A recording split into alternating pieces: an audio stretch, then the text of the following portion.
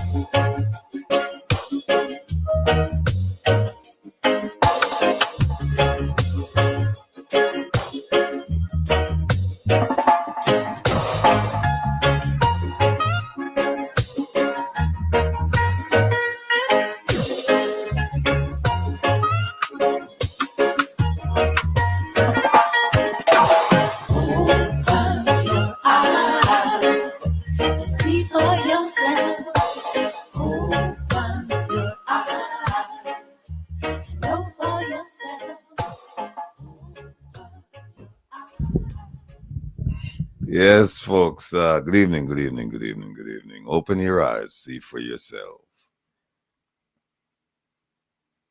Open your eyes, know for yourself. Can you hear me out there? My people.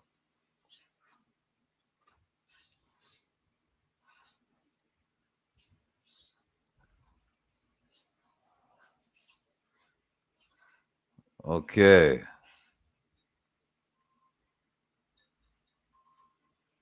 One second, folks. One second.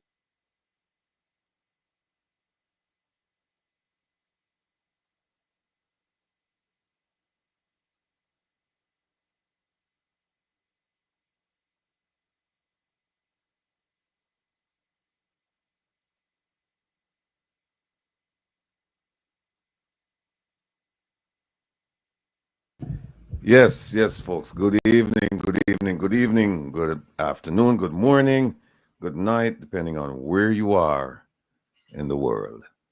So everybody can hear me. Good, good, good, good. Again, welcome to Reason with Rattigan on Reggae Global Radio, Facebook, and YouTube. And I'm your host, Will the Rebel Rattigan. Thanks for joining me and the rest of the family and friends.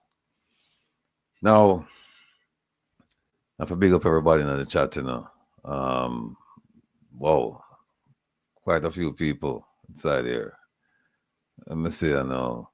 Merle, you get a prize, #1. See it there? Front row style. Andrea, Elaine T, big up yourself. Elaine T, have no mercy. Anybody come on today and misbehave, do not hesitate. All right. Don Mel, Catherine Daly, Sharon Clarke. I speak my mind. Good afternoon. Paulette Johnson, Windy City. I hope it's not too windy. Anthony Morris. Yes, Falmouth Girl 2. Lyris Beckford. Dorothy McCoy. O.T. O.T. Dorothy Richards. Karen. Mark Peart. Cedric 10. Hugh Robotham.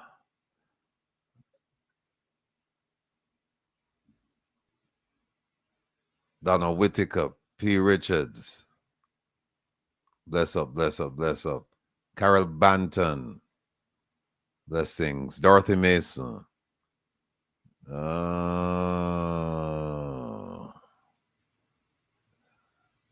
Cedric 10. Dorette. Big up yourself. Manchester, well represented. KV. Uriah Walker. Big up yourself, Uriah. Ubuntu. Greetings. Mara McLean. Jeffrey Worrell, and that's Jeffrey as distinct and different from Tavares. Jeffrey Tavares. Big up yourself, Jeffrey. Don White. Missy B. Blessings. Donna McDonald. Maxwell Williams. Christopher Lawman. Blessings, sir. Sonia Graham. Good afternoon. Stacy Heath. G. Angel. Yes. Who else do we have here? I hope I didn't miss anyone. Tamara Davis. Ransford Smith. Much appreciated, Ransford. Ingrid Koch. Lilith Lockerbie. Good afternoon. Maxwell, straight out of Canada. Hope it's not too cold where you are, Maxwell. Lorraine Lawrence. Blessings. Serene Sue. Blessings. Veronica Palmer. Hello to you too. Kayleen. Hey, Kayleen, I'm on top of the world. Not much sleep, but on top of the world. Let me see who else is here with us today. Norman Montague Labs coach himself. Big up yourself, brethren. Nice seeing you yesterday. Always a pleasure. Bambino. Yes, Bambino. I hope you saw my message and hope things will work out with the guest. Roland. Hey, Roland, big up yourself, the wife, the entire family. Yes, sir, the valiant one, Roland, out of the UK. Dorothy Mason from St. Mary. Yes. Big up everybody in St. Mary. Oh, yeah, I will Rattigan living at St. Mary and Dorothy. If you know any of them, big them up for me. Janet Chicory. Greetings. Denise Hilton. How much more can Jamaicans take? Ooh, not much more. I would hazard a guess. Janet. Denise. Monica Pinnock. I think I mentioned Jackie Graham and KV. Missy B, can you hear me loud and clear? Pato 779. Blessings. Shar J, loud and clear, yes. Joe Blogs. Loud and clear. Lorene Lawrence. Jeffrey Gray. Doreen Lee. Evie. Good evening. Mavis Reed. Miss Rita. Welcome. Andrew Pine. Youngs at NS at N. Blessings. Rennie Swaby. Uriah Walker. That's a good question, Uriah. Let me think on that before I give you an answer. All right, bear with me. You may have to remind me because I have so many things on my mind right now. Monica Hawthorne. I think I mentioned Monica, but anyway, Monica, big up yourself. Russell, straight out of Angola. Big up yourself. Big up yourself. Gwendolyn Hall. Don J. Yes. Good day to you. Big up yourself. Special agent. Neville Shackelford Eddie. Yes, my brethren. Straight out of Waterhouse. Big up yourself. Brendan Elson. Going back to church. Joyce Brady. Am I missing anyone? Don Mel. I mentioned Don Mel. Tisa Taylor. Bless up yourself. Noreen Dennison. Great goodies. Bless up. Ingrid Coke, that is. Thank you. Miss Extian Funk. Miss Funk here. Thank you for being with us. I am. TM Rose. Delroy Taylor, big up yourself. James Scott. Yeah, everybody decent around here. Sylvester Wood. Hey, Sylvester. No, you talk my language, Sylvester. Hey, look at what Sylvester said. For all of those who find 5 hours to be too long, you know, Sylvester said, you can't do 2 hours today and do the rest tomorrow. Good advice. Adrian, greetings. Oh, Mr. Nelson is here laughing. He too. Hey, Dorrit, big up Mr. Nelson for me, all right? Daphne McDonald. Freedom. Big up yourself. Care, what happened to Jeffrey Tavares? I don't know, Care. That's a good question. Marcia Keene. Denise Stewart. Mike Jones. Patrick Plummer. Big up. Adrian. Man from Orlando. Mr. G. Corrine Griffiths. Blessings. Jenny H. Verna Stimson. Catherine Daly. I think I mentioned Catherine already. Catherine. Dennis Hart. Up. Jamaican TV. Blessings all day, all night. Bambino, thank you.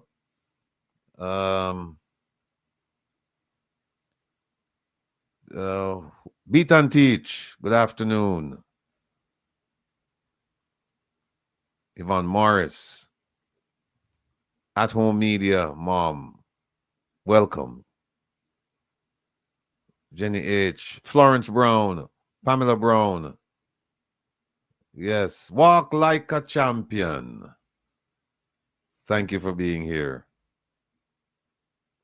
Russell the Rascal with the Rebel. Noreen Dennison. Diane, my cousin, big up yourself, Diane. Big up yourself. Always a pleasure when we see you in the chat, you know. Always. Big up the family for me too. At home, let me say, Lloyd Young. Yes. Dorothy Richards. Yes. Rose Bruno. Winston Dawkins. Eileen Francis. Sassy Diva. Jaquan. SG. JMRB Media. Leprechaun. Oh, Alison, is that so? PM will be in Grenada tomorrow for the NNP convention. Guest speakers. All right. Care, no start up no problem. That's care. Care, you kill me. You, Yvonne Dixon, good day. What else do we have here?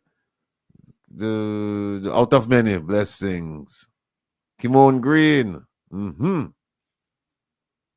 Jackie Graham. Hugh Veronica Clark. Yes, yes, yes. Carmen Forrest. Good evening. Anthony Bearer. Bless up yourself, sir. Special D. SG. All right. Marjorie Princess Webby. Sheila Taylor. Norman Ferguson. Hey, Don White. That is, can we have any more shocks than what NEPA did this week? Many, many shocks to the system, right? And that one was a major, major one. We shall see. We're resilient people, you know, so. Ingrid Maduri. Big up yourself.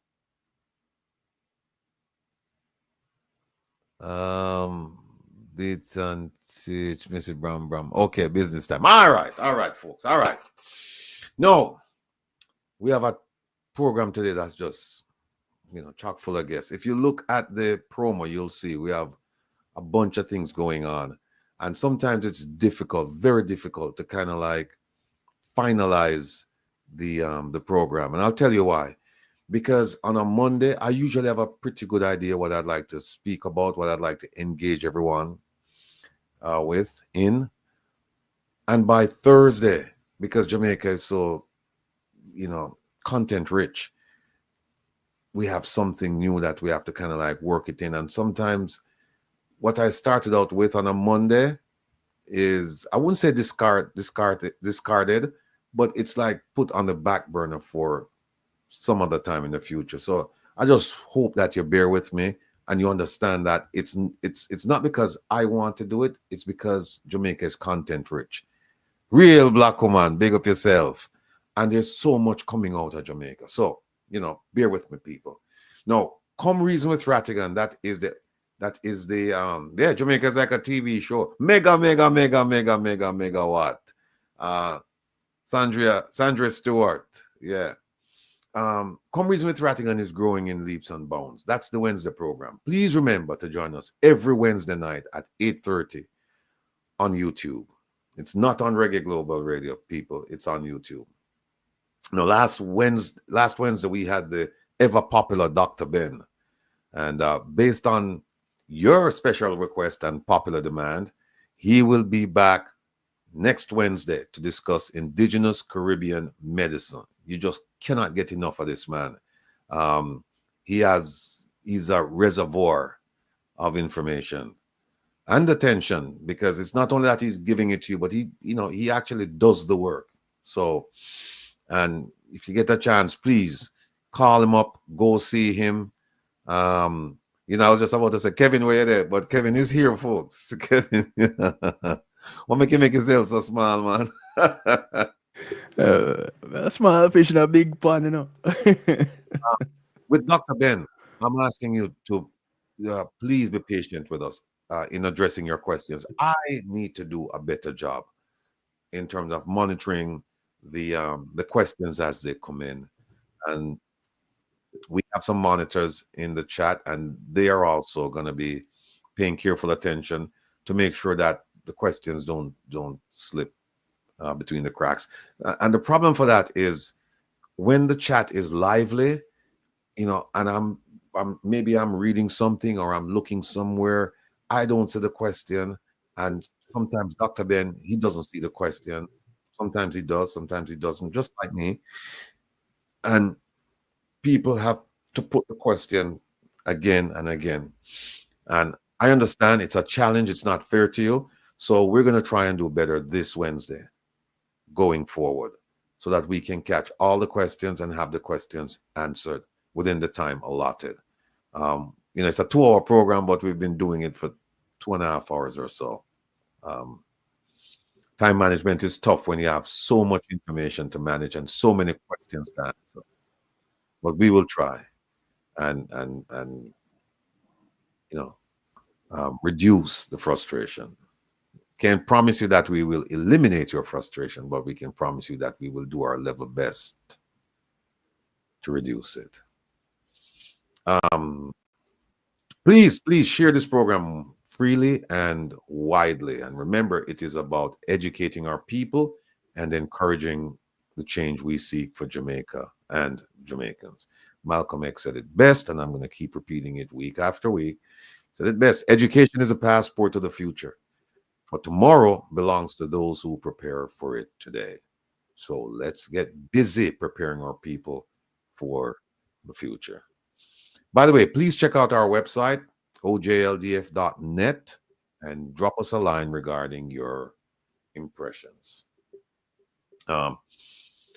Jabem, it's Jamaica.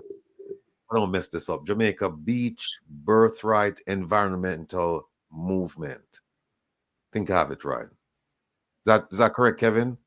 I think so. It sounds about right. I can't Sounds hear you. about right. Oh, hold on. Go ahead, Kevin. Go ahead. Oh, yeah, I was saying it sounds about right. Yeah, it's a Jamaica Beach Birthright Environmental Movement. I think that's it. But it's Jabim for sure.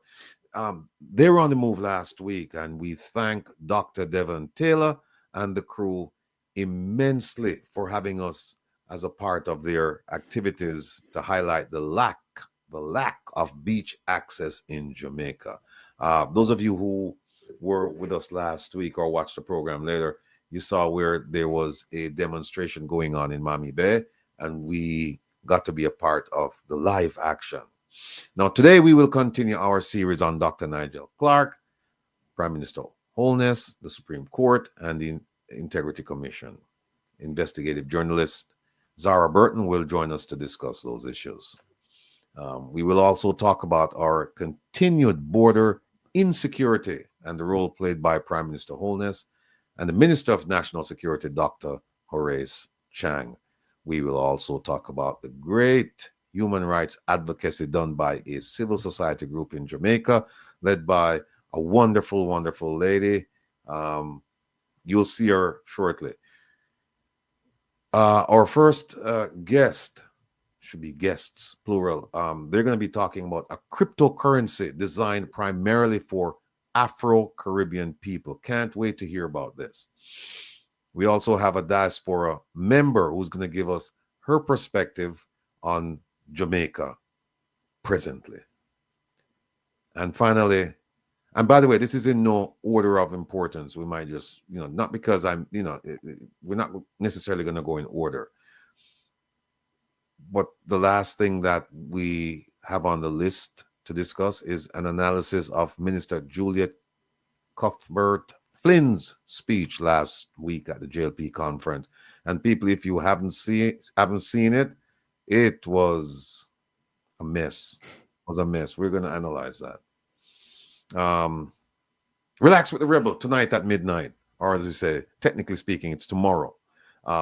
Last week, we had an outstanding time relaxing to a smooth, relaxing selection of soft rock mixed with R&B and blue-eyed soul. Now, many of you enjoyed it so much that you requested that I continue the set this week, and your request has been granted. So when Kevin don't tired on out, then on the cat. So tonight, well, actually, it's tomorrow morning. Tune into Reggae Global Radio for another soothing and relaxing experience with songs by Olita Adams, the Commodores, Billy Joel, Brenda Russell, Stevie Wonder, Tina Turner, Michael Bolton, Chicago, etc. So we'll catch up later. Easy like Sunday with the Rebel. That's our Sunday afternoon program.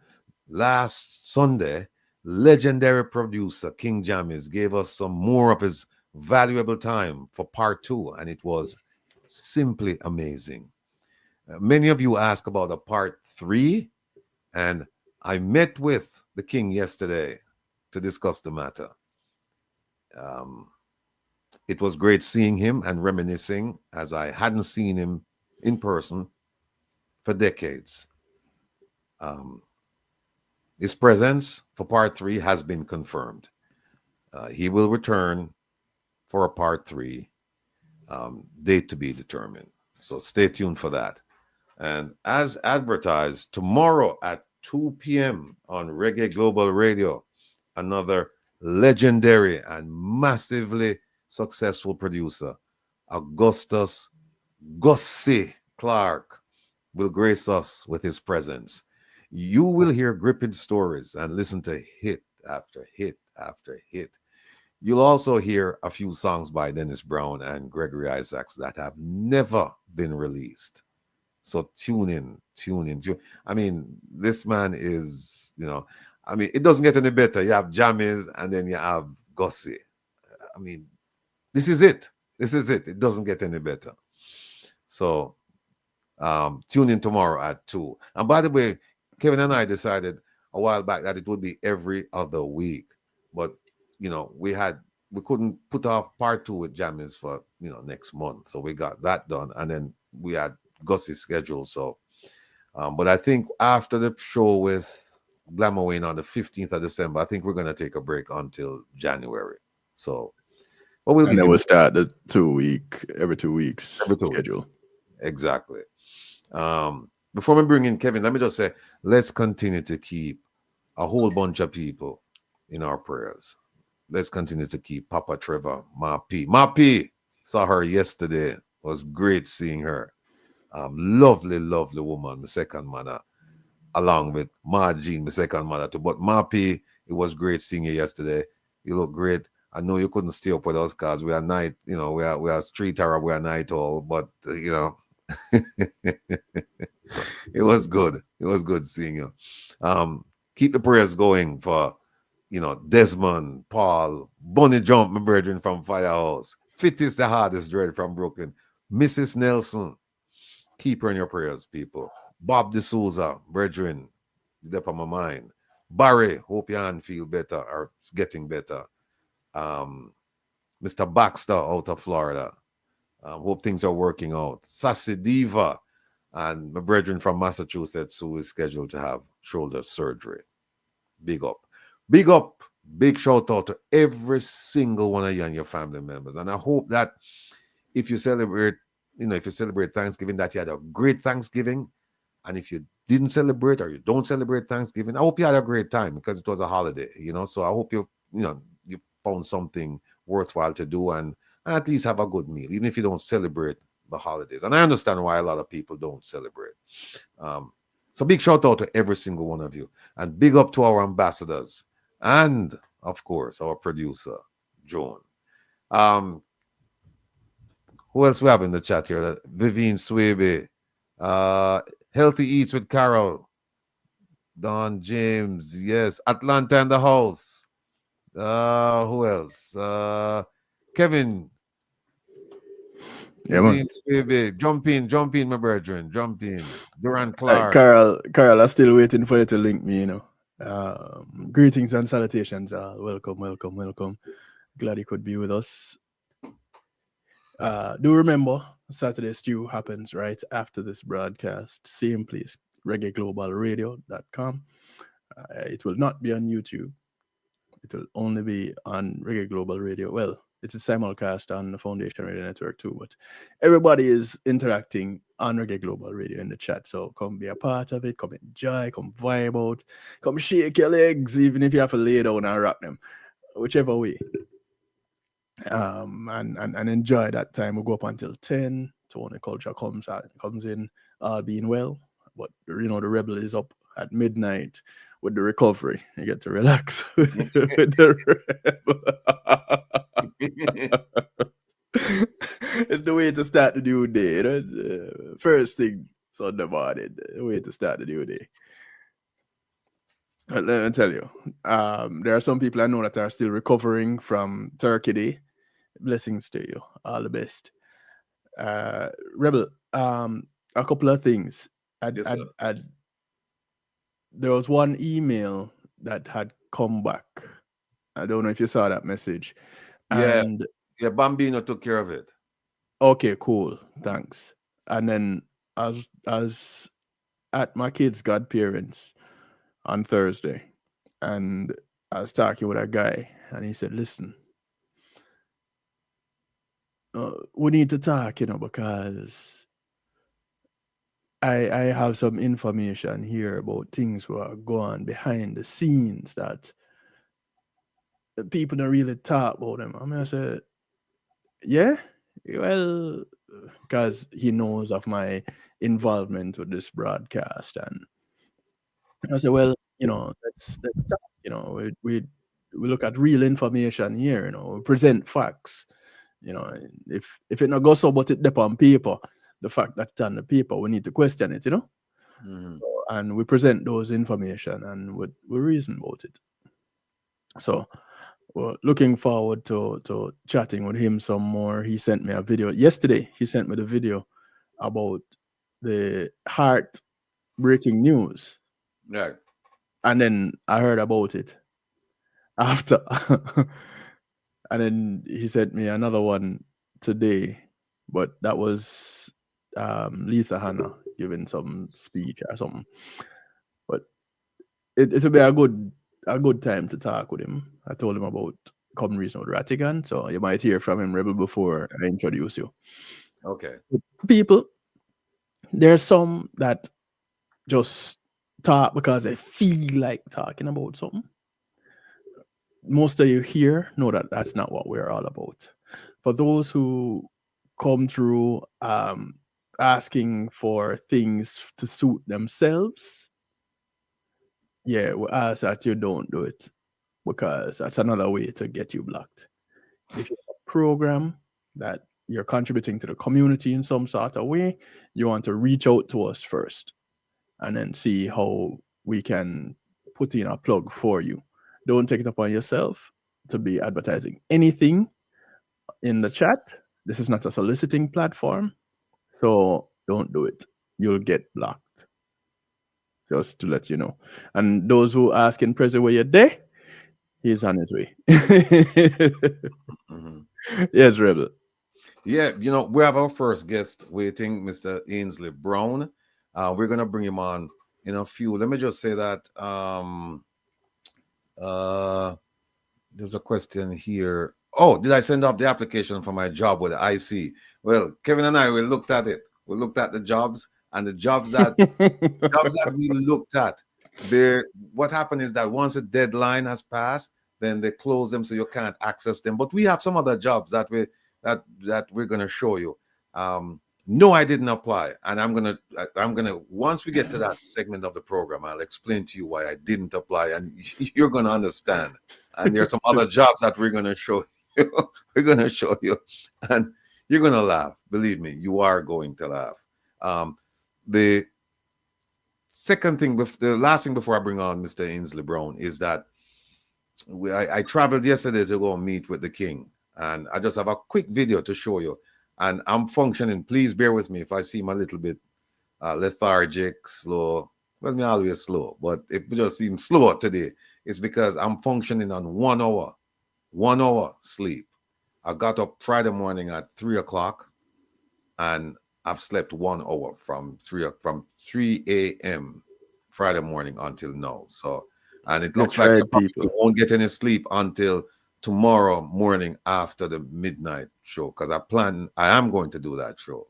So I'm going to do this show. I'm not going to sleep, and then we'll do the midnight show. And then after the midnight show, then I'll sleep, because then, I have a few hours before we get ready for the 2 o'clock show.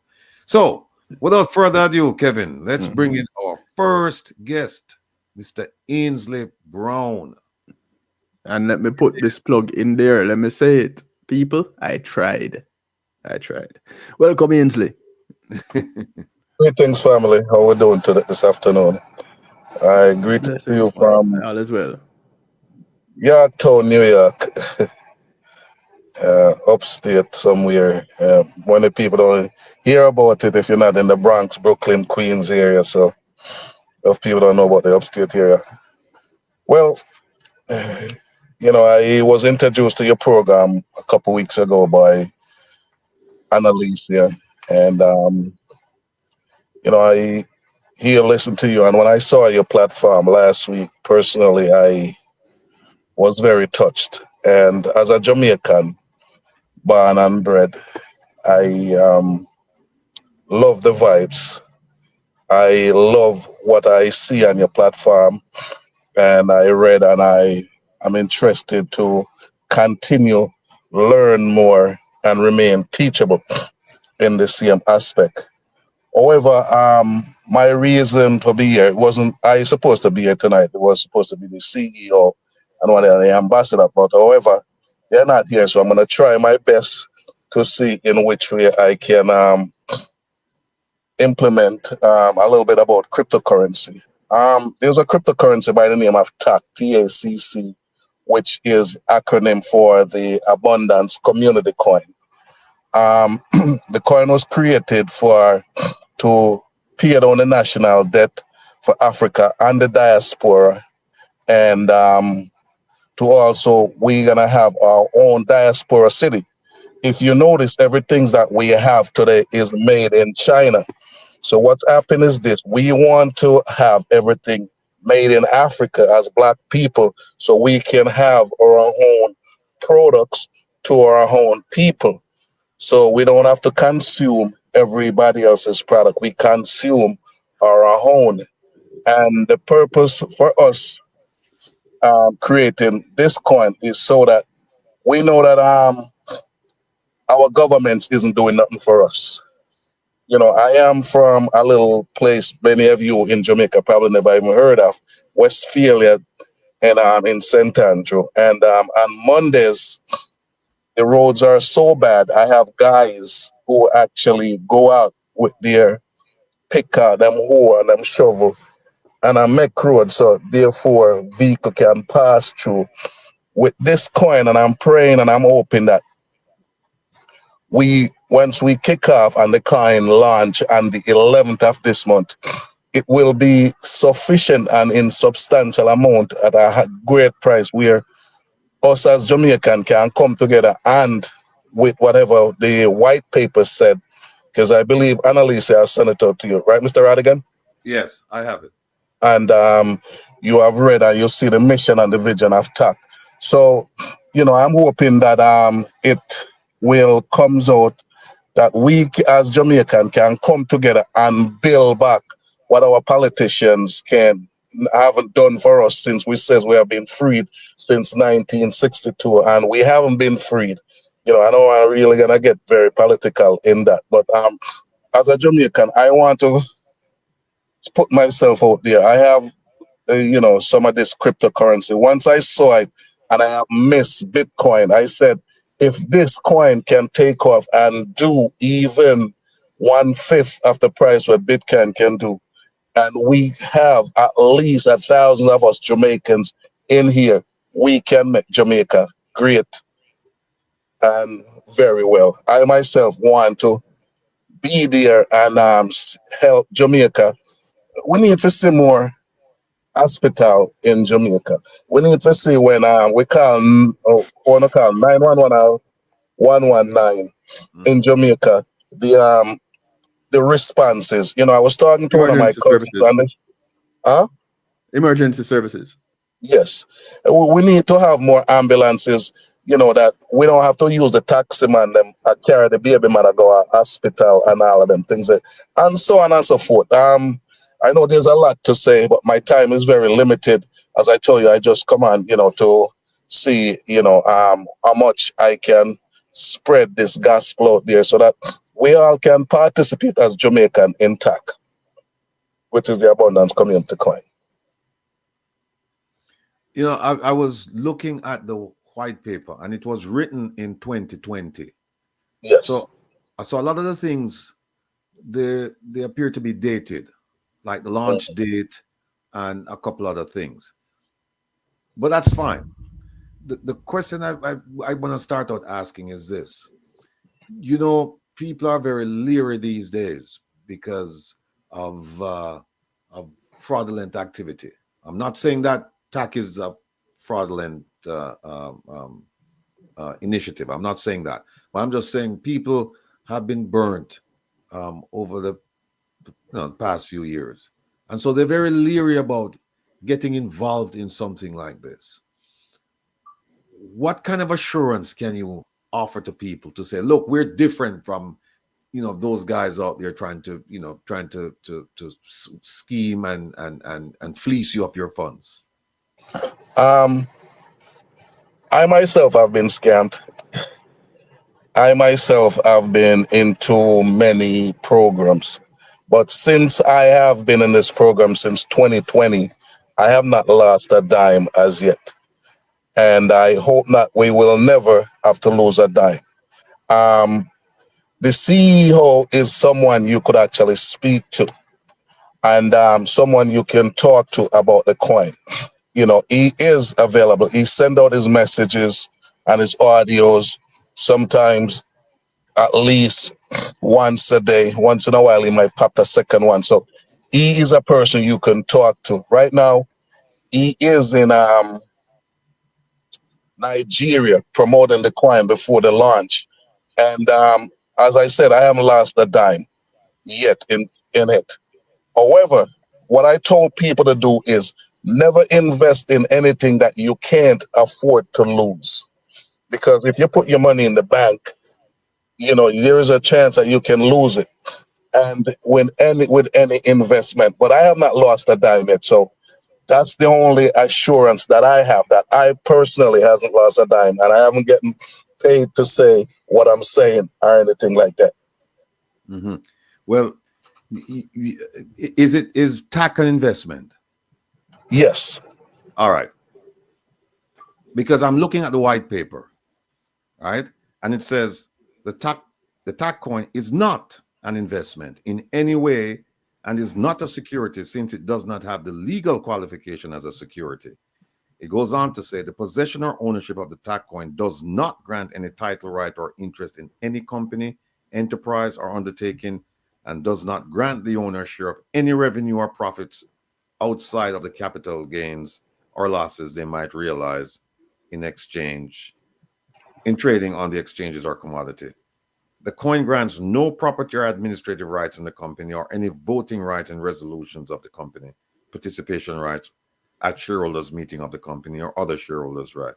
As pure utility coins, TAC coins are not suitable as an investment or asset in the business development of the company. Now, reading this, right? If it's not an investment and it's not a security, then what is it? I look at it as an investment, because the reason why I look at it as an investment, maybe I'm not going to answer the question. Like I said to you, I am substituted. So I'm going to tell you why I look at it as an investment. I've bought stocks, I've bought bonds, I've bought mutual funds. That's what I have a 401k plan for my retirement. However, when TAC came on the scene in 2020, when I heard about it, it came out in 2019. I bought coins at 25 cents. Right now, if you want to buy that coin from me, it will be $7. So it is an investment for me. So that's the way I'm looking at it. Okay. Now it's in the same white paper. I think it's forecasted to go up to $15 in short order. It's what happened is this: you can buy the coin right now for $7, but the price, the value is 17, so it's past the $15 right now. The other day the price went up a couple of bucks. The value, not the price, the value. So, two more questions, because I see Kevin chomping at the bit to get in. How widespread is this coin? I mean, can you use it? I know Bitcoin, you can use it at several places. How widespread? We are in 57 different countries. All right, so you're in 57 different countries. But again, how widespread? Because I'll be honest with you, the first time I heard about TAC was when Bambino, I hope you don't mind if I use the word Bambino, it was when Bambino mentioned it to me. Okay. Bambino mean baby in Spanish. Anyway, no, I'm just kidding. Okay. Right now, the coin is not it's not launched yet. Our launch date is the 11th of this month. Once the coin launch, we are looking to use the same coin to operate and function like Bitcoin. Kevin? Okay, so a few questions, and I see a couple more in the chat here. And let me ask this one from Anthony first, since it's the most recent one in the chat. Can you cash it in for dollars after you purchase your coin, your TAC? Not until okay. To understand crypto, you have to have a to get a good price for your coin. You hold your coin. I mean, if you had bought $5 in Bitcoin when Bitcoin came out in 2009, right now you would own at least close to 10 million US dollars. When the coin launch, yes, it will be value in US dollars.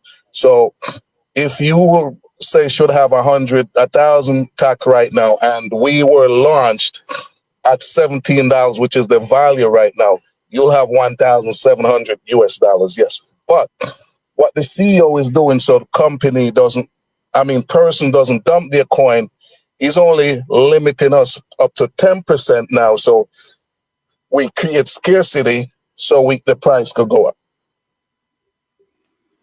Supply and demand. Okay, wait. So you're saying that if you buy $17 worth of coin? No. I'm saying the price is, the value now is $17. Oh, the value is $17. So yes. If you buy, okay.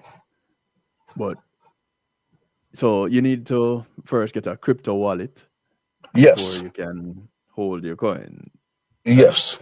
So that's another class altogether. Let me ask you some of my questions. And Rebel, I'm going to ask for you to watch the questions in the comments. I see a question from OT. Yeah. You said Africa and the diaspora will be benefiting from this coin. Africa and the Jamaican diaspora, Africa and the Caribbean diaspora, Africa and which diaspora? The Caribbean, everybody. The Afro-CARIBBEAN, we also wanted to host the Afro-CARIBBEAN Cup of Nations also. Okay. And so I guess we answered a couple of my other questions before. How much is available for purchase right now? How many coins do we have?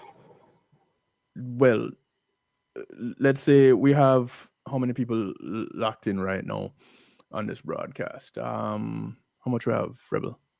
813. Okay, so 800 people right now are on.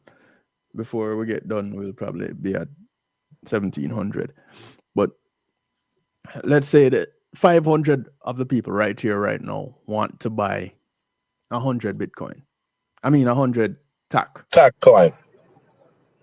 Yeah. Mm-hmm. Would that be available? Absolutely. I think there is 50 million should be in circulation. Okay. So the CEO and friends just got together one day and decided to create this digital currency. And okay. Like I said, I am subbing and I am learning as I go along. I get it. As I go along also. They were in a coin where there was a lot of fraudulent activities. So someone said to him, says, if you doesn't like what you have what's going on, so create your own. So there's a lot of people from come across different nation and different world. Our CEO is also from the Caribbean. And so he's one of us. And so that's why he created the Abundance Community Coin. And that's where we are right now. Yes, some people come across the diaspora, Africa, and all of that, and they created a coin. Yes. Here's let me just interrupt Kevin a little bit there. OT has a question. She said, looks like a statement actually. It says the abundance coin is a cryptocurrency with its own blockchain. The most actual price for one, the abundance coin, is 0. The abundance coin is listed on 0 exchanges with a sum of 0 active. What's your response to that? Okay. Like I said, right now they are trying to raise the hard cap. So the coin is not launched yet. The launch date will be the 11th of this month. If she go on the TAC website, she should see the price over there that says the value. I haven't been over there for a little bit, but I remember when it was at $16, I was over there. I haven't been over there for to check on the value for a little bit. But he announces the other day that the value is now $17. All right.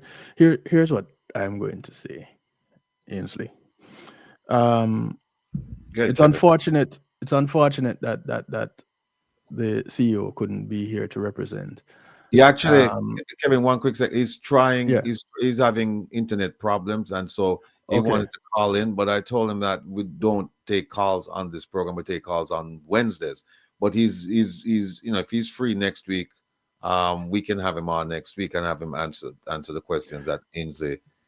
Yeah, I'm thinking that he would be a better person to direct some of our questions to.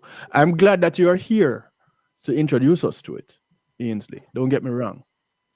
But when it comes to something of this nature, and in this climate where we're very skeptical and we have a lot of questions, when you're not the best person to answer the question, it does a disservice to the product. And I totally agree. I just, as the executive for Jamaica, I represent Jamaica. I represent you all. So that's why I'm taking the time to come. But answering all the questions, I would not have all the answers. So, but I that's why I was actually pretty much forced by Annalisa to says, all right, somebody has to come. So you draw the short straw. But it's okay. I'm not afraid of the shot them. But I really appreciate you guys plugging for this, and I'm really, really, really hoping that I myself, can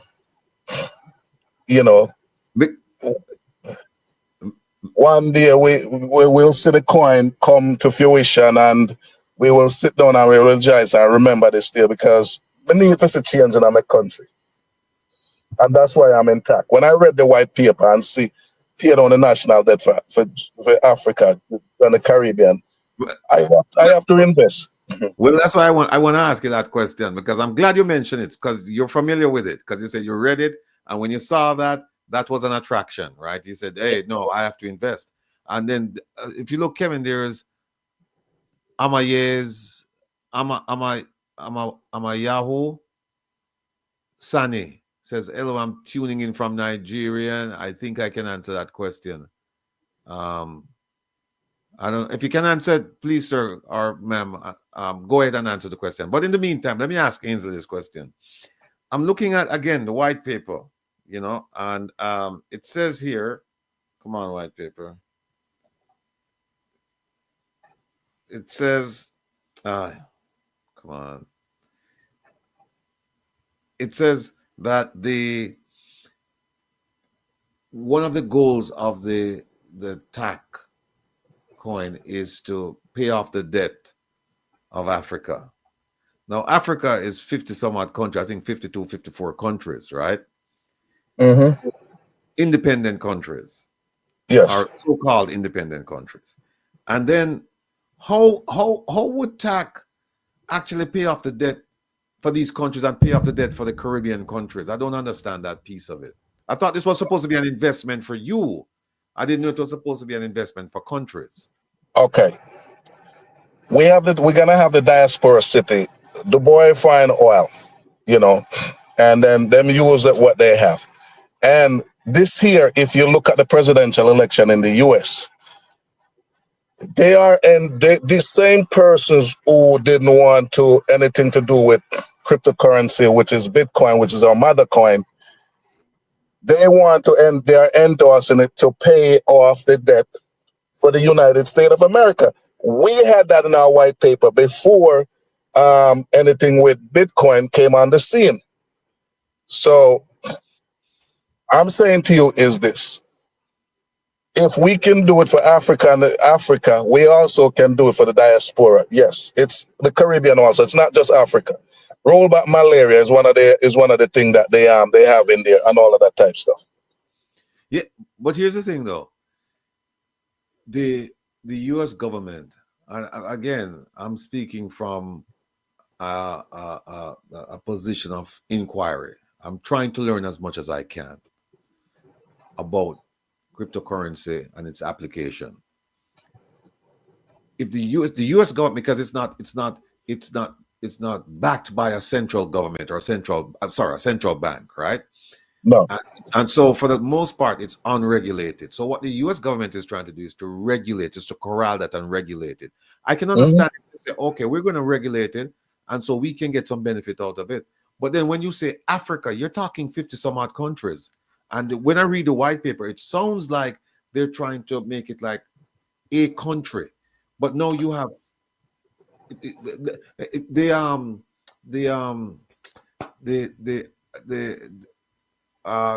African the body that represents Africa in Ethiopia, where the headquarters is. Have you guys made a pitch to them? I personally don't know, you know, and I know right now they are the coin is licensed in Ghana. Mm-hmm. And not BRICS. It's AFRO-COM. AFRO-COM? No, it's not. That constellation of countries in Africa. It's similar to like the UN, but it's the UN for Africa, where they just have African countries, and Jamaica is part of it too. I'm just wondering if you're gonna use this coin to address issues in Africa and the Caribbean, then it would make sense to me that you would address those issues in front of this body and get buy-in from them, because then it would be much easier to do it. What do you think? Well, I am really think that's what should happen. This is why, like I said to you, I'm the subbing. The CEO could answer a lot more of those questions, and also his you know, his part is like there's a guy Joel Carr. He's the executive for the whole Caribbean and all of that type of stuff. I just represent Jamaica, and I actually was forced to represent Jamaica because I didn't really want another position. Well, let me just say to Rosemary King. Rosemary is saying U.S. has 51 states with many different laws that govern them, but there is a central government. It's called the federal government. And in Africa, you have the African Union, but the thing is, it's not binding. I mean, I've seen issues come up and they just say, the hell with that. They agree, they disagree, whatever. So I'm just a little bit concerned about that.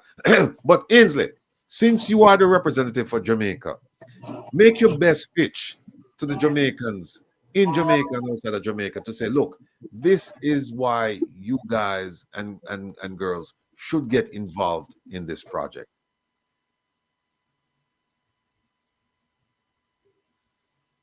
Ainsley, freeze.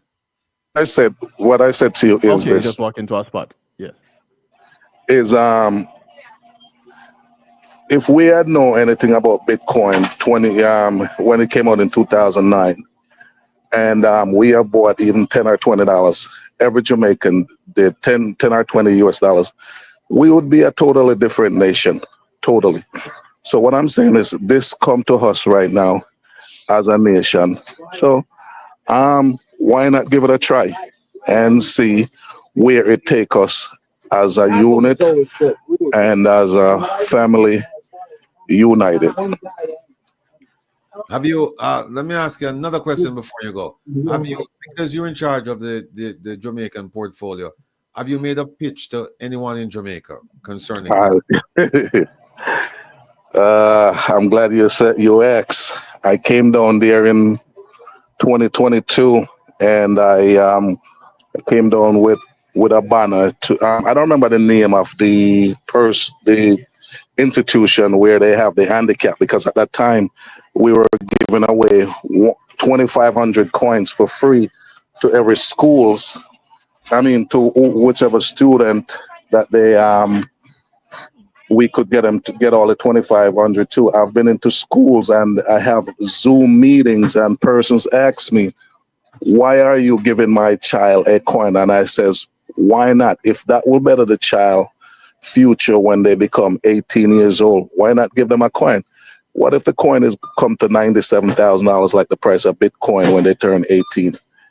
You are give a child a Jamaican $97,000 US and his 18th birthday for graduation. He's looking at close to 15 million Jamaican dollars. Who are going to take up that and give?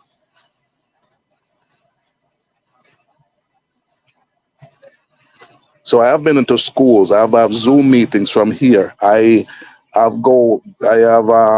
reached out to at least 15 or 10 schools, and they says, what's in it for me? What's in it for when is it gonna mature? And all the questions. And I get it where people are fearful and people have been scammed, but I'm giving it to you for free. And Okay. so Somebody just asked what's the name of the coin, and the name of the coin is the Abundance Community Coin. yes. TAC for TACC. short. Mm-hmm. All right. Tell you what. I'm going to make a statement. Will, sorry, let me make a statement. And no disrespect to you at all, Ainsley, and to anybody else that is listening to this broadcast that is going to come and pitch something to the community, because there's at times we address things relating to the community at large, the diaspora, people in the country of Jamaica, things to better themselves. And to answer Edlin's question, our statement, to respond to Ed's statement about this program becoming something else other than addressing the issues and holding the government accountable. People of Jamaica are a part of that. And what we do here to contribute to their lives is a part of that. Now, to anybody that is presenting anything relating to the development of an individual or the country of Jamaica, I suggest to you that you come well prepared to answer a myriad of questions. Ainsley, I know you were thrown into it. I'm sorry that you're the one that was put under the chopping block, but me personally, with your presentation, I would not be buying into it just from your presentation, because you unfortunately were not the person who was supposed to be here, and you just showed up to represent. So on your side, this is an introduction to a vehicle that can potentially aid Jamaica and Jamaicans, and at large the Caribbean and Africa. However, outside of that, that is the only thing that we can take from this.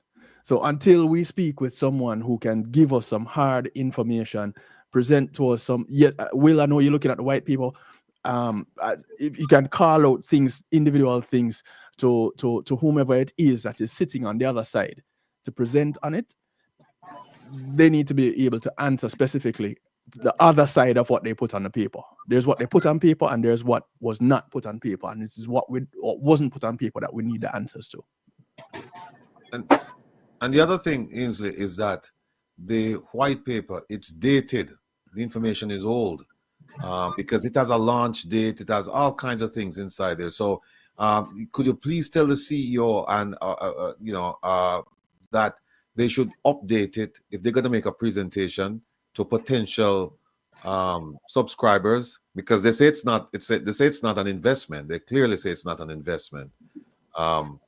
But people who are going to be associated with it, if you could just advise them to just update the white paper. Well noted. Yes. All right. So, any questions you have for us? Any closing comments? Like I said, I know people are skeptical, and they have all rights to. And because people have been burned throughout the years, but like I always said to people, never invest anything that you can't afford to lose. I personally think you guys will take a chance, buy one coin, and see where it take you. Okay. All right, Ainsley. Well, look, we're looking forward to seeing you and the CEO. There's a spot next week. Yes, man. So, make your plans. All right, blessings here. All right. And when you're coming on, schedule some time that you can be in a quiet place with at least if you stay in your car, you stay there. Next week will be better because I won't be working. I am working now as we speak. Oh, got you. Got you. All right. All right. Take care now. All right. Blessings, man. Yeah. I don't want anybody to feel like the program is being watered down, and I don't want anybody coming on and thinking that this is not a quality program either. So anybody showing up in the future to do anything on this broadcast, we try to be very professional here, and we suggest that they come with that mindset to do just that. They're presenting your whomever it is, you're selling something, whether it is a product, a service, whatever it is, you need to be presenting both yourself and the product at higher than whatever level you can fathom. Because if you are going to a ABC, NBC, one of them broadcast networks, you wouldn't be coming and doing just about anything and in any old way. And I understand the position that Ainsley had just now, that he was working. Right. But we can postpone and reschedule. Right. The thing is, people, we're not endorsing it. We're not condemning it. Here's one of the reasons why we need to examine it, though, because this is a product that's been marketed to our people, and we think that it's in the public interest for us to get ahead of this and say, okay, let's examine this thing before we get into a situation where it turns out to be a fraud. We're not saying it's a fraud, it's a fraudulent scheme, but we're saying we need to examine it. And we want to examine it in the sunlight, where everyone, like all of you in the chat, where all of you can listen to the questions being asked, and you can also listen to the answers being provided. And then you make your decision, because we're not endorsing any product here. All we're saying is that this is something that's being marketed, and we think that we have an obligation to inquire, so that if our people are going to make an investment, they can hear the questions. In fact, they can provide questions for us to ask. And like Ainsley said, he's not the person who should be facing the questions, but he was thrusted in this position because actually we had 3 people scheduled, including the CEO. But as you heard, the CEO, he wanted to come on, but he's having transmission problems with the internet over in Africa. So we will reschedule, and then we will go from there. All right, Kevin. Let me just put this up, folks. Here's where I was yesterday, hanging out with the king. Here he is. Yeah, man, yes, man. Yeah. Great Jamis. The great Jamis. The great Jamis. The great Jamis. Power. Put your hand on that great Jamis. Yeah, man. See it, man. That video and a picture, you do it. Yes, man. The great Jamis, man. Yeah, folks. We had a great time yesterday with Jamis. A great time. Just sit down and just reminisce. And like me say, you remember that was the Waterhouse crew. My brethren, Laps Coach was there as well. But it was great reminiscing with him, Kevin, and just listen to the conversation going back decades, about the development of Waterhouse, the football team, the music, community. Yeah, it was just wonderful to sit there. And the man is a historian, at least for Waterhouse. I know that for a fact, because we talk about some people that we haven't heard those names called in a long, long time. So King, by the way, I think he flew out this morning to go back to Jamaica. So King, if you're listening, thank you so much for your time, sir. And we look forward to spending even more time with you and your family. So, as I said there. We're waiting for our next guest to come on. Rookie Wilson with the Jamaica Nationals Association. But while we're waiting for her to come on, somebody in the chat say, "Hey, Rattigan, what about the jobs that you were going to apply for with the IC?"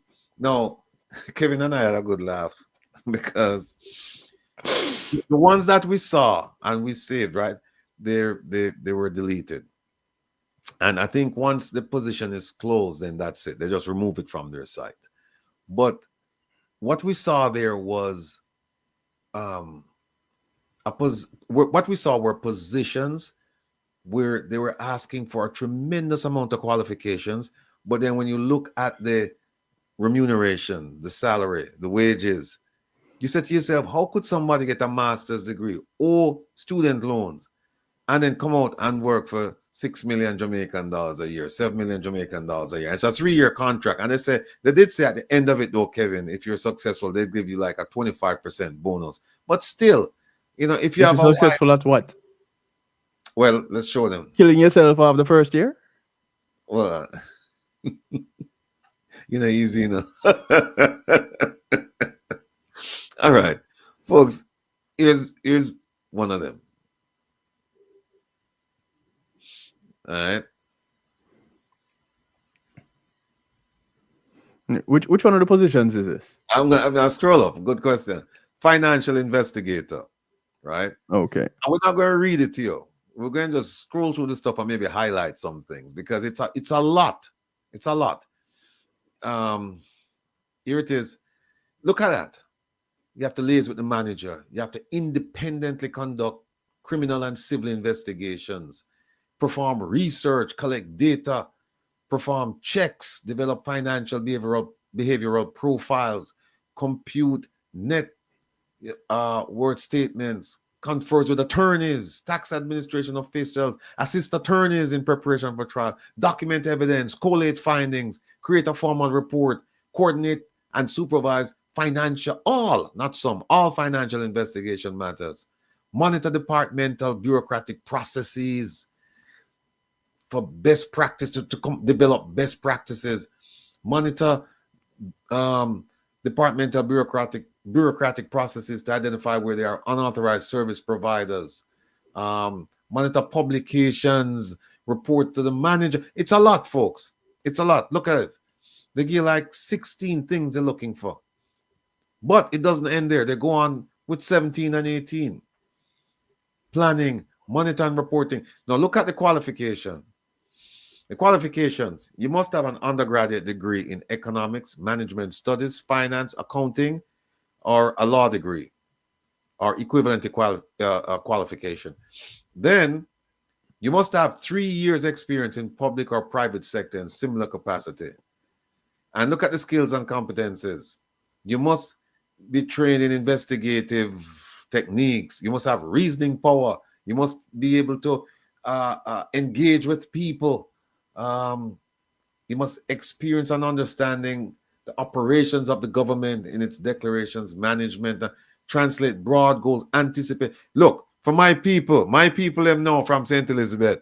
My people, and I don't know who me are talking because when you're in the family who can't read, right? But I don't know disgrace because the people in my family who can't read, them have more common sense than a lot of people with PhDs. So they're functioning at a very high level. Now, for those people in my family who me give them this and them can't really understand this, let me tell them what this means. This means you have to do a whole heap of things. You have to be busy. Right? And see how much money you now make, yeah?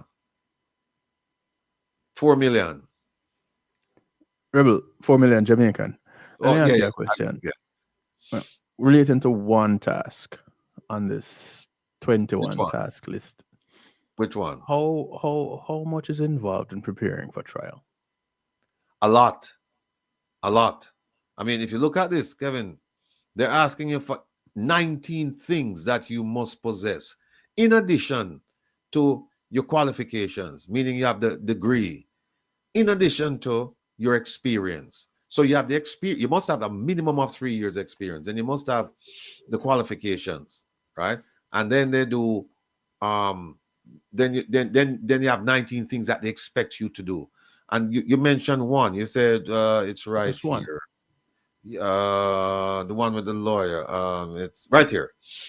It's 4E. You could use 4D as well. Confers with attorneys, tax administration officials, blah blah blah, assisting attorneys in the preparation of criminal cases for trial. It's a lot. In addition to all the other things that you have to do. And then now they come and they say, well, after you do all of that, then you have to have skills and competencies. So skills and competencies here, you know. They don't even know about them. But it's 1, 2, 3, 4, 5, 6, 7, 8, 9, 10, 11, 12. I think a dozen. And then, well, 13. And then, no, more than 13. Well, 13. But then they say that you have irregular hours from time to time. Look at this. Occasional exposure to hostile environment. What that mean? Them all kill me? Don't keep it up here so people can see it. It's a hostile environment where you clock in each day. See that? That is the real question.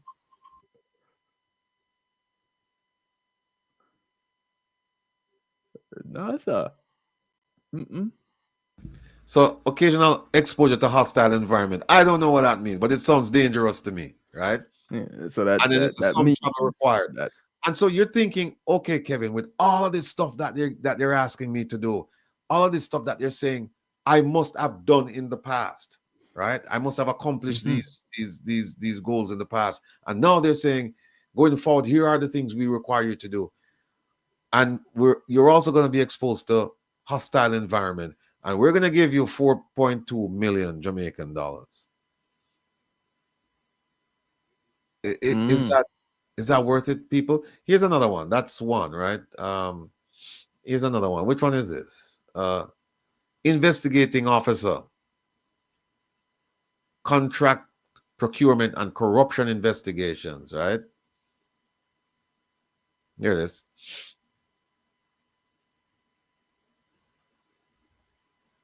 All right, there you go. And look at the things that you have to do. It's similar. Not exactly, but similar to the other position, right? And then here's a degree. You must have an undergraduate degree in economics, management studies, law, finance, forensic science, policing science, or equivalent qualification. And you must have 3 years experience working in an anti-corruption environment. And you see that, folks, when it says working in an anti-corruption environment, please, please do not do like Minister Cuthbert-Flynn. Do not say that when you see anti-corruption, because she said that, you know, they're investigating anti-corruption. You don't investigate anti-corruption. You investigate corruption. This is a junior minister in the Ministry of National Security making this boo-boo. But anyway, and then here are the other things you have to do. And then you come and you say, okay, how much money? 4 million, 4.2 million. People, want to see what going on here. And by the way, guess what? These people, they don't have to file statutory declaration because they moved the amount from 2.5 million to 12 million. So you're working for, so you can see where, you know, a little corruption could seep into this thing here. Because now you don't have to file because it's 4.2. You don't have to file because it's 12. You have to file anything 12 on up, because they said that when they did the compensation package when they did the compensation packages for civil service workers, including parliamentarians, whatever, that was so expansive that the net caught a lot of people. A lot more people would have to submit their statutory declarations, and they just didn't have the personnel to deal with it. They never have enough people to conduct the investigation of the statutory declaration. So then they moved it up. They moved it from 2.5 because now all of them people all the people below 2.5, because of the raise, they would now have to file a statutory declaration. So they move it from 2.5 to 12 and said if you make less than 12 million, and there are some exceptions. There are some exceptions. If you make, but in the main, if you make less than 12 million, you don't have to file a statutory declaration. And for me, I would like to know if this is one of the exceptions where they said, okay, you make 4.2, but because you work for the Integrity Commission, you must file. This is crazy. I think we have one more. I think Rookie is here. Let me get one more here. So that's, folks, that's why I didn't put in for it, you know. You need to. We need to look at the one out of the airport, though. I'm gonna look at it next. People are gonna be shocked when they see it. Look at this one here. This one is for senior investigating officer. The other one before the one just before this was an investigating officer. This one is a senior person, and look at all the things that you have to do again. And I'm just zipping through this because you can go to the Integrity Commission's website and you can read it for yourselves. The problem with it though is that once the deadline has passed, you won't be able to see it. Comes down. Yeah. Right. But here is again, look at all these things, Kevin. Which is not really a problem. It is efficient. Look at this one here. This one is 29 things I'm expecting for doing now. Well, a senior. You're a senior. You should be expected to do more things. I will make a senior. Make a see if you make senior money. Oh, look at this. Look at this. Them say other desirable qualifications and experience that would be an asset. So the minimum you have to have is an undergraduate degree, formal training in government procurement, 3 years in the public or private sector working as an anti-corruption or financial crimes investigator. And then look at these other things now. You must have a graduate degree in business administration, finance, and law, graduate degree in procurement, supervisor management training, legal education certification in supervisor management. So they're saying the undergrad is just the minimum. But if somebody shows up with a graduate degree, they're gonna be viewed as a better candidate than you. And then they know the desired skills and competences. So make us see how much this senior person I make. 6 million. 6.3. But my people, if you don't think this bad, Kevin just alluded to something I have for sure to know. Where all right. I can't get this job. I can't get this job. All right, hold on. Let me want give it. Me no want give it, Kevin. Let me see if we can get the. Okay. All right. Here we go. All right, folks. Here it is. All right. Norman Manley International Airport. They're hiring out there. They're hiring car park attendants, right? C10. And the deadline just passed this Tuesday. No later than Tuesday, November 26th. But you see it right there. Join our team, car park attendants. All right. So you would think that, okay, it says right here, if you're passionate about customer service and have a keen eye for detail, this opportunity is for you. Swipe to see the key requirements and qualifications. And then if you think I got excited at that point. You're excited at that point. I got excited. You got excited. There's hope. I had hope. All right, until you saw this. No. Here are the requirements, people. Let me big them up enough. Actually, all right. We're not gonna laugh when I say this enough. Let me big it up. All right. All right, here we go. The first one. You must be able to collect payments from patrons using the airport car parking facilities. So people park them car and them want to pay for come out or pay for get in. I don't know what the procedures, because some places you pay a flat fee and you pay to go in before you pay to go in and then you just take your car whenever. And some places it's based on time, so you pay when you're leaving. But in any event, one of the requirements is that you are going to collect payments from people using that car park, right? Second one is that you're going to patrol the car park to ensure that all vehicles are parked correctly in the vehicle bays and displaying correct permits. So them are turning in a parking policeman. All right. Fine. Following the third one, you must follow operating procedures in arranging for vehicles contravening car park regulations to be clamped or removed from airport property. So any car that is not in compliance with the rules for parking in this parking lot, your responsibility is to ensure that this vehicle is clamped or removed from airport property. So let's review. 1, collect payments. 2, patrol the car park to make sure everything is in order. Cars are parked where they're supposed to be parked and they have the correct permits.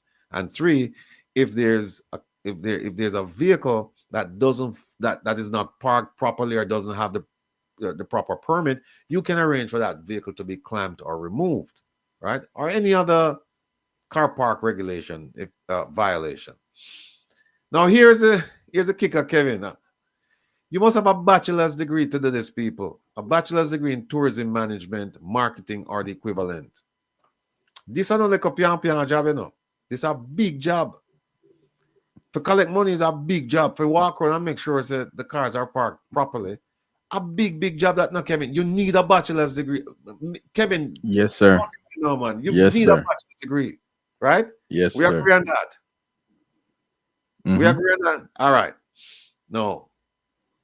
You must have excellent verbal and written communication skills, of course, because you have to deal with writing up a report. You have to deal with talking to customers, and and look, tourism management. It's people structured, right? You have to talk to people. Right. This is not like being a math, having a degree in math where you just work with numbers and not people. Here you have to work with people, so you must be excellent in that. No, you must be team-oriented, of course, with excellent interpersonal skills. You must be able to get along with people. Because when I want you out there, I collect money and not get along with your co-worker, or you out there, look if car park properly and you not get along with your co-workers. We cannot have that. We're talking about team now. Team spirit, team building, team everything. Must be confidentiality. There must be confidentiality. You can't go out and tell people, say, a car parked. They are working a car parked, it wasn't parked in the right slot. Or you can't, any information you learn on the job, you have to be circumspect about that. Now, Kevin, I think this is the one that really had you laughing, right? You must be able to speak Spanish. No habla español. Sí.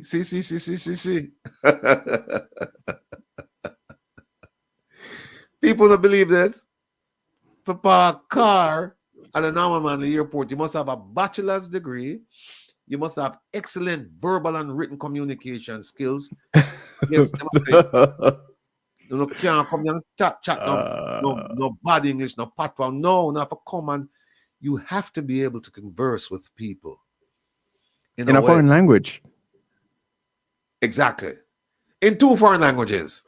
In English and in Spanish. I'm a joke me I make. Kill me. A joke me I make. The Spanish one is true though. And that's a foreign language. But look on that, people. What do you think? Oh, and by the way, when it's a police record, I don't know if that means you must have a police record or you must not have a police record. I don't know which one it is. I suspect that it is you must not have a police record. I should hope so.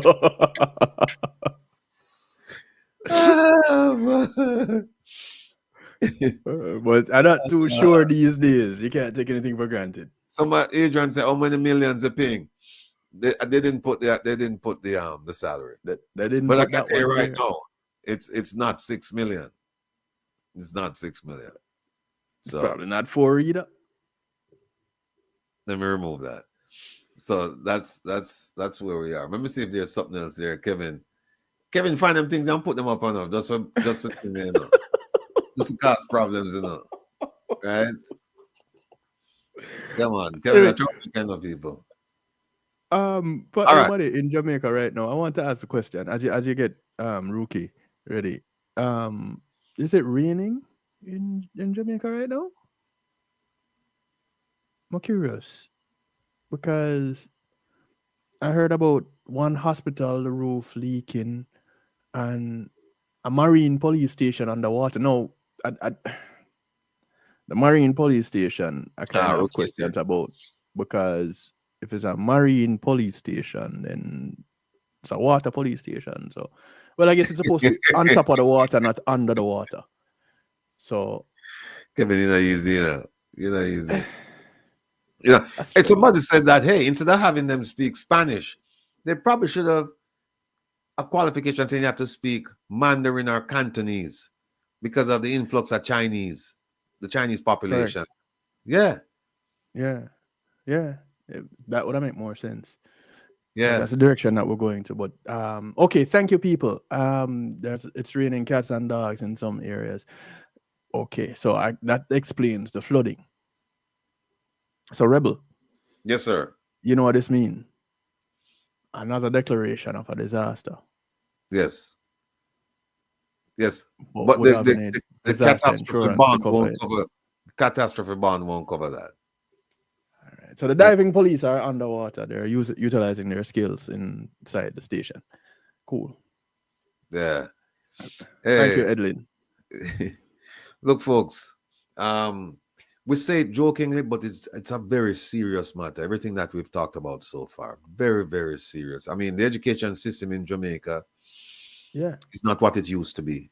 It's getting worse, and here it is that, and it's so bad now that they're saying even if you have a bachelor's degree, the best we can get you a job the best job we can get for you at the Norman Manley International Airport, the parking area, is to collect money and walk around to make sure that the cars are parked properly and that the inspection stickers or whatever, the permits are up to date and in order. It's terrible. Well, let's move on. Hopefully we can get some good news now coming out of our next guest, who is no stranger to me. Her name is Rookie Wilson, and I've actually worked, I don't call it work. I've actually engaged with politicians in Washington, D.C. as a result of an organization that she's affiliated with. So that's how I came to know this young lady.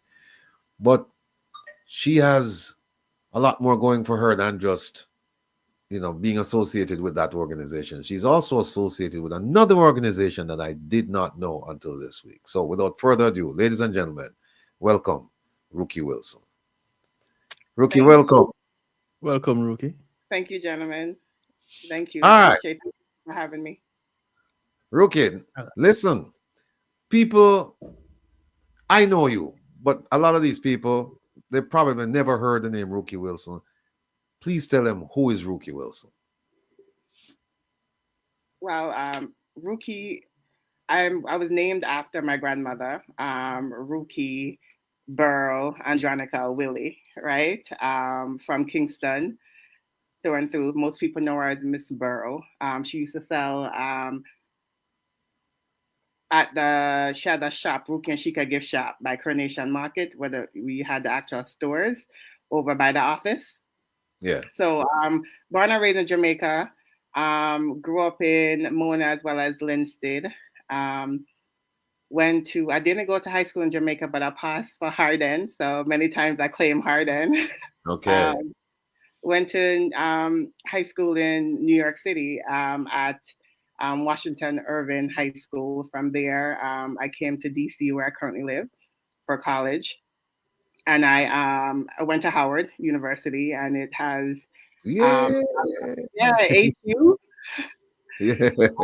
It has a lot to do with the organization that I'll be here talking about, which is the Jamaican Nationals Association of Washington, D.C. metropolitan area.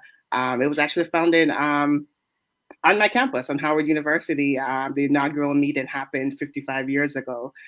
And this year, JNA is celebrating its 55th year in existence. It's a nonprofit that's registered here in DC, has been a member of NAJASO since forever. Probably was one of the founding organizations that kind of was a part of that organization, and it still is now. I started my presidency in January of 2023. I'm sorry, 2024 this year.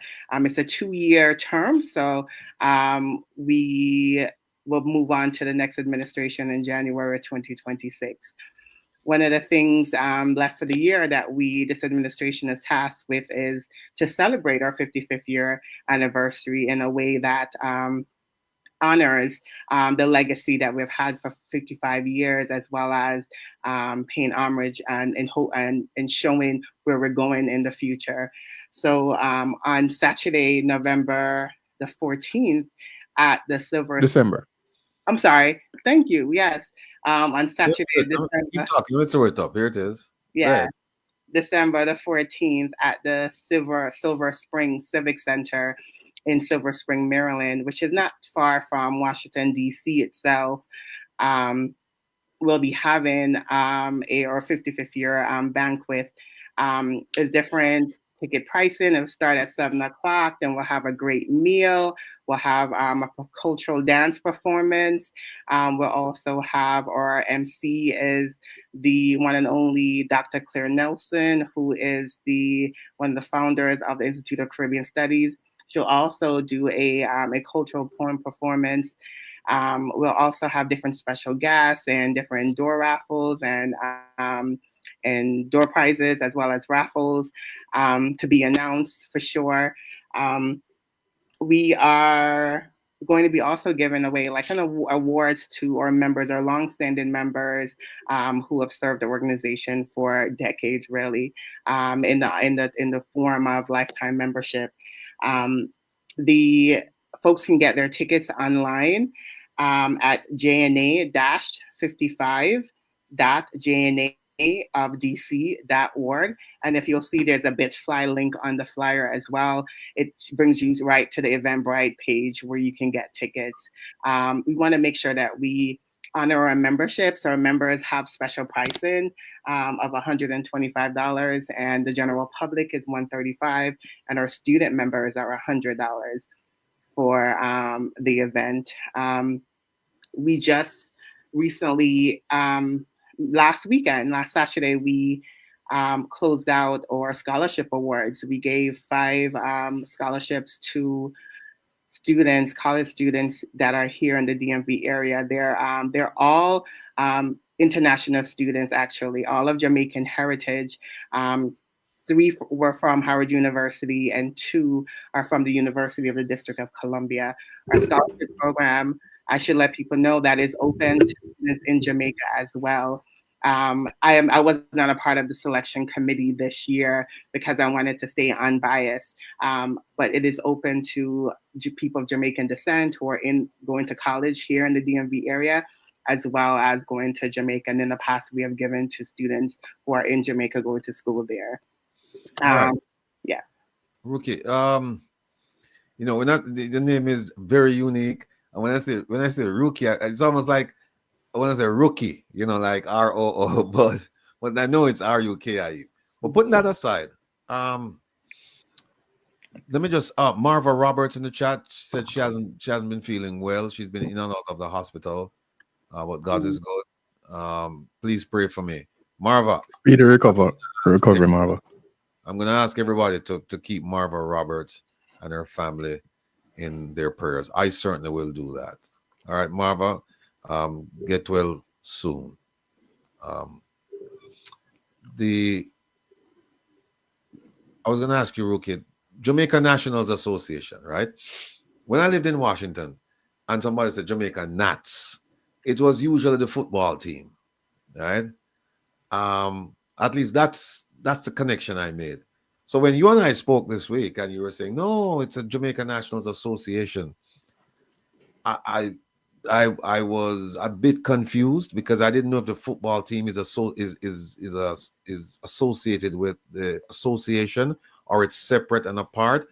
Can you give us a sense of what is the Jamaica Nationals Association in the DMV? What exactly is it and what does it do? I know you said it was started in DC. I'm sorry, at Howard University and so on and so forth. But can you make it more granular for us so that we can get a better understanding? I know some people here, Jamaican nationals, they think about the bank, and I'm like, no, we're not the bank. We're not bringing you greetings across the world. But we are a nonprofit membership association. We're not affiliated with the Jamaican Nats football team. I didn't even know we had one here that's with that name. But we started around five men in 1969, had an inaugural meeting. Some were Howard University students who wanted to be able to support the Jamaican community in this area in different ways. And from that meeting, that the JNA kind of came about. So it's when I say a membership organization, is that to be a member, or membership fee is $35 annually. And it's easy to pay a membership fee for JNA. You just go to our website, which is jnaofdc.org, if you want to join, and you can join easily there. But what we offer as a membership organization is we do our scholarship program. That is honestly the most long-standing program or thing that we have done as an organization each year. And a part of our 55th year banquet, the funds made from that event will go towards our scholarship program as well. Some of the things that we have done this year is we have brought back Family Fun Day, which is an event that we are able to just come together as an association and just enjoy with food, music, games, and different things, and to kind of have a cultural exchange. We actually brought it in DC for the first time. It was at a park in Northeast DC. And we're hoping to keep it in DC again next year. We're already in talks with the Mayor's Office of Caribbean and Cultural Affairs with continuing that. They were great partners this year on that.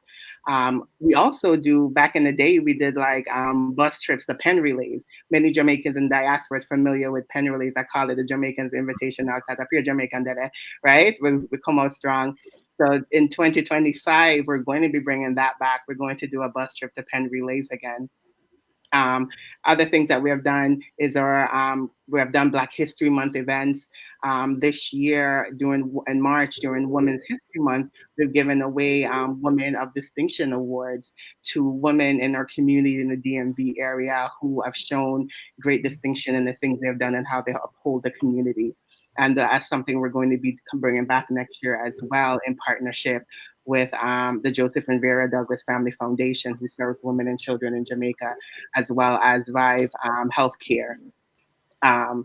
So those are some of the things we do in JNA. We have, some people may be used to JNA having monthly meetings, but we don't have monthly meetings. Per our constitution, we're supposed to have 2 meetings per year. We've had a meeting in January. We have had a membership meeting in April. We'll also had our annual meeting that just passed in October. And we'll be having more regularly meetings when needed in the future in 2025.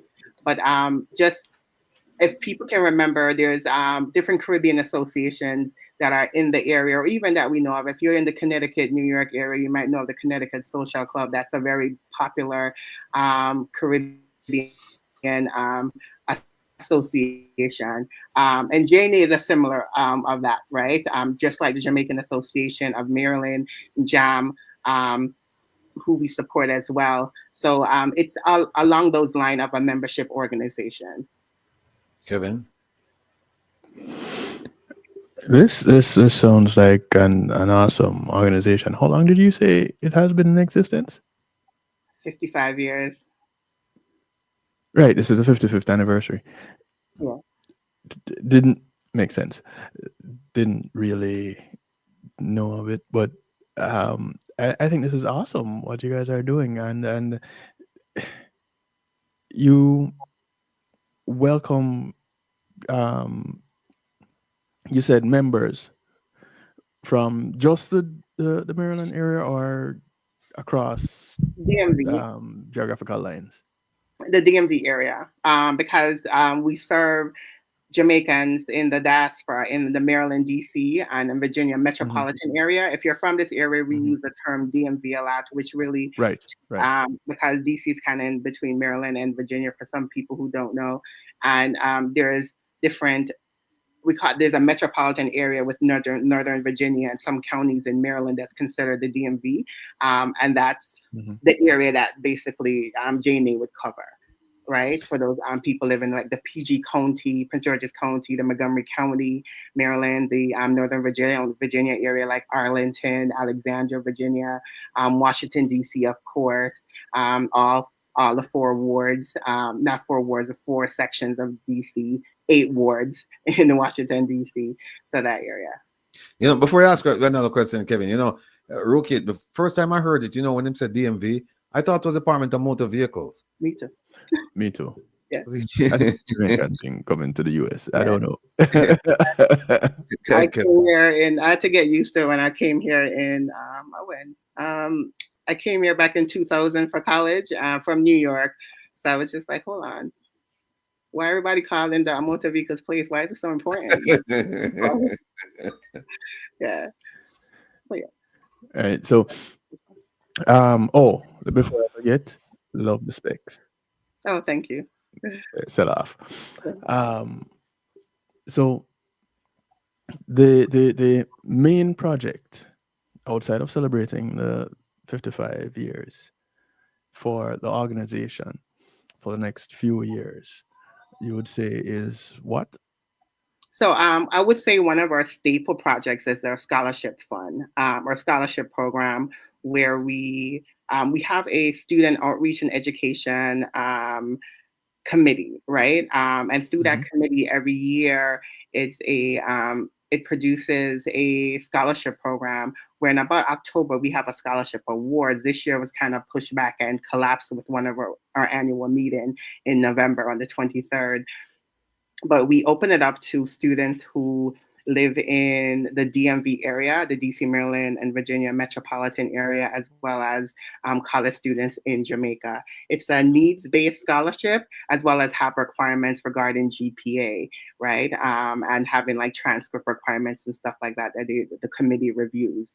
The current chair for that committee is Christina Saunders, and one of the things she wants to also to build on is to be able to match the students who are awardees with mentors within our organization, within their field, or as close match as we can, because one of the things we do see that our international students do need a lot of support, right? Not only financial, but is in just support in traversing this new area and having people in the diaspora who may have had that experience prior that can kind of help out. So don't be surprised, Mr. Rattigan, if we'll call on you and be like, hey, we might need you to mentor one of our college students, you know. I'm available. Yes, love that. So that's one of the things I'm looking forward to in 2025 as our chair continues to build that out.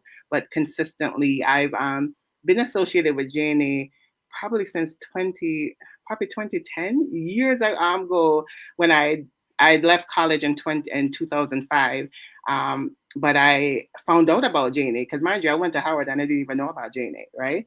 And I found out about JNA. I can't remember how, but it was during Maureen Wallace administration or Claudette Henry, actually, one of our former presidents, and we got involved.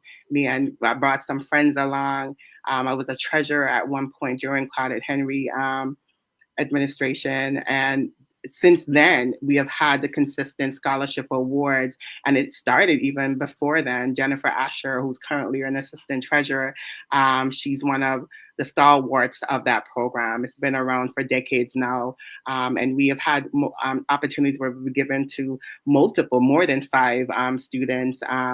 You know, it's a fundraising, so we have to raise the funds to be able to afford the scholarship. And I'm just grateful that we're able to give 5, and we're using the opportunity for the 55th anniversary banquet to raise continued funds for that program as well. You mentioned college students, and this is what, any of the major colleges in Jamaica? Yeah, any college in Jamaica, any college that's in the DMV area that they attend. So we have had Jamaicans or Jamaican children? of Jamaicans Jamaican children. heritage. So it can be students Up to who grandchild? are grandchildren or grandparents are Jamaican. Yeah, as long as you're of Jamaican heritage. It's the Right. same requirements to be a member of our organization, to be of Jamaican heritage. And really, if you are even married to a Jamaican and you are a Jamaican through marriage, you can be a member of the organization as well. Okay. Awesome. Rookie, it's 55 years. You're now at the helm of the leadership. Am I correct? Yes, I'm the president. All right. What do you plan to do with this organization that hasn't been done before? Are you thinking about any like groundbreaking initiatives or something that can, because the reason why I'm asking is because there are a few people in the chat who have stated that they live in the DMV area and they didn't know about this organization. So what do you have a plan to publicize this, to get this out there so that everybody, when they hear Jenny, they know exactly what's going on? Yeah. So thank you for that question, because when we had our elections last year, I ran on two things, right? And it wasn't like no big campaign, but two things that I told our association that I will do is to grow our organization as well as to help develop it into a multi-generational organization. Oftentimes, and JNA is not unique in this, we see our diaspora associations that are kind of held up together by like an older generation, right? Love them. They help to keep, they're the foundation of our community, right? However, we don't see the millennial or the Gen Zs aboard to kind of keep things going, because we do know we have to make sure that there's sustainability in that way. So one of the things I've pushed in this administration is we have to grow, we have to gain members. And I can tell you at most events that we have had people sign in to be join JNA. We have grown the organization in that manner. I don't have the figures specifically now, but the mission is really to grow the organization, as well as many people who are coming in are students. We have had a part of the scholarship fund not only to get like a monetary award, but it's to get a year membership in JNA. At our fund day, we have had people join, the families who joined that were millennials or, maybe considered Gen Zs join JNA, but we have to kind of keep them interested as well. And some of the activities are, we have a community service committee that's headed by Andrea King Chang. Some of the things she's bringing back, like the bus trip to Penn Relays, that we don't know, it's a multi-generational event, right? When you go, everybody there from auntie, uncle, cousin, grandma, grandpa, right? To the baby.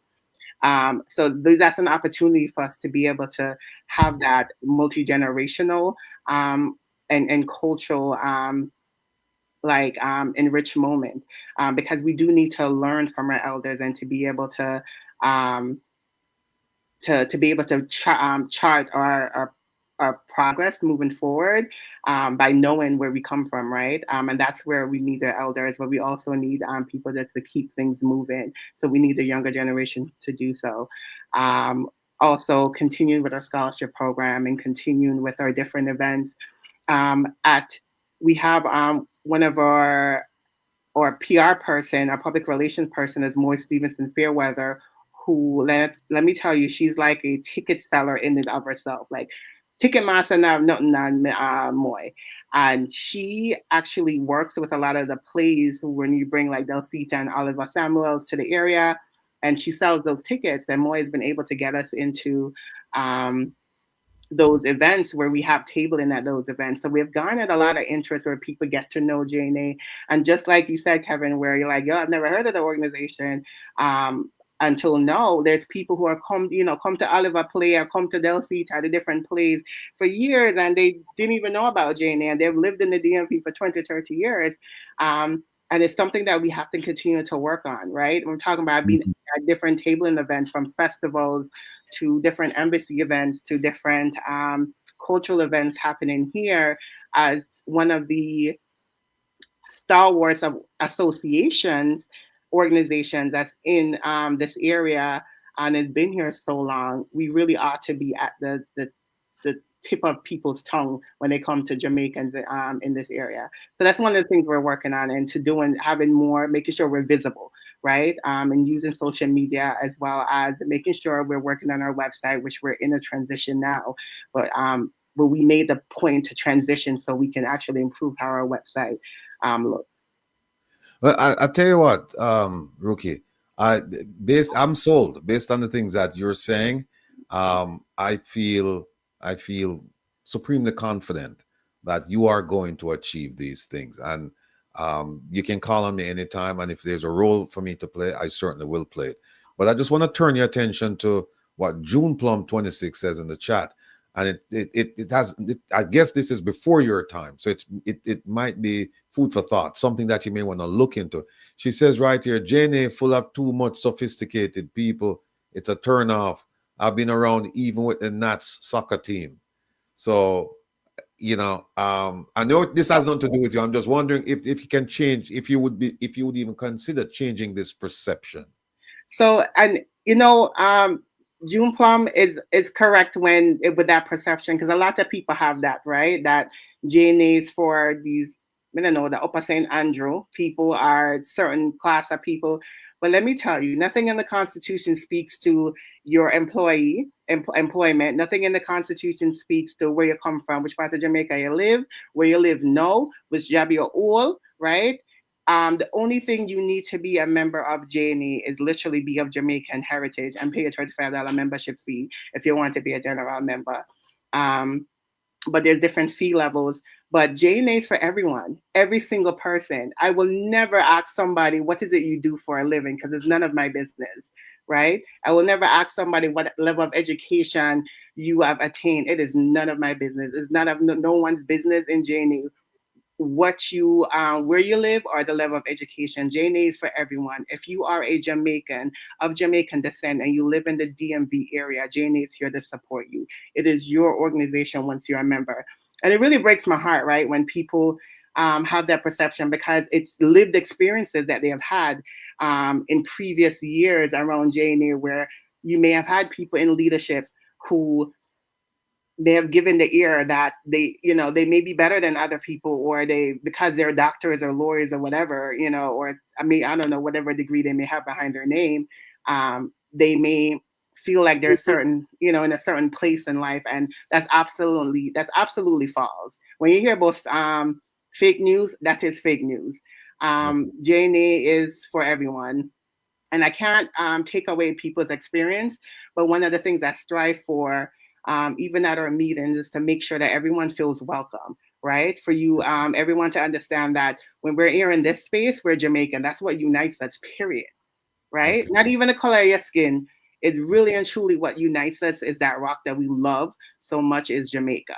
And that's what we're here to emulate, and the culture we're here to share with the DMV, and we're here to support each other, right? But my apologies for anyone who has felt that way. And I encourage you to come through, to check our website, come to our event, and to experience JNA, where it's the JNA for everyone.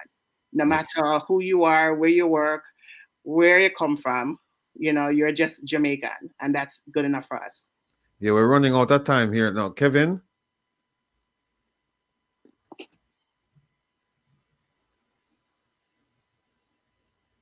Kevin, you're muted. Yes, sorry. Muted on the mixing board. Glad you got to clear that up, Rookie. Thank you. And my suggestion to June Plum and anybody else that has that mindset, go make a change. You see something and you have an issue with something, address it.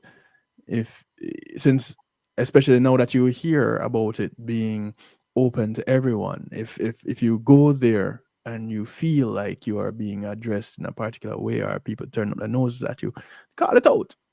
Right. Absolutely. Don't afraid. Stand up, call it out, and make a change. Because if you feel that way, then other people there might feel the same way, but don't want to say anything for whatever reason.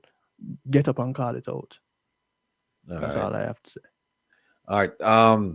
Rookie, before you go, big up the thing again and put it on the thing and big it up again so people can come out and support it. Please join us on Saturday, December 14th at the Silver Spring Civic Center at 7 p.m. To celebrate with us 55 years of being in the DMV area, serving the Jamaican diaspora in this area. You can get tickets at jna-55.jnaofdc.org, or if you look on the flyer, take a picture with your phone right now. You can screenshot it if you're on YouTube, and you can go to Bitfly or use a QR code. It will send you right back to the Eventbrite page where you can get your tickets. We definitely want to celebrate with good food, great culture, good vibe, right? So come through. All right. Hey, look, thanks for coming. And I know this is going to be a spectacular event. It's going to be a successful event. And even beyond the event, I know you are going to be a success because I just feel it. And my feelings, they never let me down. You know what I mean? Sometimes I go against my feelings, which I shouldn't do. But I have a very good feeling about the organization and about you leading the organization. So I just want to thank you for coming here. And I hope that this is going to be this turns out to be a very, very wildly successful event. And then we just move forward. Thanks again. I appreciate you all. Take care. All right. Take care of yourself. All right. Yes, folks. That was Rookie Wilson from JNA, Jamaica Nationals Association. Don't forget, they have their gala event on December 14th at 7 p.m. at the Silver Spring Civic Center. That's at 719 Ellsworth Drive in Silver Spring, Maryland. And you can get your tickets. I'll put this up so if you can scan it. You know where you get your tickets. Make plans to be there. It's a worthy cause. And I just love Rookie. Rookie could tell me anything. I just love, she has a very approachable manner, and she knows what she's talking about. And I just sense that she's going to be a success over there. So folks, go out and support the event. Please, I'm asking, especially if you live in the DMV, the DC, Maryland, Virginia area. There you go. All right. Let me move this, Kevin. We have our next guest here, Miss Sharon Hamilton Pearson. And by the way, the Sharon is spelled S-H-E, not S-H-A. Right, Sharon? All right. Now, folks, here's why Sharon's here. Sharon is a member of the diaspora. And, we bring on politicians, we bring on, highfalutin people, this a person, that the person, and them start give them opinion and whatever. But we never really stop and say, you know what, let's ask somebody in the diaspora. Just an ordinary person. Just ask them, what are your perceptions of Jamaica? What do you think should be fixed? How should we fix it? And just get some ideas from these folks. And Sharon has offered herself up. I asked and she said yes. I'll gladly come out and talk about my perception of Jamaica. And we're very, very thankful and we're very grateful to have her here with us this afternoon. So without further ado, Ms. Sharon Hamilton Pearson. There she is. Welcome. Thank you so much. I'm not sure if you can hear me. Loud and clear. Greetings to you. All right. Let me say good evening to Sir Rattigan and also to Sir Kevin Stew. Blessings. Thank you. Sharon, when they call him Stew, they call him DJ Kevin Stew. All right, DJ Kevin Stew. Thank you for the invite. All right. I just want to say, your previous guest, Rookie, she is just an amazing young woman, and she expressed a lot of the sentiments that I fear, because I'm now finding myself moving into that older generation. And I'm thinking, what legacy am I leaving behind for my grandchildren and the Gen X and the ones who are coming behind us? Because there is that big gap between what the ancestors have left us to do and what we have done and what we're passing on to the next generation. So kudos to Ruki for what she's doing. I know the Jamaican Nationals Association is in great hands. All right, Sharon, before we start talking about your perceptions of Jamaica, please tell us, who is Sharon Hamilton Pearson? Oh my goodness. Okay, first of all, Sharon Pearson, contrary to popular belief, is an introvert with extrovert tendencies. People normally think I'm the other way around, but I'm really very shy, but I have a very big mouth. I'm very opinionated, and I'm not shy in expressing my feelings, whether they're right or wrong. They're my opinions, right? And I'm entitled to them. So wherever I've landed, and I was born in England, came to America in 96, and have been going to Jamaica, actually lived in Jamaica from 11 until I was 14. So I consider myself a world citizen. And there's going to come a time when I'm going to say, I don't need a visa to travel anywhere, because I'm a human being. The world is the Lord's, and we are in it, and we should be free to go where we want to go. All right. You are now a member of the diaspora by virtue of being here. We know you're Jamaican. You know, I'm not care where you're born, you're Jamaican. You can't lose that. And you have seen a lot. And we just want to pick your brain.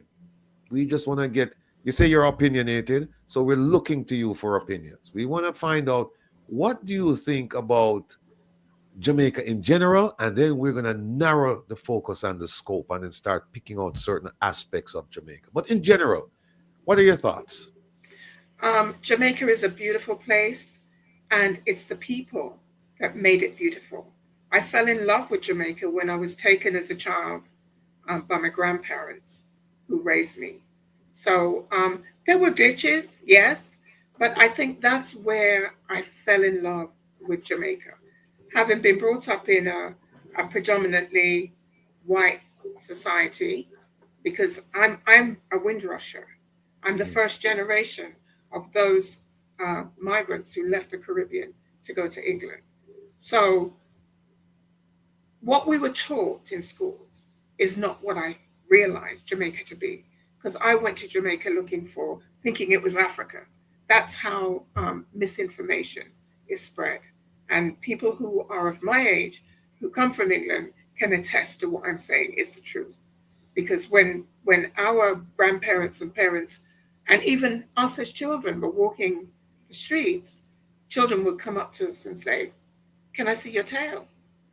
So that was the level of ignorance that we grew up with. But Jamaica gave us a sense of pride. We were British with Jamaican heritage, or Barbadian heritage, or Trinidadian heritage. So the connection with our Caribbean roots was there. I don't know if it's the same now, because I think that heritage and that pride in your origination, or where your parents or grandparents came from, is being watered down. Because people who go to another country, they tend to take on that host country as their own and forget about where they're coming from. Not so for me. So I was always rooted and grounded in Jamaica. And having lived there for 4 years, 3 years, being in secondary school and some primary school, the tail end of primary school, I assimilated. I had to. So I went as an English-speaking person, very proper, because we weren't allowed to speak patois at home. And it was Louise Bennett who first introduced me to the language. I went out, bought a Louise Bennett book, and literally taught myself patois so that I wouldn't stand out so much. So it's about assimilation, but once you fit in, it doesn't matter where you come from. You're accepted by the people of Jamaica. And that love that was given to me really changed my perspective on what it was to be a Jamaican. Because, you know, as I tell people all the time, I wasn't born in Jamaica. I can't vote in Jamaica, but I consider myself Jamaican and British and American. So, but predominantly Jamaican. So for me, it was the people, first of all, and then the beauty of the island. There's nothing like landing at Norman Manley International Airport, stepping off that plane, and the first thing that hits you is the smell of the wood smoke, the heat rising from the tarmac in waves as it engulfs you. Yes, we reach. Nicely put. Nicely put. Kevin. Poetic even. Miss Sharon, because you know, respect you, Miss Sharon. You can call me Sharon. It's okay. Hey. So I truly appreciate love you being distant and all, but I'm sure other people out there like me would like to hear the Jamaican side of you coming out through the tongue. So I'm going to reason with me now, Pato, just for 2 seconds, please. Sure. And thanks. Okay. All right. Tell me a little bit about this time in assimilating in primary school with your proper self moving to becoming more Jamaican. And when I use proper in air quotes, because it was tough because we know that children will always gang up against those that are other, not like them. yes. So you have to be resilient in the fact that, no, you're not going to bully me. Yes, you can say I wear better shoes because, you know, the shoes were coming from England and they were not like the shoes that Jamaicans were wearing. But you have to, and maybe that's where I developed that resilient spirit to say that, you know what, I am somebody and you will respect me. So for the first year, it was kind of hard. And, you know, I wished I was in England because that's where all my family was. But luckily, I don't know, God's grace and favor, I overcame that hurdle and embraced Jamaica as my country. I lived in Jamaica for 2.5 years before eating a mango. But let me tell you, yeah. Listen, my grandmother used to have to go to Coronation Street Market every weekend to get my Irish potatoes because rice and peas, me not in that.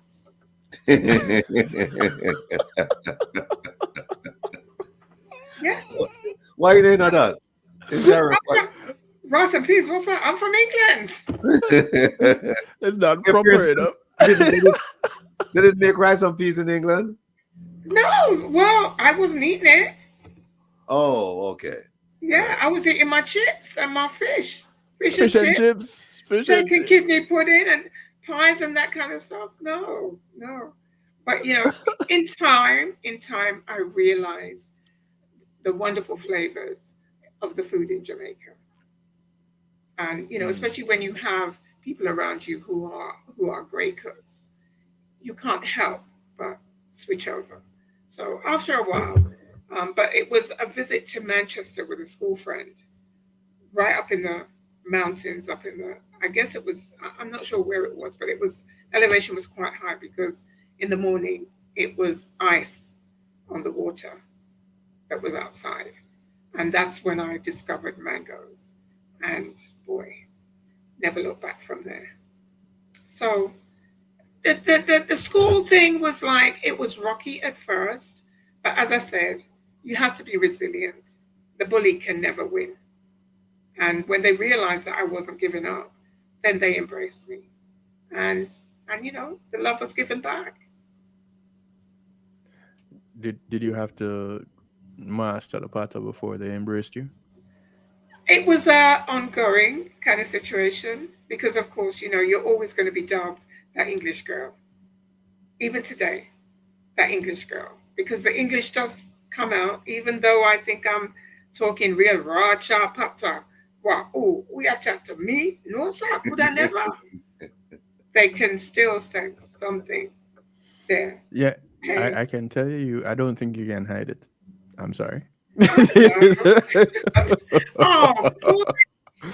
That was it. Man, no, I'm Jamaican and British and American. So Yes. hybrid, what can I say? But in terms of getting to the diaspora, um, I've always been involved in politics, always been involved in um, whichever country I've lived in and what's going on in that country. So growing up in the UK as a child, when I went back to England at the age of 14, um, I got involved in the Black Panthers. So my sense of history, knowledge of Black history, is somewhat different to a lot of people. So you could say that I was conscious as one of the youngest members of the British faction of the Panthers, which of course the original was from the US.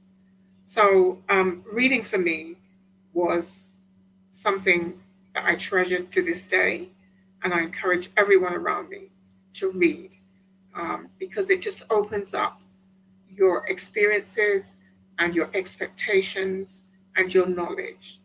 And it doesn't matter what you read as long as it's something sensible. Well, what's sensible to me may not be sensible to someone else. But you have to have the knowledge to know that what you're reading, if it's foolishness, I'm not going to bother with this. This is foolishness. But I'm learning something from this. I want to look up this author and find out what other books they have out there. And so that's how you build up that library. Everyone who knows me knows that I'm a reader. I'm the one that organizes the book clubs and gets people together. Let's read this book and discuss it. So you can say, I'm an organizer too, as well as a member of the diaspora. So that's, I guess, where the interest in Jamaica really stemmed from my early days, that I was always seeking, questioning, looking for. So I would speak about things in England that were wrong. I actually sued an employer who refused me a job based on the color of my skin, because on the phone, you don't know what color I am. When I turn up for the interview, oh, we're so sorry, the job's gone. But I see the advert in the paper again. And so I send a white friend. They hire. Oh, well, Sharon P. knows where to go for redress. So I was the one that took that establishment to the Commission for Racial Equality and won a case of discrimination. So I don't just talk, I act. And I encourage everybody, stop with the bag of talking. If there's something wrong, fix it. If you can't fix it, find somebody who can. Because that's how we stop the wrongs recurring ad infinitum. Right. You know, there are a lot of people that would have experienced such an injustice and sat on it. And I applaud you for taking action on it. And this is one of the things that we've been talking about quite a bit, that we regular people have the power to take some course of action when there's a wrong done against us. And a lot of what we have been doing here is educating those that are keen to listen exactly how to go about doing that. You are the one who experienced it, so you have quite a bit of the evidence against them already. So go ahead and take a step and do something about it. Don't just sit there and wallow in it. And you are a living example of that, Sharon. And I thank you for doing so. And I pray that you continue to share that story, that experience, and that level of courage with those that you come in contact with. Because sometimes all we need is that little bit of inspiration so that we can go about making our own perspiration, putting in the work in order to get the desired result. Absolutely. And sometimes all it takes is one voice to start. Yes. Just one voice. And why not let it be your voice? Instead of waiting for someone else to do it, you be that one voice. In the same way that the philanthropic work that I do, in the same way that the work I do in the diaspora, in the different organizations. Jamaica Progressive League is one of them. UJA is another. Fury is another.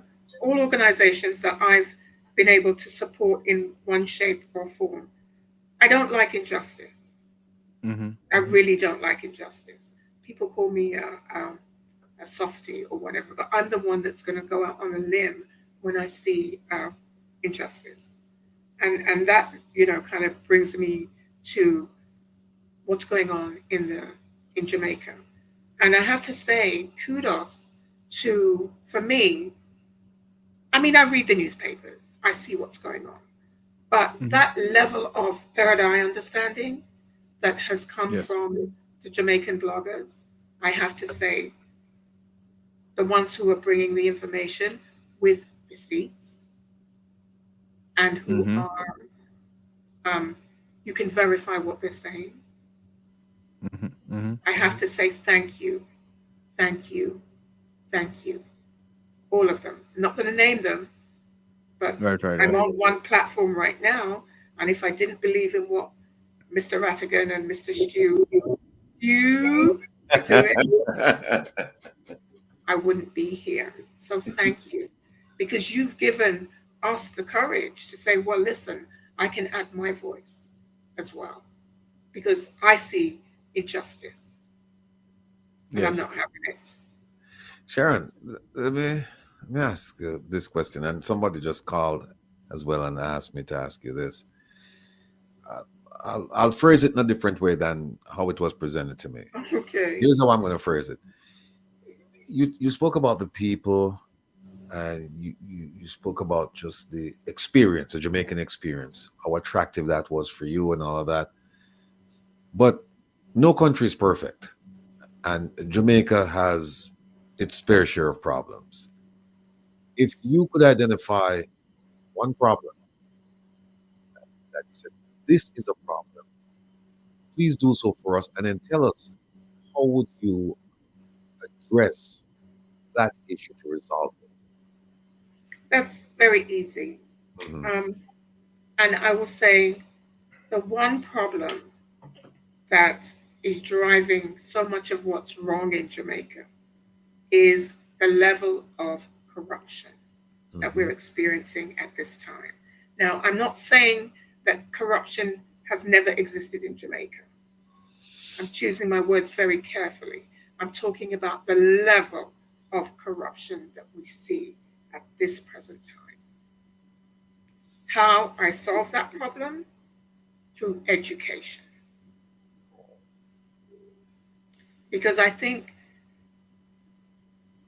people grow up seeing something, they don't question why it's that way. They just accept it and they follow along because that's what their parents, grandparents, and great-grandparents did. But when you read, have a mind of your own, can analyze a situation sensibly and say, but wait a minute, just because when I come home I don't wipe my feet on the doormat doesn't mean that it's right. A sensible person would say, you know what, you got to take your shoes off at the door.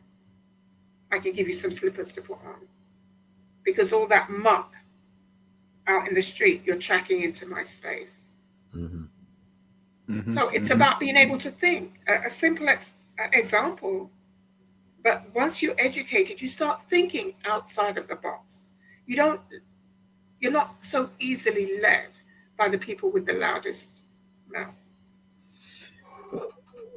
Just to follow up, the education piece, I understand it, I embrace it. But here is where I have some concerns about it. They've been talking about corruption and educating people about the corruption for decades, for a long time. And we still haven't seen an appreciable difference. In fact, just like you said, the level now, it's almost unprecedented.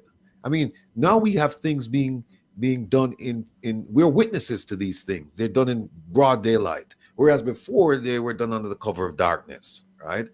And some of them we found out, some of them we didn't find, and then they were swept under the rug. But how do you get people I mean, I understand the critical thinking part of it. I understand the education part of it. But how do you get them to do it? I think it's across the board, and it's the highest echelons to the lowest of the strata of the citizens in Jamaica. It's pervasive, and I think it has to do with I don't want to say sense of decency because that's kind of trite, but it's like there's something that's missing in the psyche of a lot of people. They don't get it. No, it's wrong to thief Marsh Jaw coal and then stuff it in a taxi. And then when Marsh Jaw don't have no food, you laugh after it. Right? So it's something that has to come from within. And I'm not saying that it's a lack of religion, but perhaps the people who are given the voice and the prominence are not giving the right message. So it becomes the norm to take a backhand from somebody instead of knowing that's not right. And it starts in the household from the children, that when you want to do something wrong, I'm going to get such a backsliding if I thief that sweetie or whatever. Whether it's no fear at being caught because everybody else is on the take, so no one is going to pull you up about it. It's morals. But some people would say, I'm sorry, go ahead, Kevin. it's hearing Sean, hearing you mention the morals, you kind of have to wonder, how do we get back to a state where everybody understands what morals are? When you have children having children and their mindset is that they're owed something, and we this is not just in Jamaica, we see this everywhere. And when it happens in the US and Jamaica sees it, it's like, that's how it's supposed to go, because apparently the US is the model. I don't know model what, but the model. Versus me in my house raising my children the way how it's supposed to be, how I was raised. Some of us are still trying to do it, but I think the majority of the people have kind of given up the fight because the other road is a lot easier. But I was raised I'm a granny girl. I was raised by grandparents. So I have those morals that they had in me, and nothing will ever take that out of me. Never. It's like abhorrent to me to do something that I know is wrong. I might do it, but do I have any peace doing it? And how we get that back is, it has to be, I am my brother's keeper. So if I see a child going down the street misbehaving, my daughter tells me all the time, Mom, leave them alone. I'm the one that's going to say, pull them to one side, because you don't want to embarrass anybody. Say, come on now, that's not right. But you see the problem with that now today, that child that you pull across the street to the corner and to that, they are blowing up the spot. They're the ones getting loud on you. They're the ones that going to tell you that is none of your business and tell you how many strings of fabric make you up. And well, if enough people do it, if enough people hold the people who are not doing the right thing to account, don't you think that they'll get the message? Don't you think? So who is to be held accountable though? I'm sorry. Is it the child or is it the child's parent, guardian? Well, it's both. It's both. Because for me, the bogeyman in the room, the thing that we're not talking about is the ease of access, social media, and what's available for our children. Okay. My daughter will tell you she didn't have a TV in her room when she was growing up. I'm now fighting with my granddaughter because she's not going to have a TV in her room. It's bad enough she had a phone, which she doesn't have now, because there are consequences. Somebody get to that trouble. Yeah, because parents now, they're their ability to be parents, to be the right type of parents, those rights are being eroded by the state everywhere, not just in America, but in Jamaica too, and definitely in England. So you have to, it's a very fine line that you have to walk to be able to discipline your child. And I tell people all the time, you can discipline your children, you just can't abuse them. Yeah. There's a difference. So Very much so. otherwise, what society are we leaving behind? What society is going to come? What society is my granddaughter going to live in? One that she can't walk down the street for fear of what might happen to her? Because somebody feels like they can without repercussion? I hope not. I really hope not. I will say this as it relates to the TV in the room thing. I'm an adult. I pay my rent. I don't have a TV in my room. I know better. Bedroom is for sleeping, man. Come on. Absolutely. And other things, but the electronics in that TV, yeah, absolutely. It messes with your sleep pattern. But it does more harm than good. And it's not that much of a privilege, a luxury item. No, don't be swayed. You're going to end up in more of a health situation than anything else, having all these electronics in your room, because it does affect the brainwaves. Yes, but the human body itself, everything happens by way of electromagnetic impulses. You know, the brain sends signal to the body, the reflexes, the nerves. All these things happen by way of electrical currents flowing through our bodies. And when we have these electronic devices in our rooms, the electromagnetic fields really do affect our health, which is our wealth. So keep these things in mind. The flicker rate from screens, when you're looking at screens, handheld on the TVs, whatever it is late at night, it can and will affect your sleep patterns. This doesn't apply to Rattigan because he has no sleep pattern, but you know, just for those of us that still have some kind of a sleep pattern, they really do affect us. And it is for both our children and the parents of our children, in my estimation, that they recognize these things. But they don't, because it's a way to keep the children quiet. I've seen 2-year-olds, when you take the tablet away, the way they behave, absolutely. Listen, it's like they want to get out of the stroller and fight you. And that's all by design. These programs that they have are to make our children addicted to more of the same. Mm-hmm. Mm-hmm. It's a form of mind control. Yes. Well, I'll tell you what, Sharon, Miss P, it's been an eye-opener talking to you, because you're a straight talker, and I love it. I just love it. Thank you. Yeah, there is no shouting or no cloaking of what you have to say. It's just people understand you very, very clearly, because there's no ifs, ands, or buts. What I'd like to do is I'd love to have you back at your convenience, because there's so much I want to ask you, and we're gonna schedule more time so we can get deeper into your perspectives, because I really wanted to ask you about certain aspects of Jamaica, like, for example, education and health and all that, and then if you could compare and contrast. Absolutely. Right. I'd love to. All right. So please, you and I will be in touch today after the program, and then we can just set it up. You just let me know, and then we'll move forward, because I can tell just by the chat that people are really, really enjoying what you have to say. But when I say enjoying it, they're absorbing it, and I'm on it. So I can be crazy at times, but I think real recognizes real.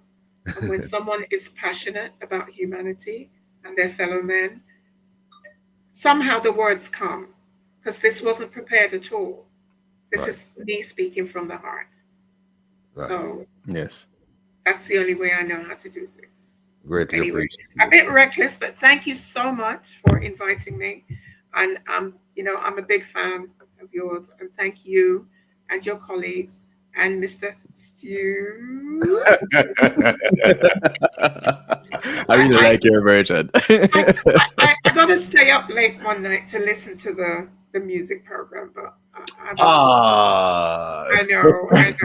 The music that you play on your shows on a Wednesday, the jazz, especially the jazz selections, are really beautiful. So I'll keep that in mind. one of these days, I'm gonna.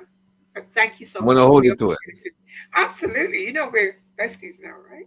Of course. Thank you to I all of love the it. listeners. Thank you All very right. much. Thanks, Sharon. Stay tuned to Mr. Rattigan, Reason with Rattigan. There you go. There we go. You might learn something. There we go. Thank you very much. Take care. I like it. Hey, that was great. That was, I'm enjoying the program today. Like it's going out of style, man. I mean, they're bringing it, and Sharon is. I just love her approach to explaining what's going on. You know, there is no confusion there, no ambiguity. It's just straight to the point. All right, look, we have our next two guests all lined up. The next one is Mr. Maitanya Samuels, and we're gonna bring him on because he's got some interesting things to talk about. How he's making a difference. And without further ado, here he is. Sir, how are you? Welcome to Reason with Rattigan. Greetings, blessings, and thanks for having me on. Greetings, Maitanya. Yes, sir, Rattigan. Most persons would not know me by the name Maitanya. Most persons know me by the alias Uncle Zazan. Uncle Zazan, okay. Yes. But yes, I'm happy to be here. And as you said, you know, to share what I have been doing in Jamaica as the Lord leads me. Because it's not on my own, you know. It's as the Most High God leads me. Then yes. So tell us then, what exactly are you involved with? How are you helping the people of Jamaica? What do you see for the future of Jamaica as far as your participation is concerned? And how can you influence others to join you in this endeavor to make Jamaica a better place? I try to bring awareness to certain things, certain principles that I was raised upon. And one of the things I think missing in our society today amongst young generation, my age and younger, is civic pride. I don't think we're big on civic pride anymore. Persons just litter the streets, you know, they're surrounding. And I think it has a mental effect on us because then we, in Jamaican term, we just throw up, you know? And I think it's affecting the way we go about and dealing with each other because we're creating a kind of dungle heap type. I may be going way off now, but that's what I'm seeing if we don't curve it now. And so what I've been trying to do is to show persons love by assisting those who are indigent among us. You know, we have built close to 10 houses thus far since about 10 houses since 2020 through our, you know, donors worldwide and some workmen that works with me on these projects. So hopefully that little pebble, those little dents is resonating within, you know, communities that we have, especially a community called Train Line in Portmore, where I've done 3 homes there. It's a community on the fringes of what you would call middle class Jamaica. I don't like call it by its popular name, but if we will, you know, a capture land settlement or informal settlement. Yes, and we're not just looking to do just the people come and you give them something. No, we want them to understand that you can stand, even in your environment, you can stand for something and change the environment, affect your surrounding positively, not negatively. So that's the journey I've been embarking on, me and the Bagalove family. And these are some of the things we've been trying to do to push Jamaica. Now, Zazan, Yes, Matanya, sir. you are in Jamaica right now? No, I'm not in Canada right now. Okay. As an extension of what we're doing as well, because Lieutenant Stitchy, you know, a popular dancehall icon and now minister, had suffered major setback. He had to do brain surgery, you know, delicate surgery, and he has lost his ability to speak and his ability to walk. Most of his mobility he had lost. He's gaining some of those mobility back, but it is through therapy, and it is very expensive venture, very expensive. I think it's 150,000 US dollars that is projected to get him to where he ought to be. And currently his wife and his manager, I think they say they're over 50,000 US dollars. So we have a long way to go. So we are in Canada now. I want to say shout out to Minister Elijah Smelly and his team, Vision of Genesis 39 team. They have put together a lovely fundraiser for him, which will be tomorrow, December 1st. Yeah. Oh, okay. And that's affiliated with this organization that built these 10 homes in the past, what, 2 years? I will be an extension of it, but Vision of Genesis 39 is a separate Canadian-based organization that saw what I was doing and has collaborated with me to you know, try and raise up these funds. But through the Bagalove program that I spearhead back in Jamaica, it's not just houses that we do. We have brought two child, visually impaired child, to get surgery on their eyes in the United States. I've teamed up with Burning Spear, the legendary Burning Spear, you know what I'm saying? And through his doing as well, Burning Spear Music and Burning Spear Foundation, we have collaborated and done a number of things. So I have to big up Winston Rodney. He is an amazing soul and just amazing. You know, trust me, that man is generous when he gives back. And for the last pretty much 4 years, I have been collaborating and working with Burning Spear on a lot of projects. He have done things for the infirmary, that is Sendance Bay Infirmary in Prairie. Every year he gives them Christmas dinner. He donates to the Marcus Garvey High School football gears and all these things for the football team. The St. Bay Hospital, every Christmas he gives back toys to all the children and the children who are there.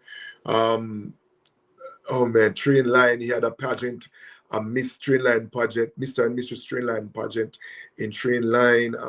Just so much things that he does. Chris, it's a lot. Some of the things that come into the mind right now, but he does a lot. So I just want to acknowledge, you know, Daddy Burning Spear for his humanitarian works that he does.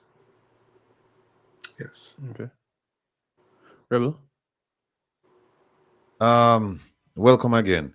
Yes. How much assistance have you collectively, the organization, received from the government of Jamaica or from the private sector? Private sector, but not the government, because I've not engaged the government directly for any assistance.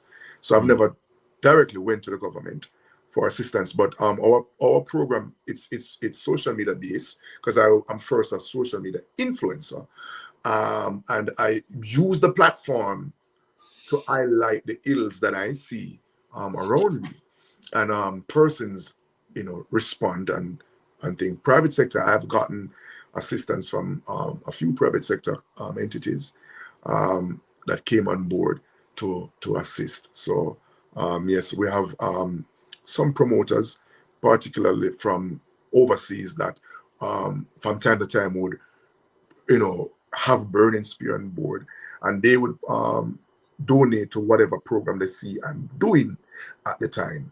So yes, but not from the government. I've never engaged the government for assistance.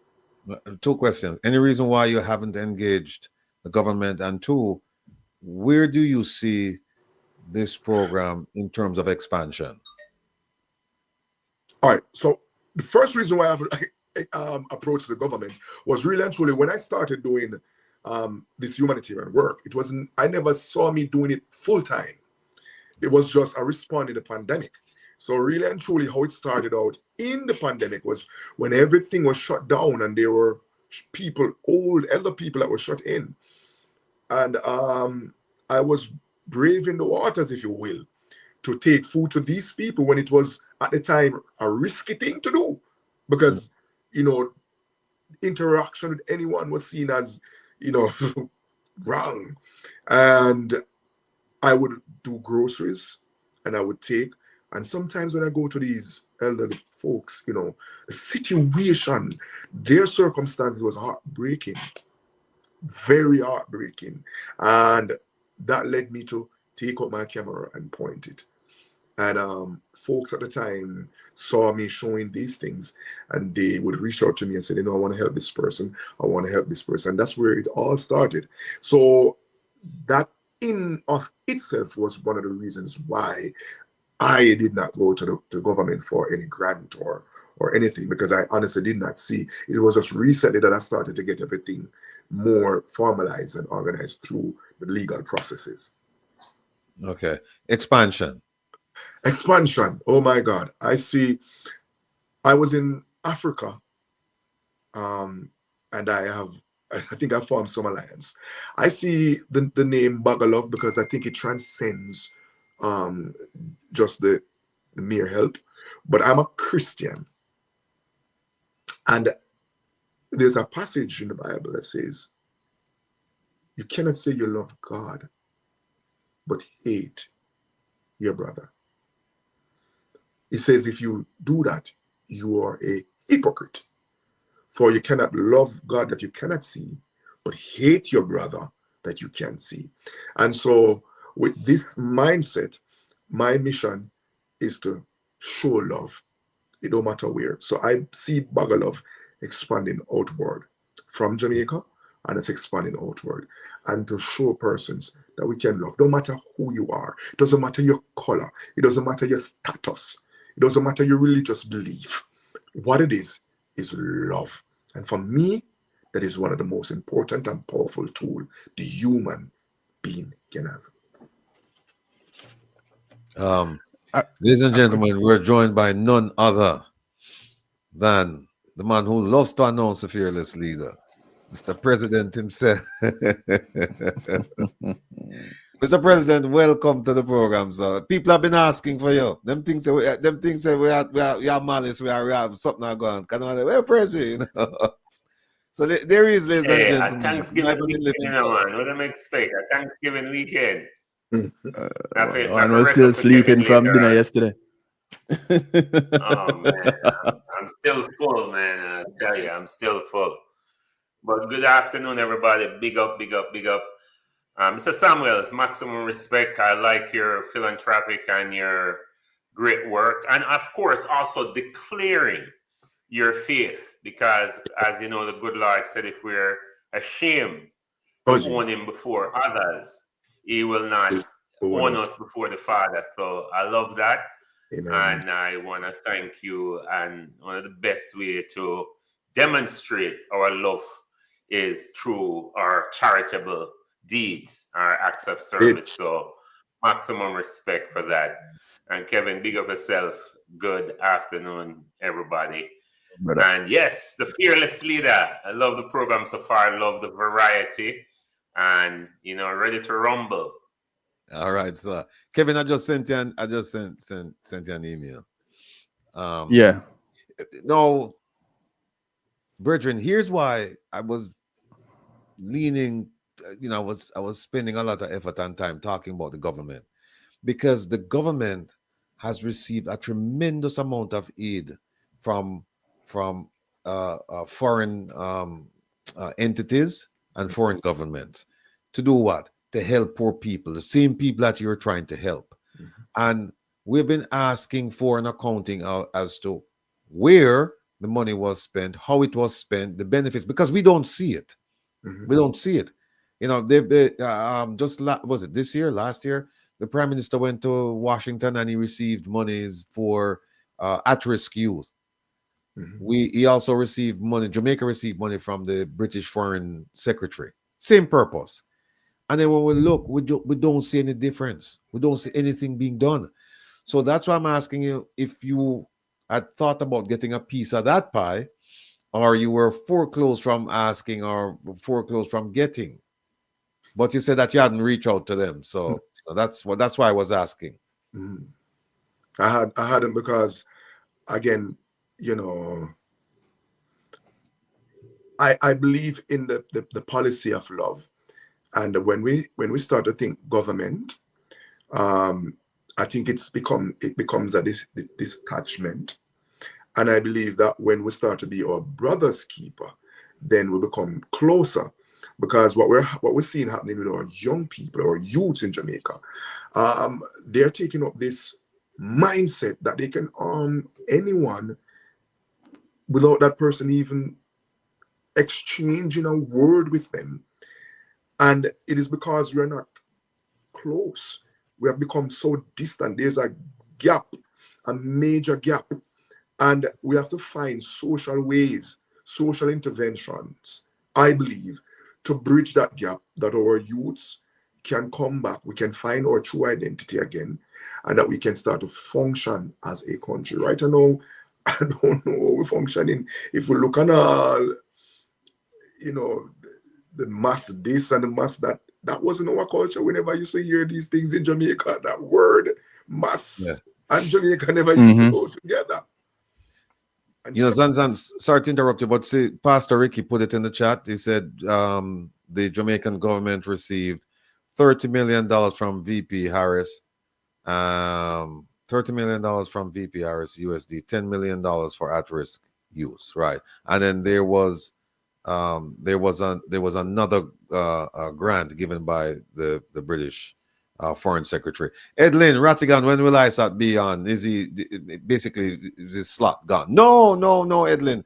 Edlin, ISAT spot is permanent around here, but as you know, ISAT is. I talk to ISAT on a regular basis, believe me. But he has more immediate priorities that he has to address, and so we understand that. And whenever he can make time to come here, we greatly appreciate it.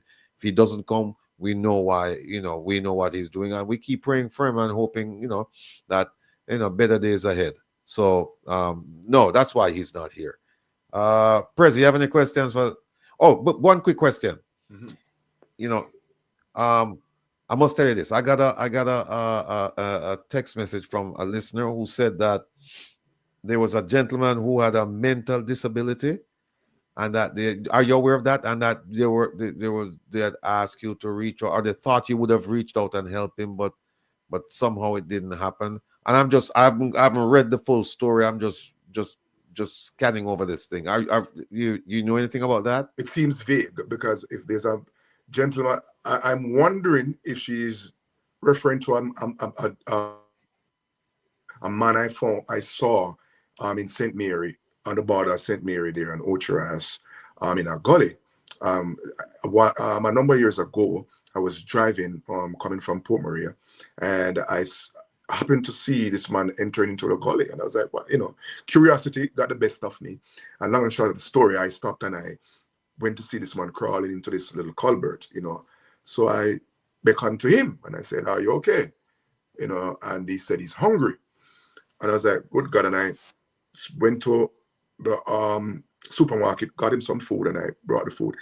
And the man just started shoving the food in his mouth. He was that hungry, and I was overcome.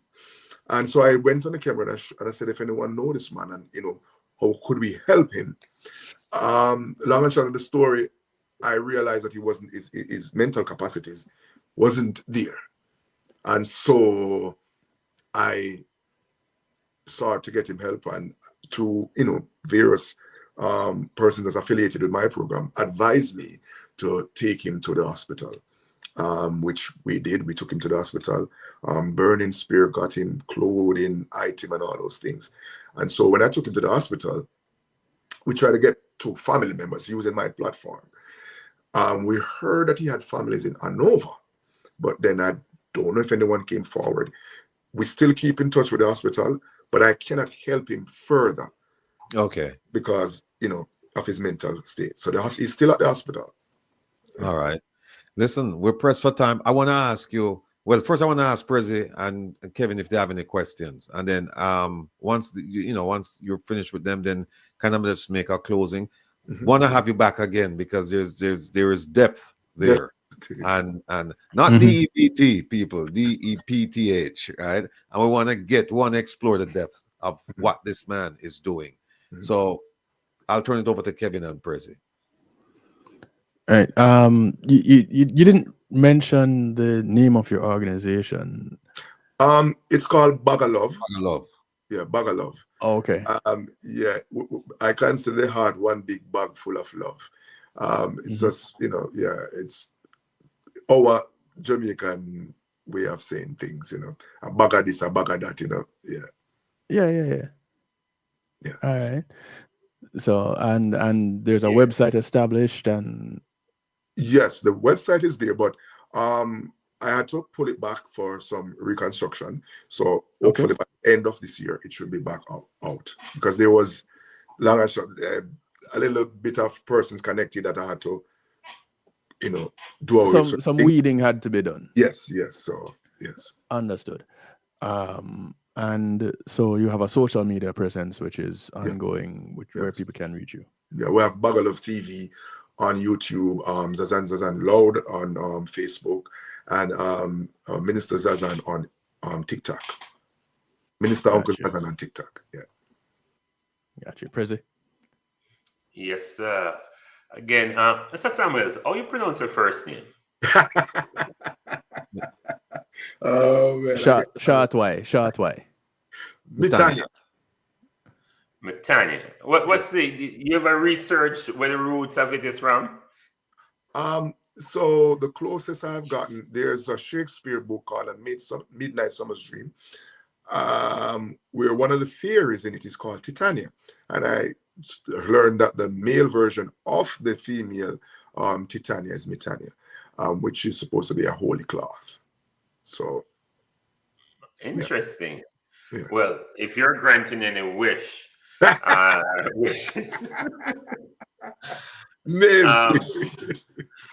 you know what? In this case, I wish that everyone listening will support Bag of Love, and I wish that your efforts and your ventures will be well received. And serving a not-for-profit is dear to my heart, Mr. Samuels, and I know what it feels like. We have this mantra which said, love the unlovable, and we also want to touch the untouchable and reach the unreachable, because a lot of people are hurting and dealing with a lot of trauma because of life circumstances. And it takes people like us who look beyond what's important to us and what's convenient to really have a heart of compassion, to really roll up our sleeves and get down in the gutter and hand that person some food like you did with that person in St. Mary, if that's the case the viewer was talking about. So I just want to thank you for that. I want to thank Will for highlighting all of these philanthropic and all of these wonderful people like yourselves who are doing great things that nobody know about and not a lot of people are aware. But the exposure and the visibility that you will get here, I wish that it will take on some traction, and all that you're doing when your website is back up and running, then, other people will be able to see what is happening and what you're doing. But if you'd be so kind, just to put your YouTube handle in the chat at Bag of Love TV, it will be helpful because people would want to subscribe to see what you're doing and kind of get a little feel of what you and your team are doing to impact and change the life. And as I said, with the artist, I think you said it's Burning Spear. Yeah. Yes. Burning Spear is so what Burning Spear does is his foundation is just that he collaborates with me because he's not currently on the island, and so even though it's separate, we just collaborate. So right, so Burning Spear does his programs every Christmas, every Easter, and I basically spearheaded for him in Jamaica. But it's not Bagalov, it is Burning Spear, but you know. But he's a believe me. So you say the Rasta man support the church thing. So we have to big up the Rasta man, then we support Christianity. Have to. And I said this, you know, he's one of the I can't speak for everybody, but in terms of him being an artist, what he does and nobody knows, you know, like there was one child that was visually impaired and he paid the way for her to go to the United States to get a surgery done. Nobody knows these things, you know, and you know, these are some of the things in Africa he's doing. Amazing works there in Africa, helping schools there. Nobody knows these things. So when you look at the amount of things that a Burning Spear is doing, you know, just doing it because God has blessed him so much, you have to say, man, you know, I really, really, you know, hats off to a Burning Spear. You know, I'll tell you what, Matanya, we have to leave it there because we have our next guest. We'll yes. put on time. But put the thing in the chat though. Your contacts in the chat. Yes. Could I just quickly say this before I go, please? Sure. Because Lieutenant Stitchy, as I said before, tomorrow, December 1st, we'll be doing a fundraiser concert here in Canada, Toronto, Canada. It will be at Our Road, the NCA Center, Caribbean Center, and it starts at 4 p.m. I will be going live on my Facebook page, Zazan Loud. I beg who can come on board and support in whatever ways you can. It would be greatly appreciated. All right, brethren. Look, this is not the last time because I'm going to contact our producer because, like I said, there are other things we want to explore with you. So if you're available next week or the week after, we'll certainly love to have you on, and then we can go further. All right. All right. So look, you take care of yourself, be well, and good luck with the fundraiser tomorrow. Thank you, sir. And I appreciate you guys having me on, man. Blessings, everybody. Bye. All right. Take care, sir. All right. Yeah, that was Zazan. No, we have a guest here. I can see her. Yes, she's there. She's smiling. I hope her voice is doing better than yesterday. I spoke to her and she had a little problem, but she said she was going to fix her voice so that she could give a commendable performance today.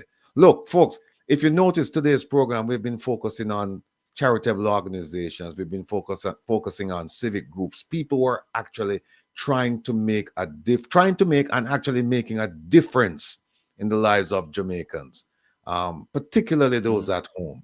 And this lady is in the same vein. She has been doing tremendous work with her organization. And I say her, but she's probably going to tell me, no, it's our organization. And that's fine. I'll take the correction. But what's interesting about this lady is that this lady was not born in Jamaica. What's interesting about this lady is that this lady, her parents weren't born in Jamaica. What's interesting about this lady is that her grandparents, they're not from Jamaica. What's interesting about this lady is that this lady is Jamaican. This lady has been living in Jamaica for decades. And she's made it her life's work and journey to help people who are affected as far as their civil rights abrogation or infringement are concerned, particularly homeless. So without further ado, ladies and gentlemen, I present to you Miss Carla, my Italian, tu sei tanta bella. Gulata. Here she is. Oh my God. That Wow. was a lovely start. I love it. Let me put you up here, Carla, so people can see you. Yeah. Yeah, you can see me. Yes, ma'am. Yes. I it's a little apologize fuzzy, but I can because see. I have the flu. So you will see me blowing my nose now and then when it's needed. Okay? Okay. There is something I want to say before speaking about. You mentioned the fact that my family, etc., are Italian and I am Jamaican. My comment is nobody can choose where to be born. But when you want to choose where you want to live, that's different, you know. It's something that means you really like your choice. I was not choosing to be born in Italy. I like it. Everything is fine. But when I decided to come to Jamaica and then I decided to become a Jamaican, it was a free choice. And I don't regret it at all. Well, you know what? Truth be told, I need to just for full exposure. Just let them know that a dear friend of mine who's a fluent Italian speaker, he actually had a chat with Maria, Carla, the other night, and he just found it amazing that he would leave Roma and say, look, Jamaica is my home, and Jamaica is where my purpose will be fulfilled. I will go back to Rome. In fact, she's leaving shortly to go home. But she said, and he thought you were going back home, Carla. He thought you were going home for good. And then Carla said, no. I'm only going for a few weeks. And then I'm returning. She said, no, I'm going to Rome in a few weeks. And then I'm returning home. Home meaning Jamaica. So, Carla, big up. Thank you. But please remember that I live in Jamaica since 34 years. So it's not something which happened 2 minutes ago. It happened long time ago.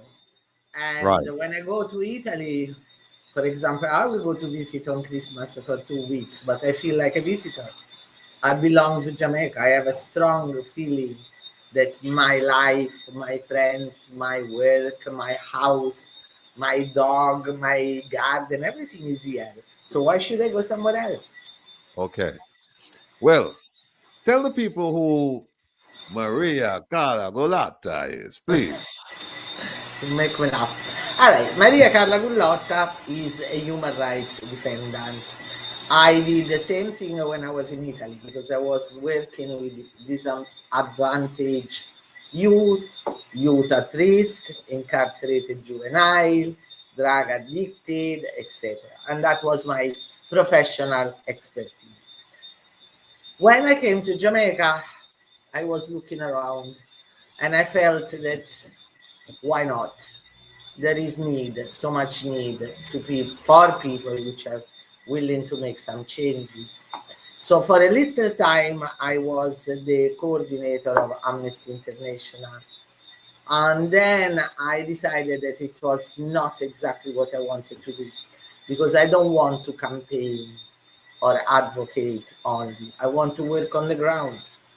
So my job, I was working with some reggae companies in Jamaica and in Europe.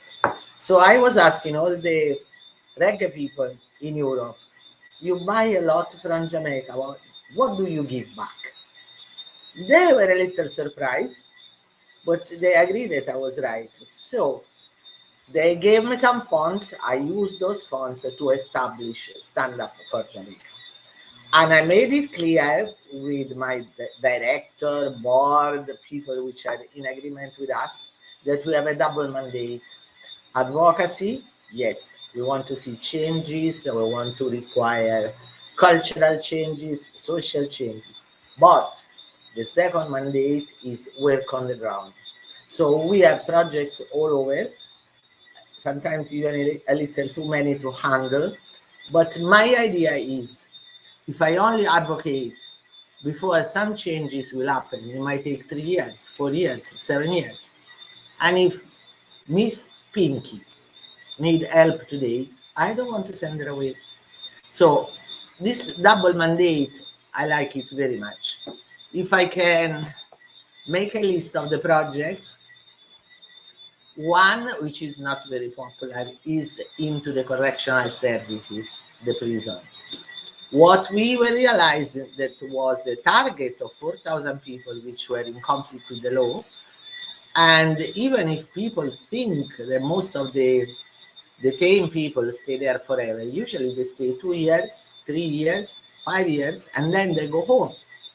And the idea that was leading my choice was, let's use serving time as building time. I don't want to see that people are going back with the same attitude, state of mind, behavior, which was bringing them to the prison. It works. I like it. I confess that it's one of the projects which I like very much. Looking at the numbers, where out of 3 people leaving the institutions, 1 is coming back. Out of those which are on rehabilitation, we have 3, 5, 4 per year. So that means they get the opportunity. And I see it. I go to the prisons every week to see what's going on. And we have schools from remedial. And since 3 years, we have university classes with the Commonwealth, UCC University, and they do international finances. And can I say something which makes me feel extra excited? Sure.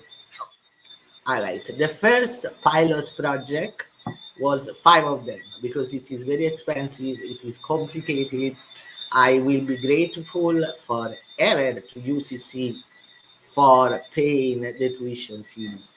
But we had to arrange everything. A prison is a prison. Computer lab, e-books, mouse, screen. It was a little...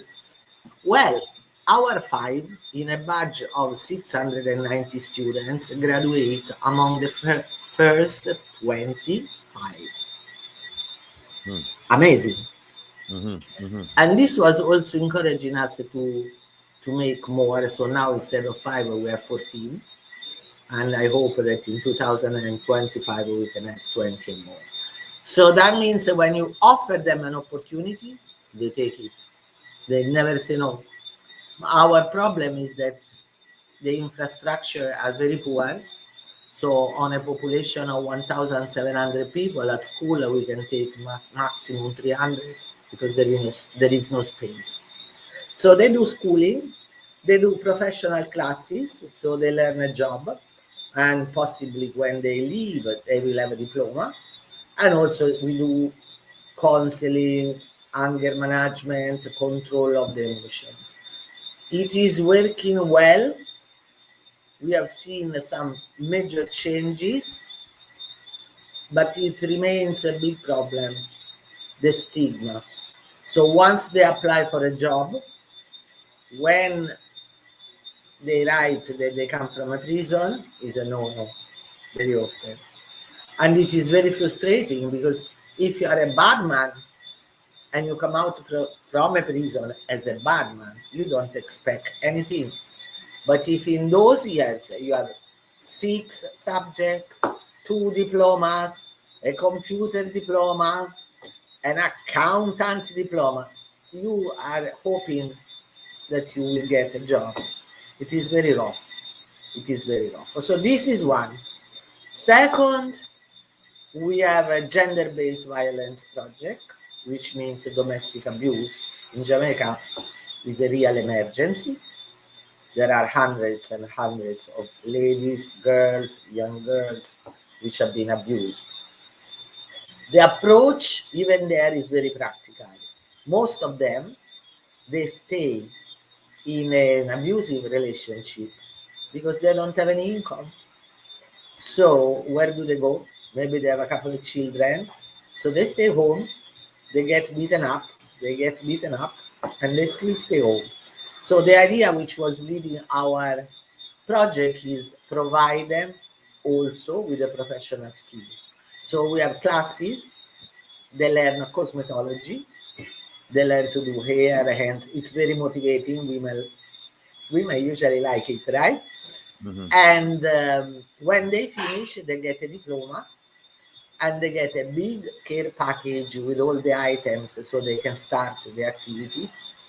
And they get also a business card that we prepare for them so they can distribute the cards in their community, wherever they want.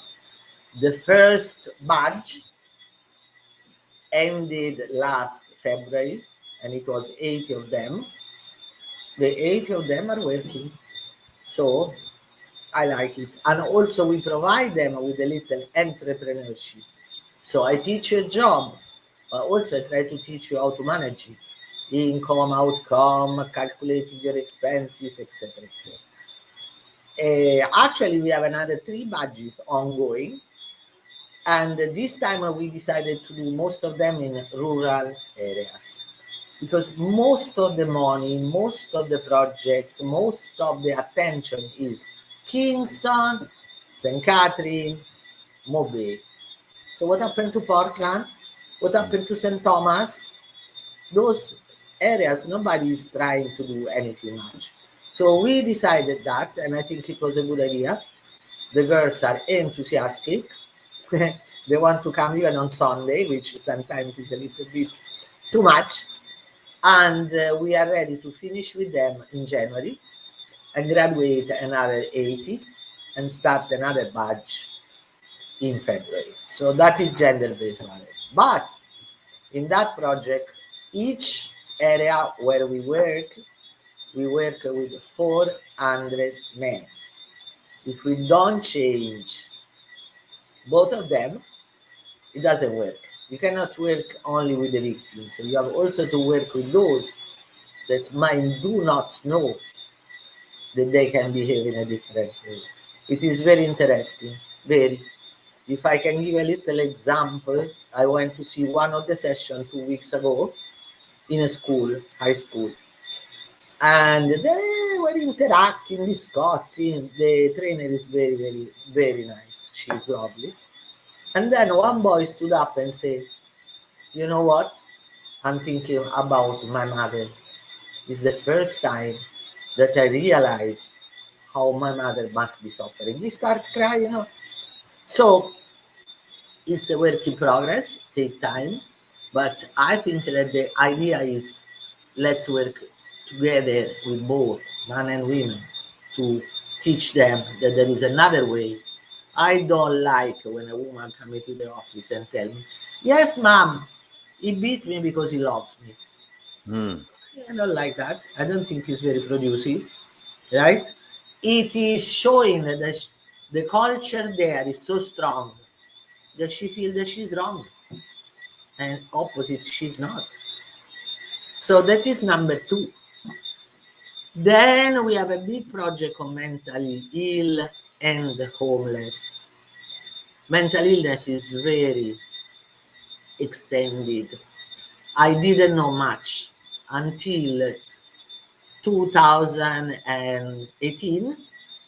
I learned, working in the prison, that there were 340 mentally ill detained since 30 and a half years without a trial. They never were brought in front of a court.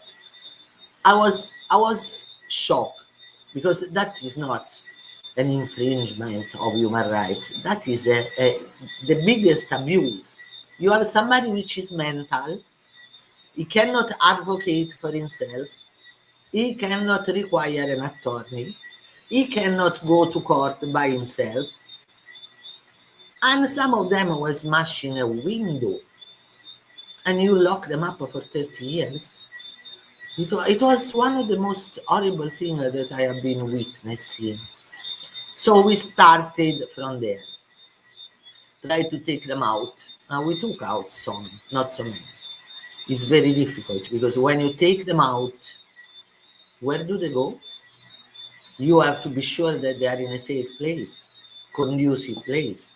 Some of the families don't want them, because they don't even remember who they are. Or maybe they have been relocated, or maybe they have migrated. So I cannot afford to take out someone unless I am 100% sure that he's going to be properly accommodated, attended, and taken care of.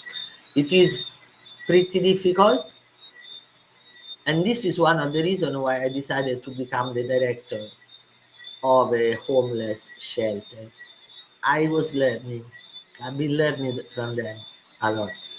I was learning that it's possible. The shelter functions. It's full of residents. And I saw that if you take time with them, a lot of them have possibility to learn, to do something, to do, maybe even to go back home. 2 of them were going back home in August after 1.5 years. We speak to them, but they're okay. But we were following those people, not only give them a bed or give them food. We give them counseling, we give them sessions, we send them to school, we send them to vocational classes so they learn a little job. We also try to do activities into the shelter, like raise chicken, raise rabbits, we have a couple of goats, we have a little vineyard. We try to produce some craft to sell it because we are always broke. The money is never enough. It works. And that bring me back to the bigger picture, which is homelessness and mental illness. They go very much together, very. Mental illness, a lot of times is generated by a trauma. Something happened in your life. Let me give another example. One which I met at my office. He was washing the staircase and he was a homeless. And so everybody was buying a little lunch, this. Until one day I was bringing upstairs books and I couldn't manage it. So he was telling me, I help you. Thank you. So he was starting to help me. Then he was starting to do housekeeping. Then he was always there, ready to do whatever. Until one day, I was working on the computer. I cannot manage very well QuickBooks. And he was behind me. And he was telling me, no, that's wrong. So I was looking at him and said, Damien, you know to use a computer? Yes. So I sat him down and I learned that he was working in a bank and he had wife and children. Until one day, they went for a Sunday out of town. He had an accident, wife and children died. He totally, completely lost himself. Can you imagine what kind of trauma? So he didn't go to work, he lost his job, he couldn't pay the rent. He lost his house and he ended in the streets without nobody to go to say, I need help.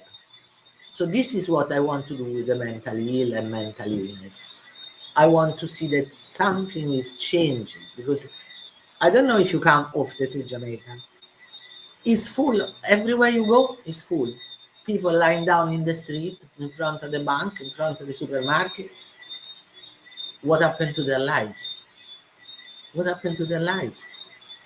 There is need to recognize that just giving them a box lunch is not a solution. So my idea now is we work on those which are incarcerated, we try to get them out, but we ask for compensation. You cannot keep somebody for 30 years locked in a prison, naked in the feces, etc., and you don't require a compensation. The compensation is a key because it will help to place them in a distant place, right? And live their last years, because all of them are very old, live their last year as a human being with care, love, family, doctors, etc. In the same time, if we do not change this crazy legislative frame, second, sorry, No, no this worries. crazy legislative frame which put in prison a mentally ill. I take one out today, but you will have another one which is coming in 2 weeks. So we are preparing a policy paper with 4 attorneys, and by the end of January we are going to present it and require legislative changes. In the meantime, we are campaigning about assess those which have signed, start early stage. The schools are full, you know, especially in the volatile areas. We work in some of them, several of them. The children, they call them kinky. You know what kinky means? Kink? Right? Kinky. Like Different a little lifestyle. stupid, a little, it's not kinky. They Alternate have lifestyles. something. Yeah. And then you discover that they don't have a father, the mother is hustling, maybe they cannot have dinner every night, they go in the street, somebody bully them. So when they reach 11, they already show sign of something which has been going wrong in their lives. So I would love to see somebody taking care from the first appearance of a mental challenge without waiting until he ends in the streets, because at that stage it's too late. So basically these are the main things that we are doing, and we work also a lot with children in the care of the state. We are part of the diversion program that is now starting to operate in Jamaica, and even there, as far as it's possible, children should not end in a penal institution as an adult. Let me ask you a question. You mentioned that you have spent a great deal of time dealing with issues in the penal institutions. I cannot hear you. Can you hear me? Now I hear it a little Okay. bit. Yeah, you mentioned your engagement with the penal institutions. Can you tell us about some of your successes? You spoke about the training part of it, but we know that in Jamaica, a lot of people were detained, and so they spent a great deal of time locked up without seeing the light of day in a court. What have you enjoyed any success in getting these people, or getting the penal institution to free these people, or courts to free these people? Well, successes are there. First of all, in the fact that those which go through the rehabilitation projects are determined not to go back to the same lifestyle where they are coming from. That is already success. Secondly, that they find a sort of way out. For example, even in the prison now, we do entrepreneurship, which means through it's so difficult to get a job, I teach you an activity that you can do on your own. And for example, we are opening a computer lab where we will employ all those which got a diploma, and it's going to be a well-paid job where they can have success. Stand Up, which is my NGO, has a lot of employees which are ex-inmates, administrator, accountant, people on the ground, etc. And they do very well. I'm happy with all of them. The other success is to see that due to the fact that they have been changing mindset, they are not refused by the families anymore. Before, once they were coming out from the prison, they didn't want to come back home, especially men. But now, and also we prepare them 6 months before they leave. We start to have dialogue, even possibly with some of the families which are receiving them. And because they feel fear, a lot of them feel fear, especially if they are locked for a long time. They don't even know how Jamaica is. Can you imagine you have been locked for 20 years? You come out, you don't know how to cross the road, basically. you feel fear because you are not familiar anymore with the society, the life, the community, etc. So we need to accompany them, and we try to do it. And the other success, if I might say, all of those which are doing well.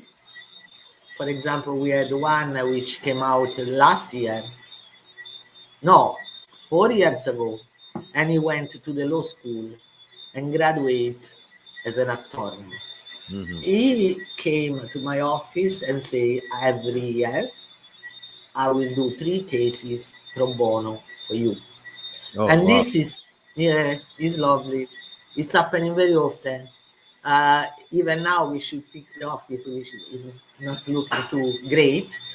And several of them say, I come and paint, I don't want anymore. So it's a little difficult. If one day you have time, there is a beautiful movie which has been shot completely at Tower Street General Penitentiary. It is called Songs of Redemption. I think you can see it on YouTube, if I'm not wrong. It's beautiful, but it's very emotional. So if somebody wants to go and look, you will hear their stories. But also you will hear about their hopes. It is very, very emotional. It's a beautiful movie. It won a whole heap of prizes. I tell you what, we're going to have you back because we're pressed for time. But you have so many interesting points that I would like to, just explore with you. But before we do that, I see Mr. President is here. I know he's been listening keenly, and he wants to ask you questions. And Kevin, likewise. So I'm going to turn the floor over to them. Thank you, Will. Yeah, okay. The President. Hey, Carla, thank you for coming on and the great work that SUFJ has been doing. But what I would like to know, because I did have a couple questions, as Will said, concerning some of your challenges, your achievement, your advocacy and impact. And I see that you are an advocate for a lot of people in the LGBT community, the mental health situation, people with mental illness and other issues in the country. But what I would like to ask you, since we're pressed for time, I'll just, it's going to be a 2-part question. It's one, but it's 2-part. What have been the most significant challenge that you have faced while leading SUFJ, and how do you overcome it? And also, can you share an initiative or program that you're most proud of and that has significantly advanced SUFJ's mission in Jamaica? Interesting question. All right. Working as a human rights person means that you are not very popular. Sometimes I come out, or I am on the media often, and they send you some comment and go back a yard, ya idiot, all this kind of reactions.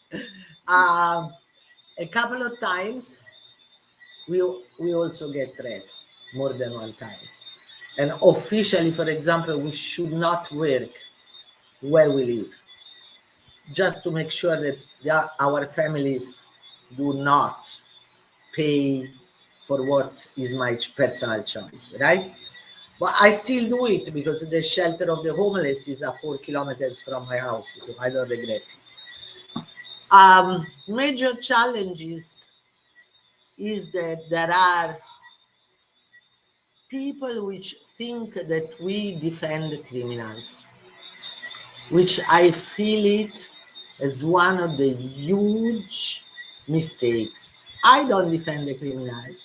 I defend those which are victims. So if I have a woman, I want to make sure that the perpetrator ends up in jail. What I defend is a principle that even somebody which has done something wrong is a human being. And sometimes if you do not operate in such aggressive way, but you can talk, have a dialogue, you can come back to normal.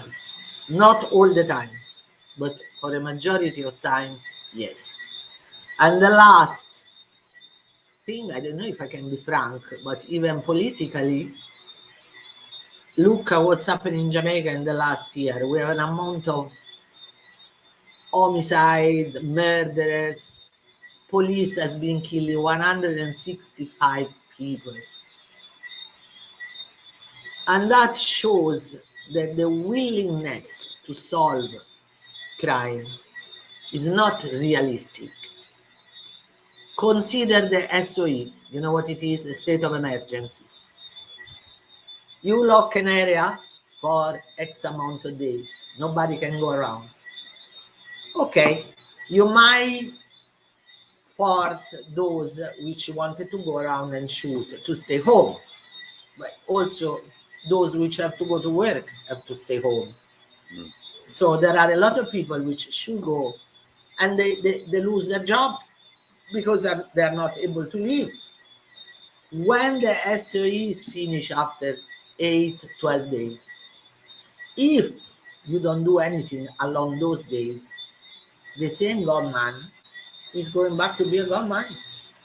So I don't think that Jamaica is implementing something to solve a real dramatic problem.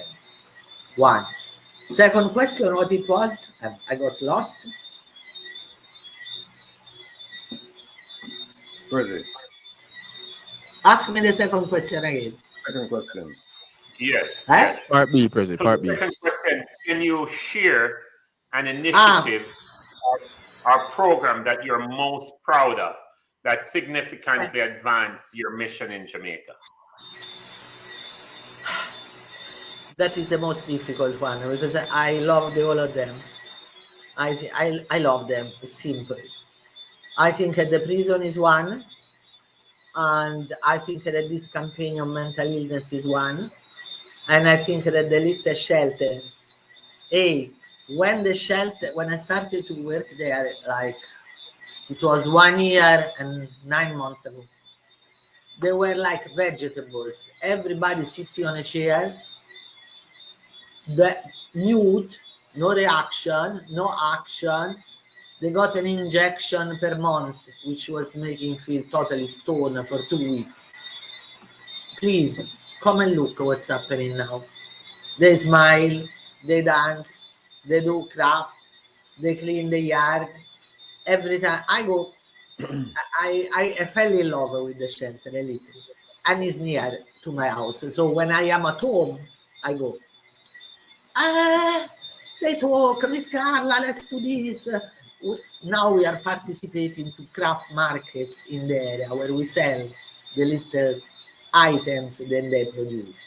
They write the tag, they prepare the prices, they are waiting for that day. What time are we going? Do we have perfume? It's beautiful.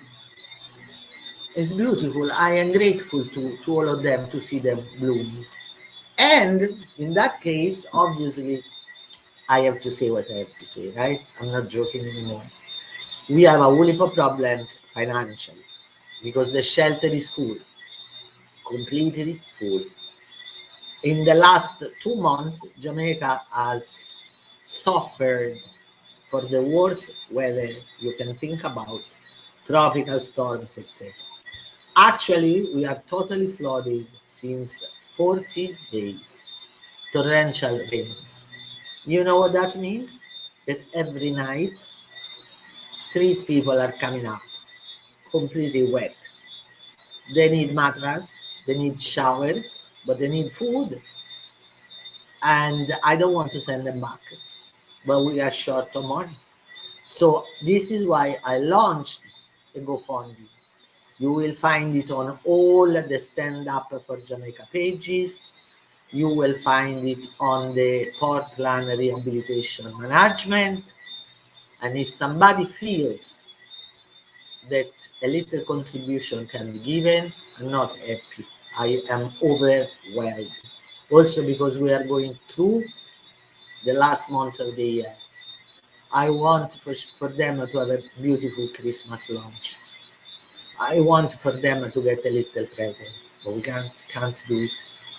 So if somebody decided to give a little helping hand, thanks from the bottom of my heart. Kevin, we're really pushing it now. Yeah, we're Yeah, gonna have yeah, to yeah. follow back. I'm not even gonna get into it because I'd go deeper and deeper, and we're pressed for time. I want to thank you for your efforts, what you've been doing up until this point. I want to thank you for listening to your heart and taking this step to help people in a foreign land to you, a land that you have chosen to call home, a people that you have adopted to be your own, your children, your brothers, your sisters, your family, your friends. And I pray for your continued protection and health as you recover from this flu that you're experiencing right now. And you know, those that are helping you, those that are working alongside you, all the best to them also, because you can't do this alone. And I understand that I know what working in the community is like. I grew up going to church in the Salvation Army. I am very familiar with outreach work. I'm very familiar. I worked for the Salvation Army here in the United States for 7 years. I know what all of this is like. And so to you, I tip my hat, and we're looking forward to spending a little bit more time with you where we can interact a little bit more, to get some more from you, to bounce some ideas off of you and such. So thank you, Carla. Thank you. Do I have the time to say only one sentence? Yeah, sure. Thank you. I thank you for your support. I thank you for possible financial support. But what I thank you mainly is for sharing the same vision. Me alone, I don't reach anywhere. We have to be together and work together. Hey, Carla, thank you so much. And before you leave, we're going to have you back on because there's so much to unpack with all the issues you've raised, all the initiatives that you're involved in. And it's going to be interesting for the Jamaican people to learn about the various ways that assistance is being provided, and also, you know, that how they can take advantage of all the things that you're providing. Because I'm telling you, heretofore, I did not know that your program, your NGO it's only through the shared effort. It's only through the friendship of a friend of yours that I found out about this. And more people need to know about this. The more, the better. So I'm going to be in touch with you. Before you leave, I know you're, you know, I won't give away your travel plans, but I know the travel is imminent. We'll definitely have you back on, and then we'll move forward. Only of blessings to the three of you. All right. Take care now, Carla.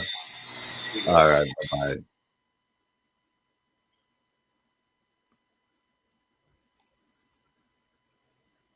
Yes, there's so much, and so little time, man. It's like, whew. Folks, I'm telling you, most of these people that you saw today, they will be back, trust me, because there is so much to learn from what they're doing for our brothers and sisters. They're not just talking the talk, they're walking the walk. And if there's anything that we can do to understand and to assist, then it should become our duty to do so, because it's an effort to address the ills of society outside of government. And that's important. It's outside of government. And so where this effort is coming from. It's coming from their heart. Yeah. Because they're not being paid, appropriately to do this kind of work. So, Kevin. Rebel, you talk about things from the heart. This video here was sent to me. We mentioned it earlier. And I said it with a little bit of jest to it. But this is a serious situation, and this is in our, what do we call them? Our police stations. This is supposed to be somewhere that individuals that are supposed to be protecting us are supposed to be working. But when you see something like this, it it makes my Can't hear you. head spin in a way. Okay. You hearing me? Yeah, yeah, loud and clear. Yeah. So I don't know. Let's see if we Stop can raining. share this. Now we'll be bad station. Fall rain fall, me give you a party bread. That pour down there.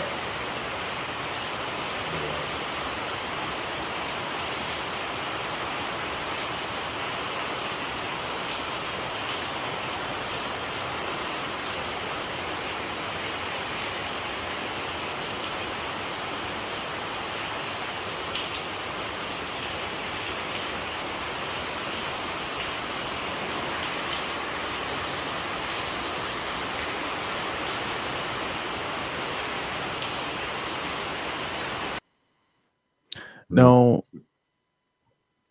this wasn't a part of our planned program, but this video was sent to me, Rebel, and these are some of the things that we talk about. And as it relates to the police, we haven't really addressed a whole lot in that area in recent times. But that is Port Antonio Marine Division police station. That is the rain that we're getting now. And this is why I asked if it's currently raining in Jamaica, because this news I didn't catch. I don't catch all the news out of Jamaica, but I didn't catch this one. And this one was sent to me. Thank you very much, brethren, listening to the broadcast right now. And these are the things that we're talking about. When we address the little things, quote unquote, little things, when individuals from the community that work in the community come on this program and we talk about certain things, it leads to things like this at the Port Antonio Marine Division Police Station. Because if we can have our young people coming up with a better understanding of what it is to live in a clean community, of what it is to live and work hard for your own versus to take someone else's. If we get that understanding from that ground level, from the root, it helps to avoid things like this. Because this right here that we're seeing with this police station, there are people that are in positions that can do something about this, but yet still getting 300% raises so that they can do what? Sitting comfortably in their homes while the people that are supposed to be out protecting us get this? Seriously? Make it make sense.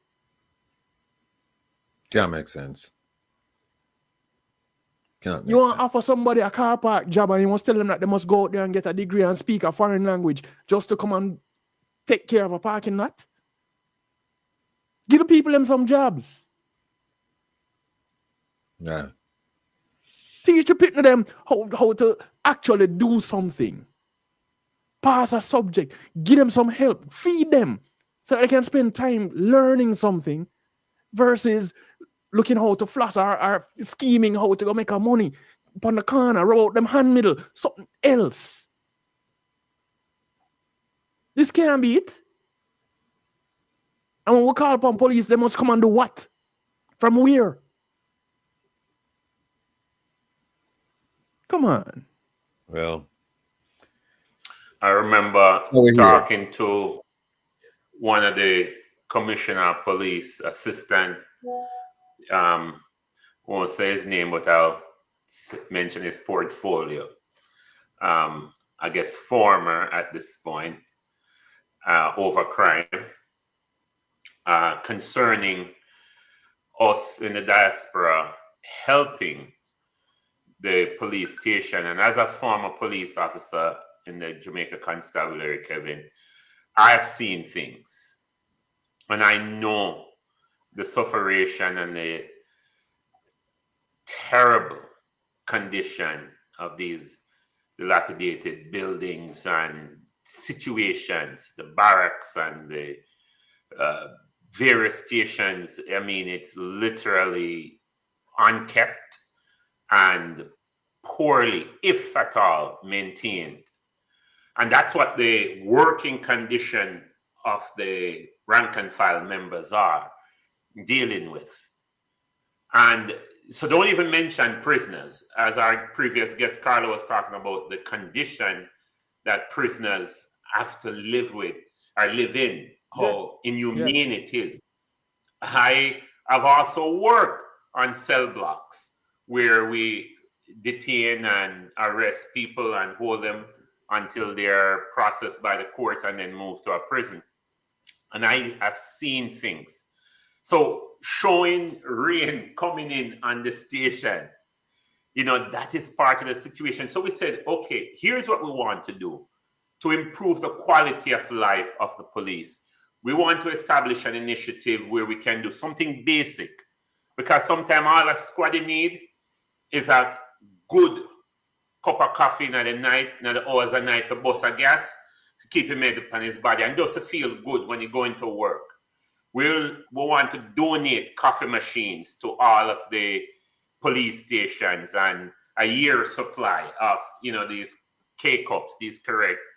And then basically said the policy is that the police you cannot directly give anything to any police because it is considered special favors. And, you know, so I'm like, what about, you know, some other third party and doing it? And it wasn't something that I believe, and I could be wrong, I believe that they were willing to explore. And being part, Ratty, of some of my police groups and talk to my police squad of them, many of them are now in the officer corps, they would want the help. But the bureaucracy, the system that really binds, limits the ability for people to really want to help. Since the government is not funding the maintenance or prioritizing maintenance, I believe that something, and we should constantly do what you're doing, Kevin, call out these kind of double standard. Because when you look at the commissioner office, which I used to work at 911 or 119 on Old Hope Road, when you look at their facility, everything is there. They are 9001 certified, right?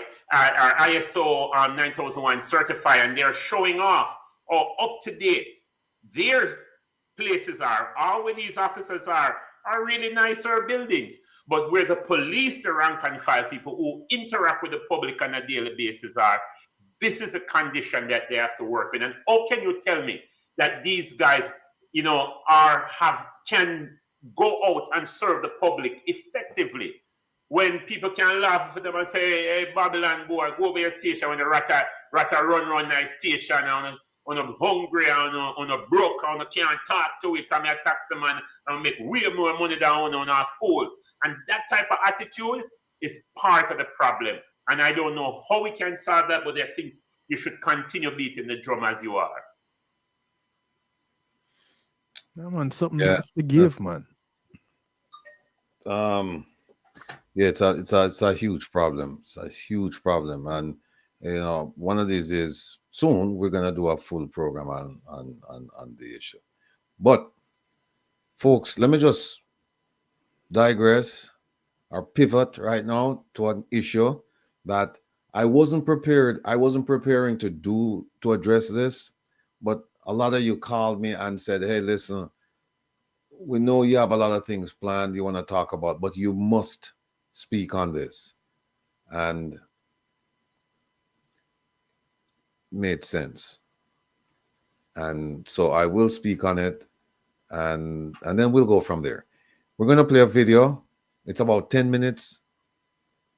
I will interrupt and make my commentary as we go along, but I need you to pay close attention to what's going on here. There's something really wrong with this lady. And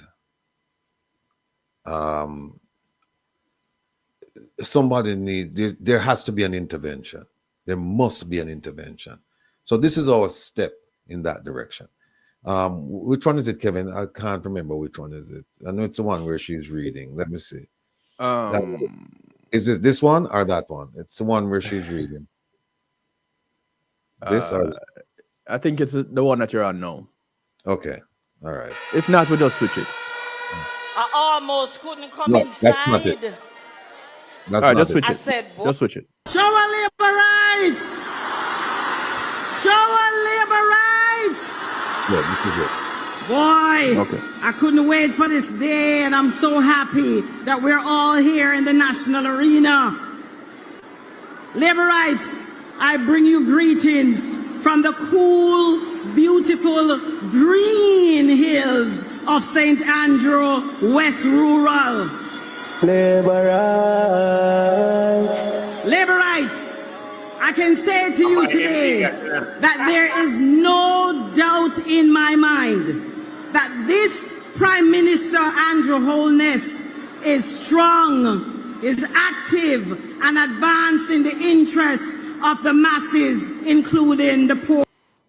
And also has 28 bank accounts. Don't forget to mention that, Minister. All right? And also got a loan that he shouldn't have gotten from Barita.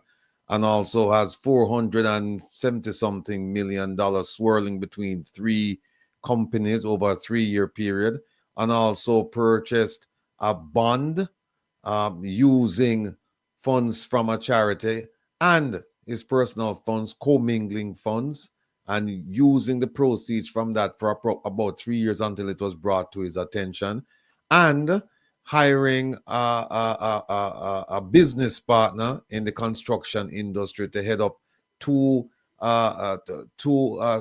satellite agencies responsible for doing major projects in Jamaica, and also receive funds that came through cardless through the ATM machines from the same partners, and I could go on and on and on. So don't forget to mention that, Minister, please. People need to know.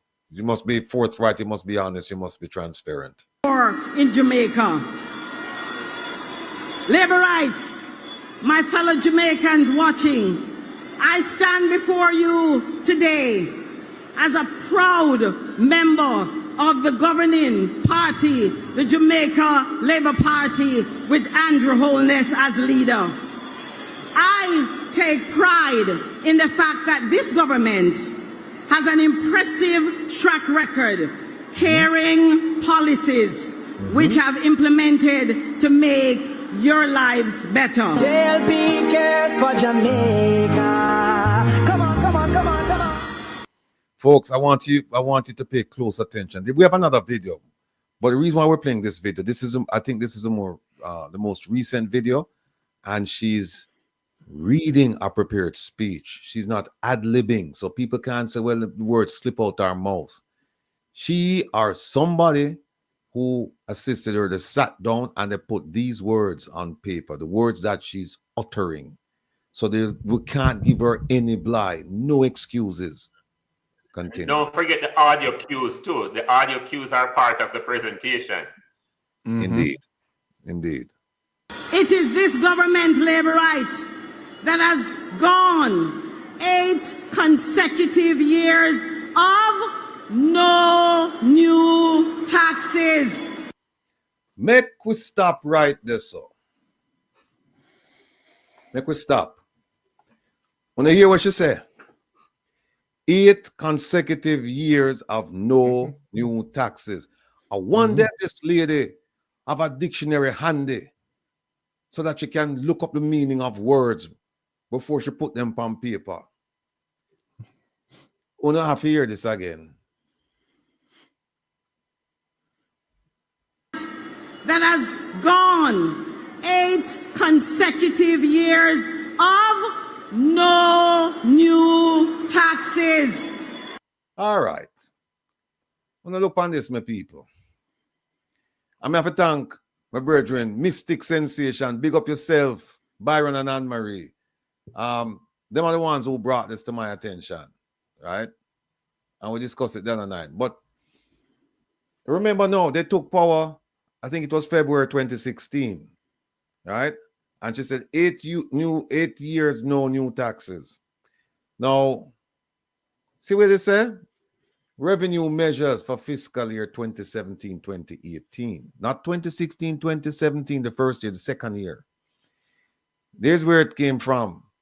Ministry of Finance and the Public Service, the 9th of March 2017. Now, I want you to pay close attention to this. Remember what she said now, no new taxes. And what we have to ask ourselves is this. When she said no new taxes, does she mean like no new taxes, meaning taxes on something that has never been taxed? So it would be a new tax on a new item?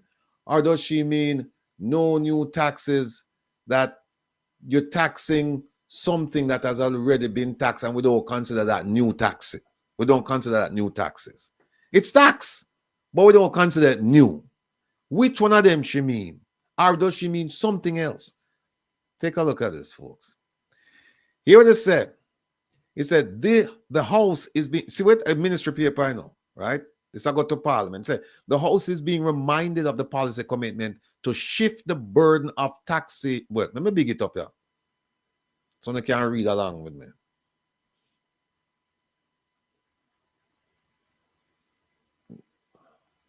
There it is.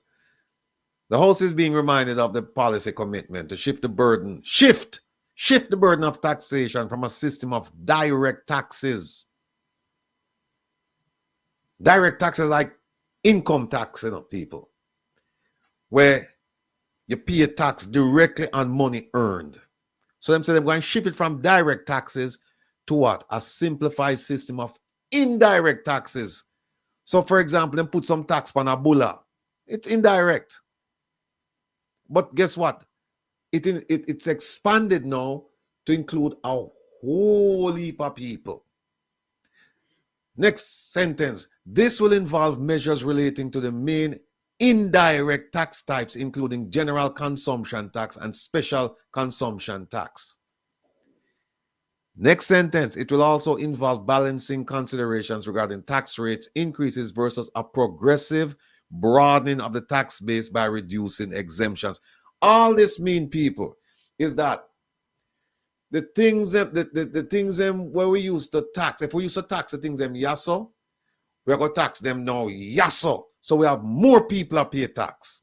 That's all it means.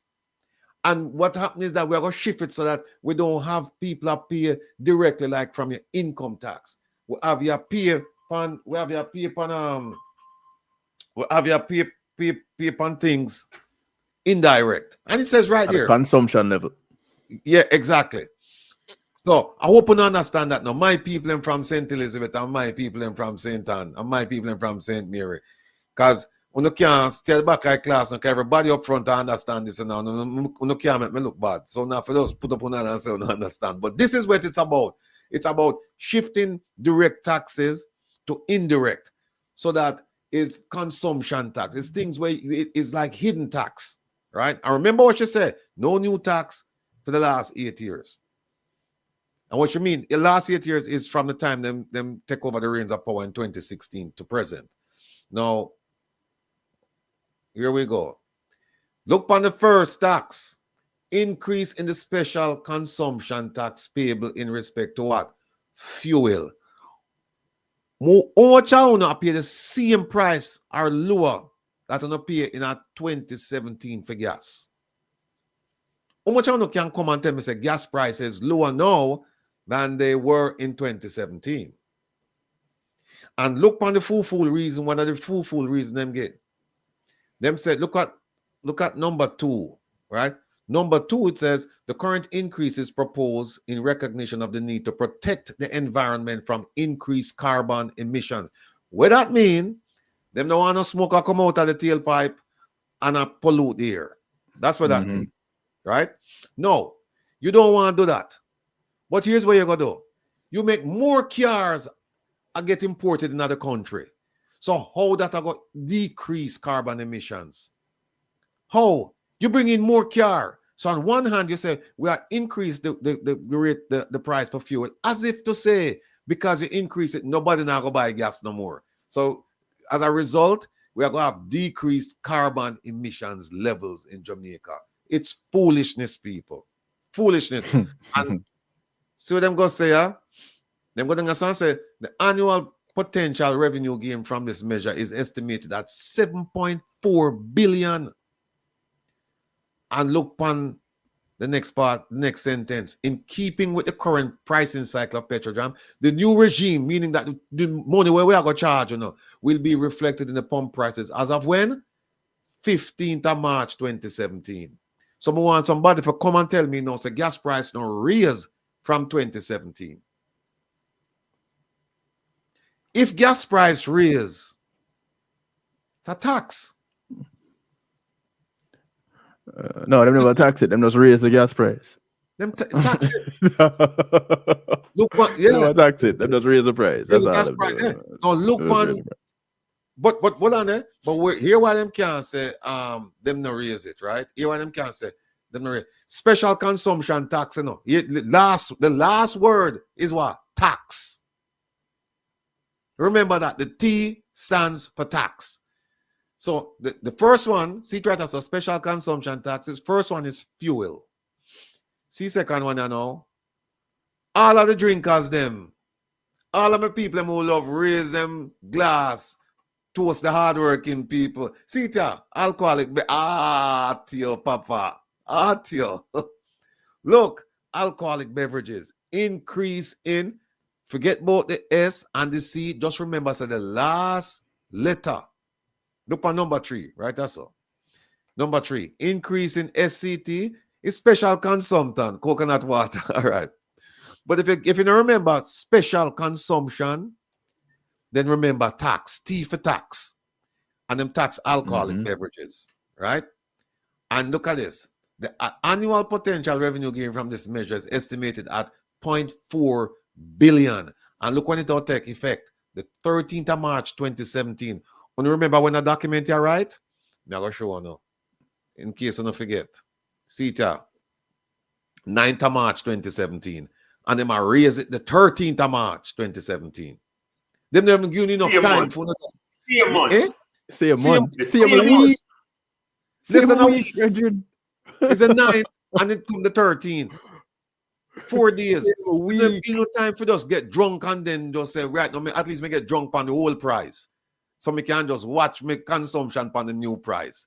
They don't give you a chance, right? And again, CETA, the SCT, T for tax. Here's the next one.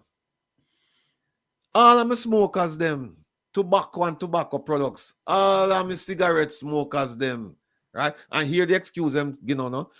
CETA, the Ministry of Finance is committed, along with the Ministry of Health, in continuing to advocate for a healthier Jamaica. It is against this background that there has been a systematic increase over the years. Foolishness. A jack them want jacking up and take all the money them can get out of so that them can practice waste, mismanagement, fraud, abuse. Money fly away. As my brethren Jeffrey Tabarso that say, like Sammy Mouth. Money gone. Right? No. So them say, you hear them say, in America, when them call this a sin tax. Sin tax. So them say, well, you do something where them consider sinful and so them tax it and get you to stop doing it. This is what them say them do right or so. No. Here another reason. In addition, the government is committed to increased compliance efforts to reduce the infiltration of the illegal items as they pose an even threat to public health. So you know what that mean, people? That mean the government knows that the borders porous and customs now do what they're supposed to do. And guess what? Tainted, contaminated cigarettes are coming out of the country. Cheap cigarettes are coming out of the country. We're mixed with all kind of things. And the National Health Laboratories, them don't have them we don't know what them are do. But there they said it poses an even threat to public health. Right? And that is one of the reasons why they want to get enough to stop smoke cigarette. How many people stop smoke cigarette because cigarette price gone up? You don't know nobody. Not many. If they stop smoking, it's not because the price gone up. Exactly. Because them are dead. That's why. And the doctor Right. tells them to have to stop. Look at D. It is recommended that the specific, again, S, special, C, consumption, T, for tax. Tax. Look at D. Remember, don't forget, if you forget S and C, don't forget T, tax. And them said, be increased to what? $17 per stick. What stick? Cigarette. And look, the increase will be applicable to cigarettes, cigars, cigarillos, cheroots, including cigars, cheroots, cigarillos of tobacco substitute. So it's not even tobacco alone, it's substitute, tobacco substitute. Right? But if you're a farmer, you grow tobacco, them say unbundled tobacco, that not count. Look at this. It is expected that this measure will yield approximately 0.8 billion. And look when the measure will take effect. The measure will take effect the 13th of March. You remember now, at the 9th of March, I'm right, the 7th of March or 9th of March? 9th of March. 9th of March. Right. For it to take effect 2017. 4 days It will later. take effect the 13th. See, look on that one I know. General consumption T tax. And them a tax health insurance. And look how much it's going to bring them. 1.8, almost 2 billion. And it's proposed to introduce a new regime on April 3rd. At least I'm going a couple of weeks for that. Now, see the wicked one I know. Almost a month. Almost a See month. wicked one, yeah? See wicked one, yeah, man. 6. If you don't think liquor did bad. If you don't think cigarette did bad. If you don't think gas, oil, if you don't think that did bad. If you don't think health insurance did bad. See how wicked that one, yeah. Wicked that one. Residential electricity. Who we are talking about? We are talking about primarily with middle class people. Everybody. Because if your T flight, this not affect you. If your T flight, this not affect you. Right? Look how it says. It says, look at A, 6A. The House may recall that the GCT, General Consumption Tax on residential electricity, was reimposed in April 2015 on usage above 350 kilowatt per hour. It is proposed that the threshold be reduced to what? 150. So you know what that means? Only more people have to go pay a tax now. Them drop it. It used to be, it went up to 350. So if you use less than 350, there's no GCT on it. Now them say, no, we are drop it to 150. So if you used to use 200, you never pay GCT. Guess what? No. Or if you used to use, if you used to use 200, right? Yeah, 200, you never pay GCT. But now them say, because they never pay GCT because it's below 350. But now they move 350 to 150. So anything above 150, you have to pay a tax ban. Remember now, before if you use 200 kilowatt per hour, you don't pay GCT on it. Now you have to go pay. And look what them say. Pan B, the measure is expected to widen the tax base. More people have to pay right now and reduce distortion. All of them fancy language, reduce distortion. People not follow the silver object, the shiny object. What this means is that what this means is that you're gonna pay a tax. You're going to pay a tax. If you use anything above 150 kilowatt per month, you'll pay a tax. Right? And here when them give a reason, I know them say this measure can be seen as part of the strategy to encourage energy conservation and conservation and the use of alternative sources of energy. Who them I try fool?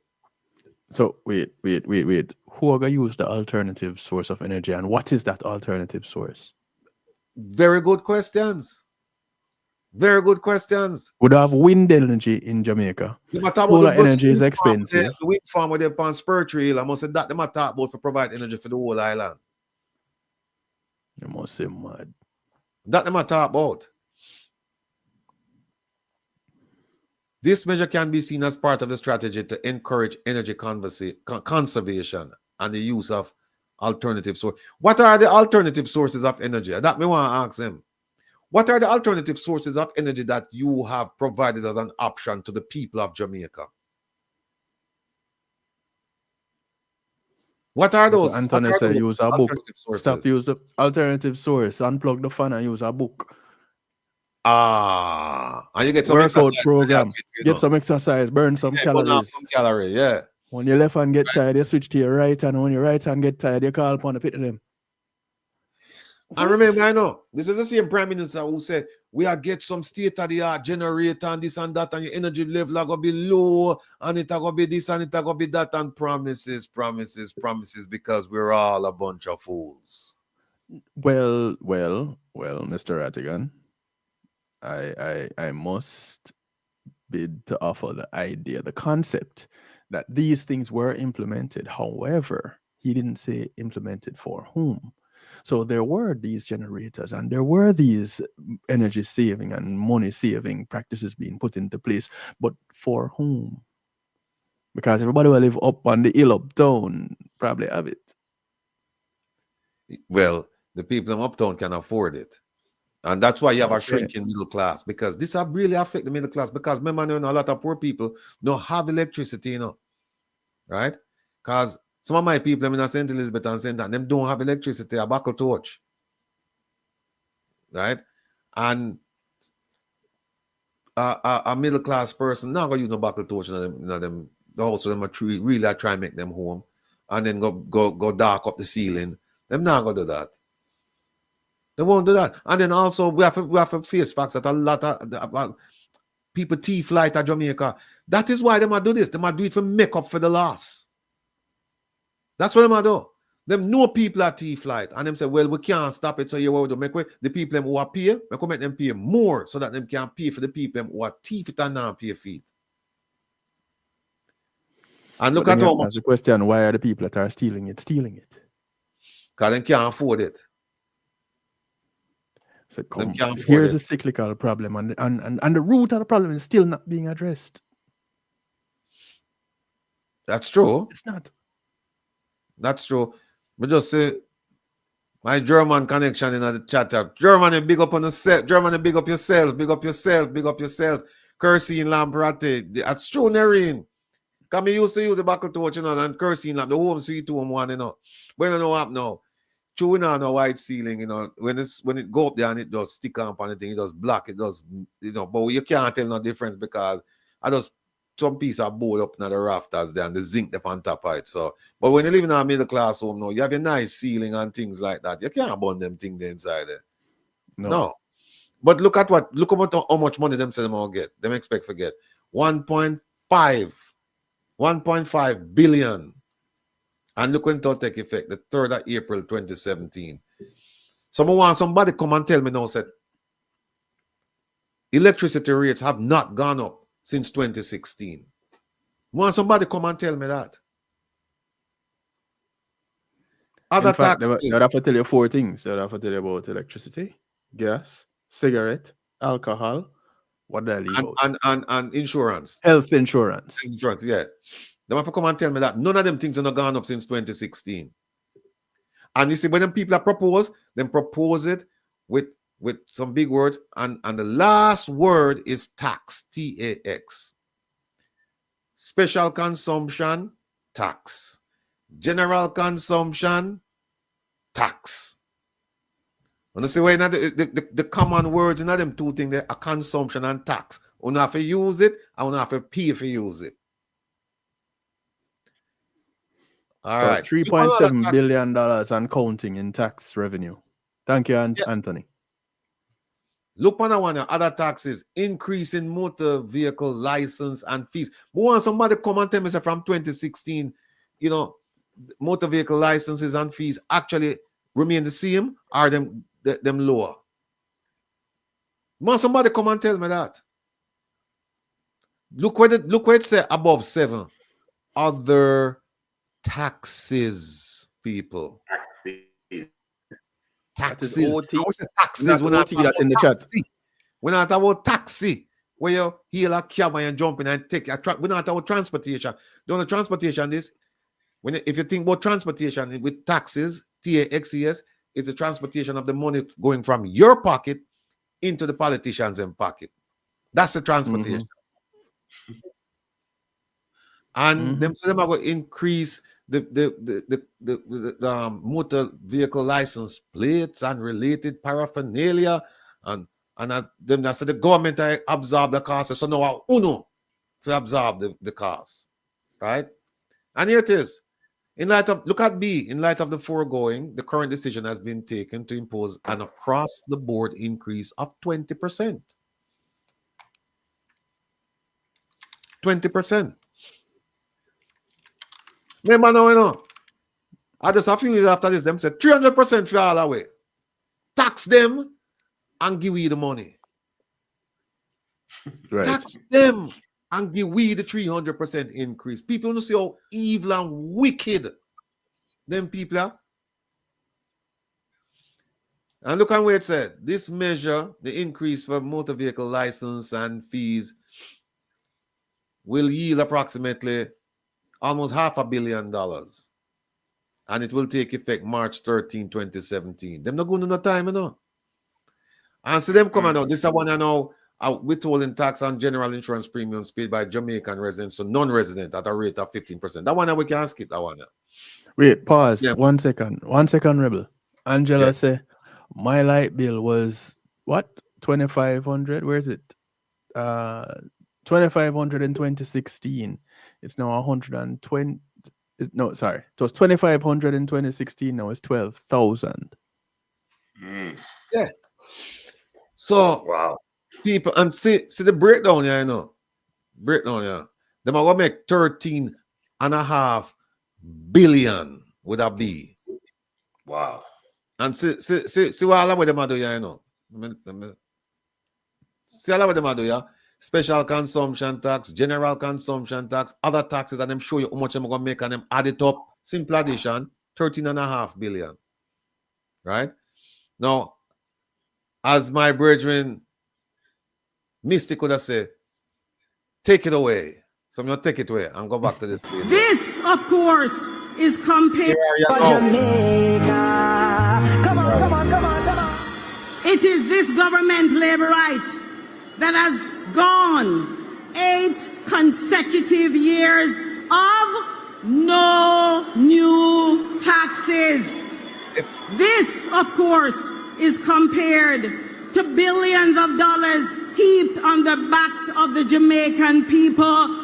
What a woman wicked. If me never love my TV and if me never love that laptop, I would have fling something at the screen. Would I act like all some of my relatives them acting up? Would I just mash up the screen? You see them people are wicked, man. You saw them people, them put out a document, you know, say we are increase everything, you know. We increase about 6 things pound, you know. And then she come and say, 8 years, no new taxes. And people there, they are cheer. Some of the people them who are pay the taxes are cheer. People, want to listen to this. You don't have to listen to this, people. Right there. The music said, open your eyes.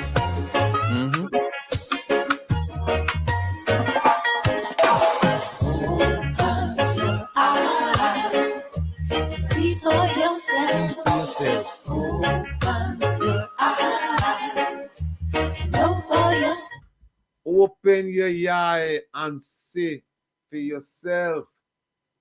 Open your eye and know for yourself. All right? So, make we go on and hear some more nonsense and some more when the word them use, President, when they want to say a liar, but them use a nice word. Alternate facts? Alternate facts, another phrase. Them another one them on. One other one that they use, man. When they want to say a liar, but them don't want to come out because liar sound raw. You know, it sound raw. And it cut deep. You're misleading. You're misleading. Yeah. Yeah. Or disingenuous. Them say you're disingenuous, you know. But a lot of R&B people mean liar. That's what them people think they mean. Here we go again. By the wicked PMP administration, We have to say no to the wicked PMP policies. But the eye can't sweep with broom. They are like the trees they can't bloom. And they shall slowly. Tell you about the audio punctuation, you know. You see the audio punctuation, well choreographed, you know. Hey. This government, with Prime Minister Andrew Holness, has gone even further.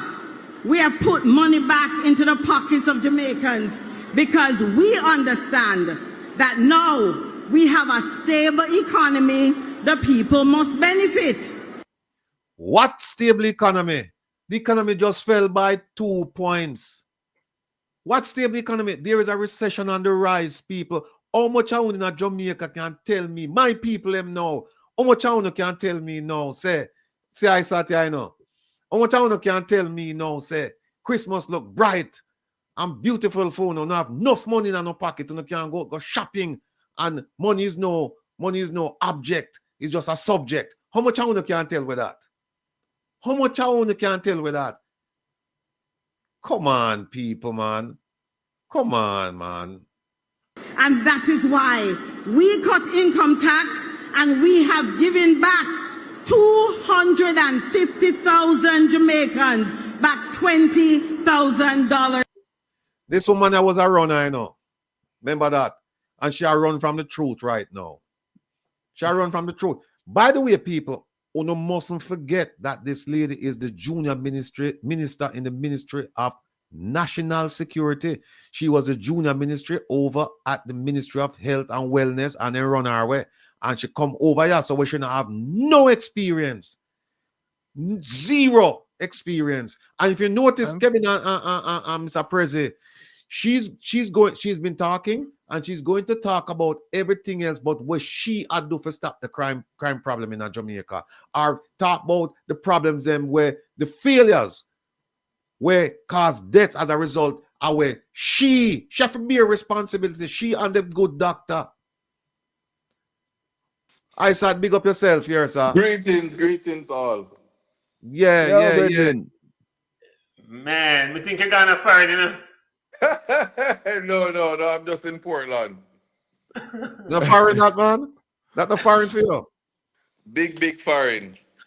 Yeah, man, congratulations on the campaign and everything you've been doing. I've been following it and wishing you all the best success and we're rooting for you, sir. Thank you so much. I appreciate it. Yeah, man. Much love, brother. Well, I'm each. I am proud to be a part of this administration that was wise enough to make more than double the minimum wage. Woman, excuse me, Minister, why don't you talk about inflation? Talk about spending power. Why don't you talk about what 6,000 and what 13,000 could buy and what 15,000 cannot buy? Why don't you talk about that, madam?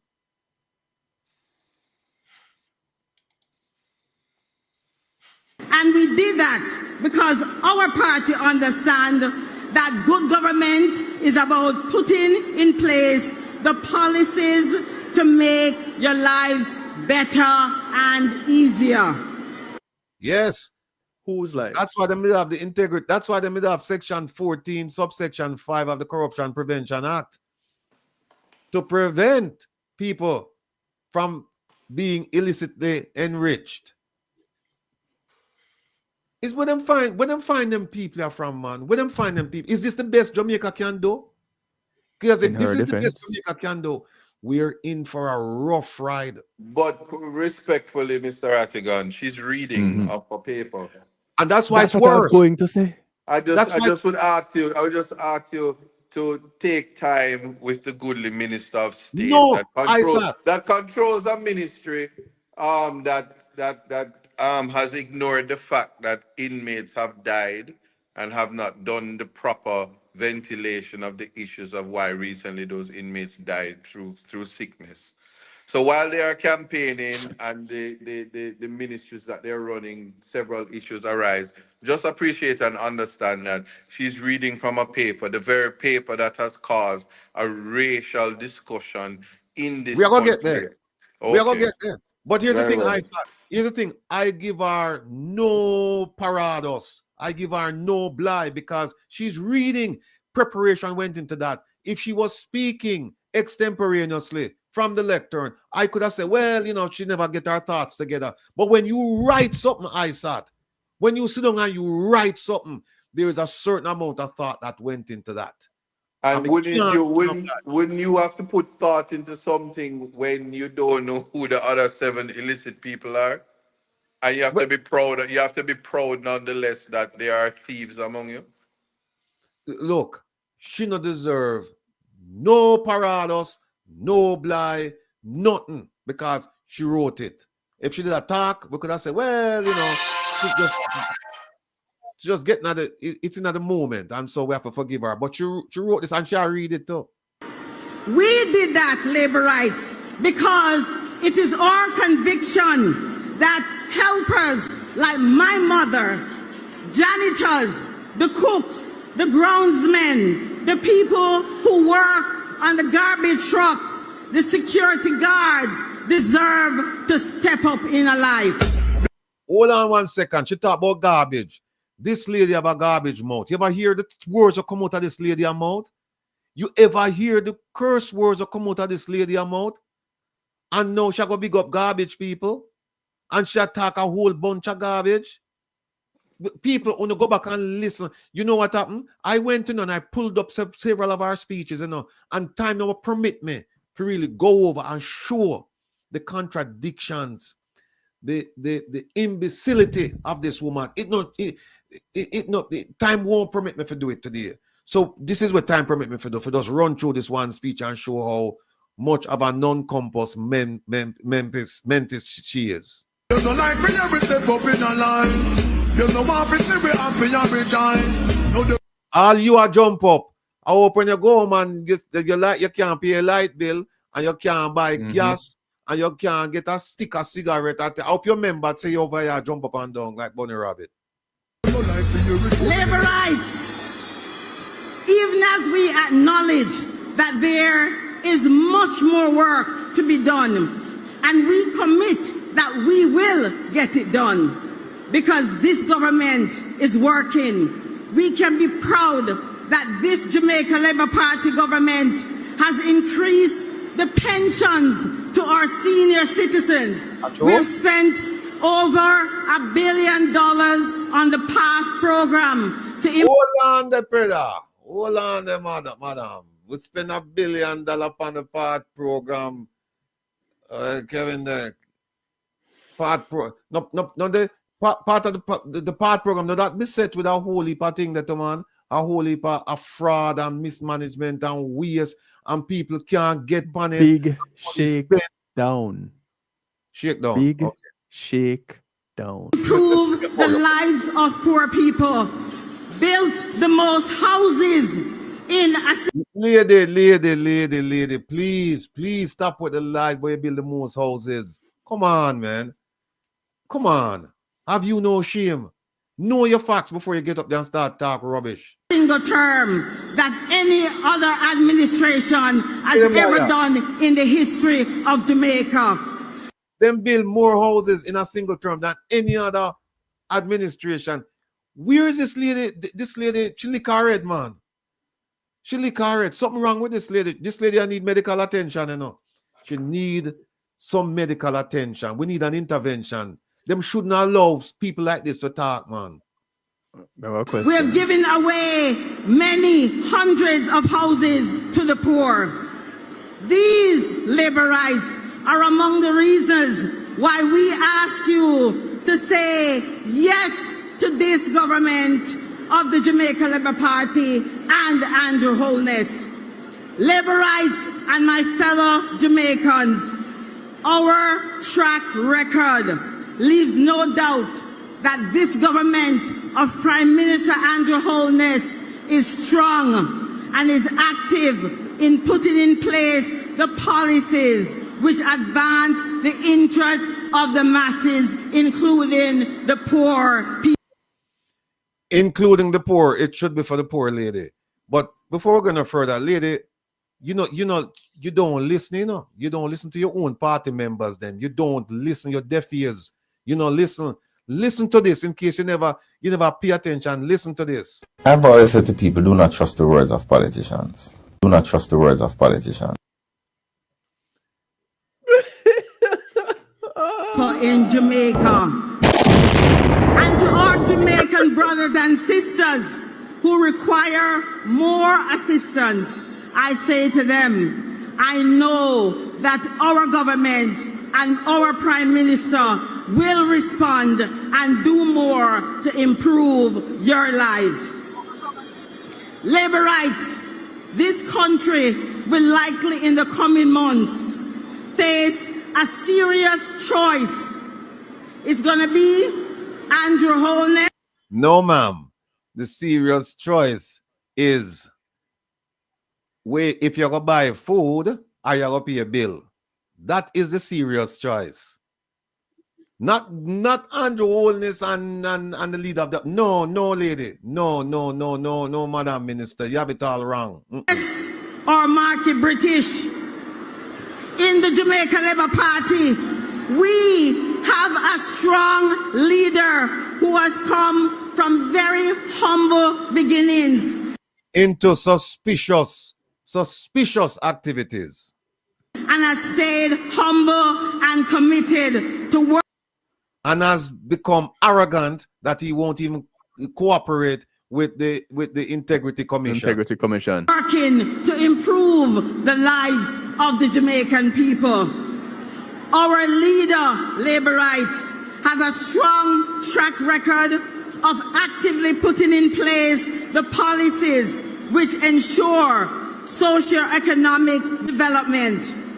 It is under the watch of Andrew Holness that we have navigated some of the most serious COVID-19 pandemic of care packages under this administration. Care packages, ma'am? What about the $750 million want to get in a loan from World Bank, IDB, and IMF? What happened to those monies that we can't account for?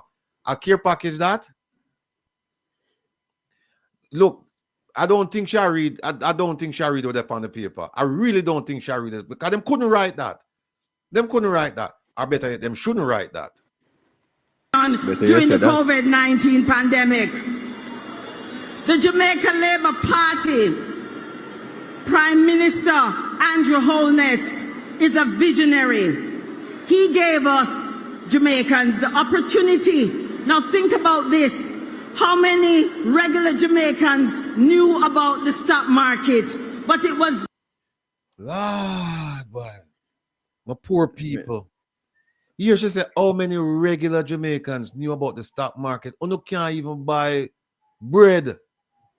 She talked about stock market. People who need to tell this lady to please don't speak. Don't speak. She don't have nothing to say. This leader gave the opportunity to buy stocks in Trans Jamaica, and many Jamaicans. Hold on, lady. When you talk about buying stocks, don't forget that it is your leader who said that he bought stocks from Barita. He had Barita stocks. He bought not from Barita, but from the Jamaica Stock Exchange. And up to now, the Integrity Commission had a difficult time finding out how much money he paid for the stock. Don't forget that, ma'am.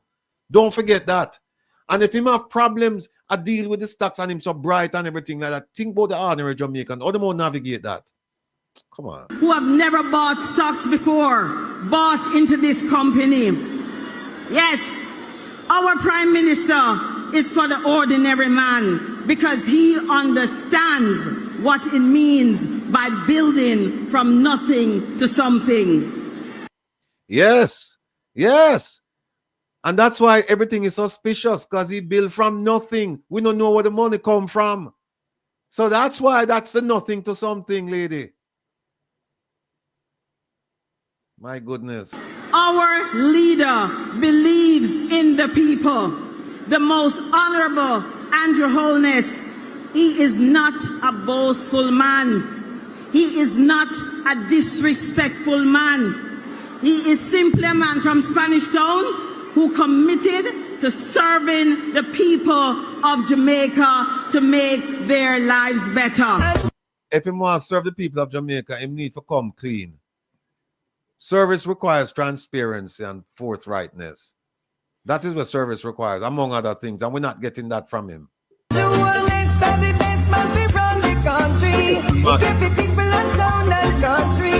In your interest. But there's another man called Marky British, and he is a man who believes in holding chains around the neck of black people. Let me finish this. And then a missus him a take picture, a whole chain around my neck. The rest. No, you see, when you have these idiotic statements, I won't call her an idiot, but the utterances are idiotic. She said, "In my whole chain around people neck." Right? All right, hold on there. Let me see. What the other one, Kevin? The one with the brother. What Kevin there? But there, man. Hold on. The one with what name? What man name? Oh, me never get that one there. Yeah, man. Me send it to you. All right. Let me find it real quick. Go on. We'll come back to this. Yeah, well, let me just make sure. Hold on there, Kevin. Hold on there. Because this lady here is not something wrong with her, man. Something really. Yeah, man. See it, huh? Let me send it to you again. Yeah, man. Send it. See it there? I'm ready it up for you. See it there. All right. Well, I'll come back to that piece there. All right. We'll come back to that piece there. We have to say no to Marky British because he's a man who loves to show off, he loves to boast. Now, people, let me explain something to you. You see, intelligent people, when they are discussing a point, they discuss a point. They don't discuss a person. They don't get into the personality. That is crass. That is low. And what that shows is that you really not have no argument, because if you had an argument, you would have said, hey, listen, his policies, that's what you talk about. And then the other thing is that it's kind of difficult for them to really, I remember now, me no support the political party. What me I support is fairness, and me I support the Jamaican people. What happened is that them don't have a track record of Mark Golding as a prime minister. So them can point to and say, when he was prime minister, this is how him do. Them don't have it. Them don't have the goods on him. Mm-hmm. So them come and them chat a whole bunch of nonsense and distract you. Meanwhile, what them for ask her is that you, Madam Junior Minister, what have you done in the Ministry of National Security? And I'm asking all of you, my people, if you get a chance to speak to this lady, and if she's listening, and her friends and companions and companeros or what, if they might listen, ask her, explain to us the intelligence cycle and explain to us how it's applied to the Jamaican situation. This she's supposed to know because she had the second ranking person in that ministry there. I'm willing to bet everything me after this woman cannot explain it. She don't know. Sita, thank you very much, Kev. No, when we go back to which part you run up our mode. But him a take picture, a whole chain around my neck. All right. Of black people who believes in holding chains around the neck of black people. And then a missus him a take picture, a whole chain around my neck. The rest. Okay. She said, in my whole chain around my neck. I don't know. She says so, and the picture says so. That's what she's saying now. Mm-hmm. She said the picture says so. Well, the man who did have the chain around him neck, make we hear what the man who did have the chain around him neck. Make we hear what him have to say. To the conference, I was hoping that a reporter or a cameraman would ask me what was the purpose of this chain. I was hoping for that. So when the opportunity came for me to be on the platform, perfect. I was standing to the side of the stage. And several people keep asking me what was the purpose of the change.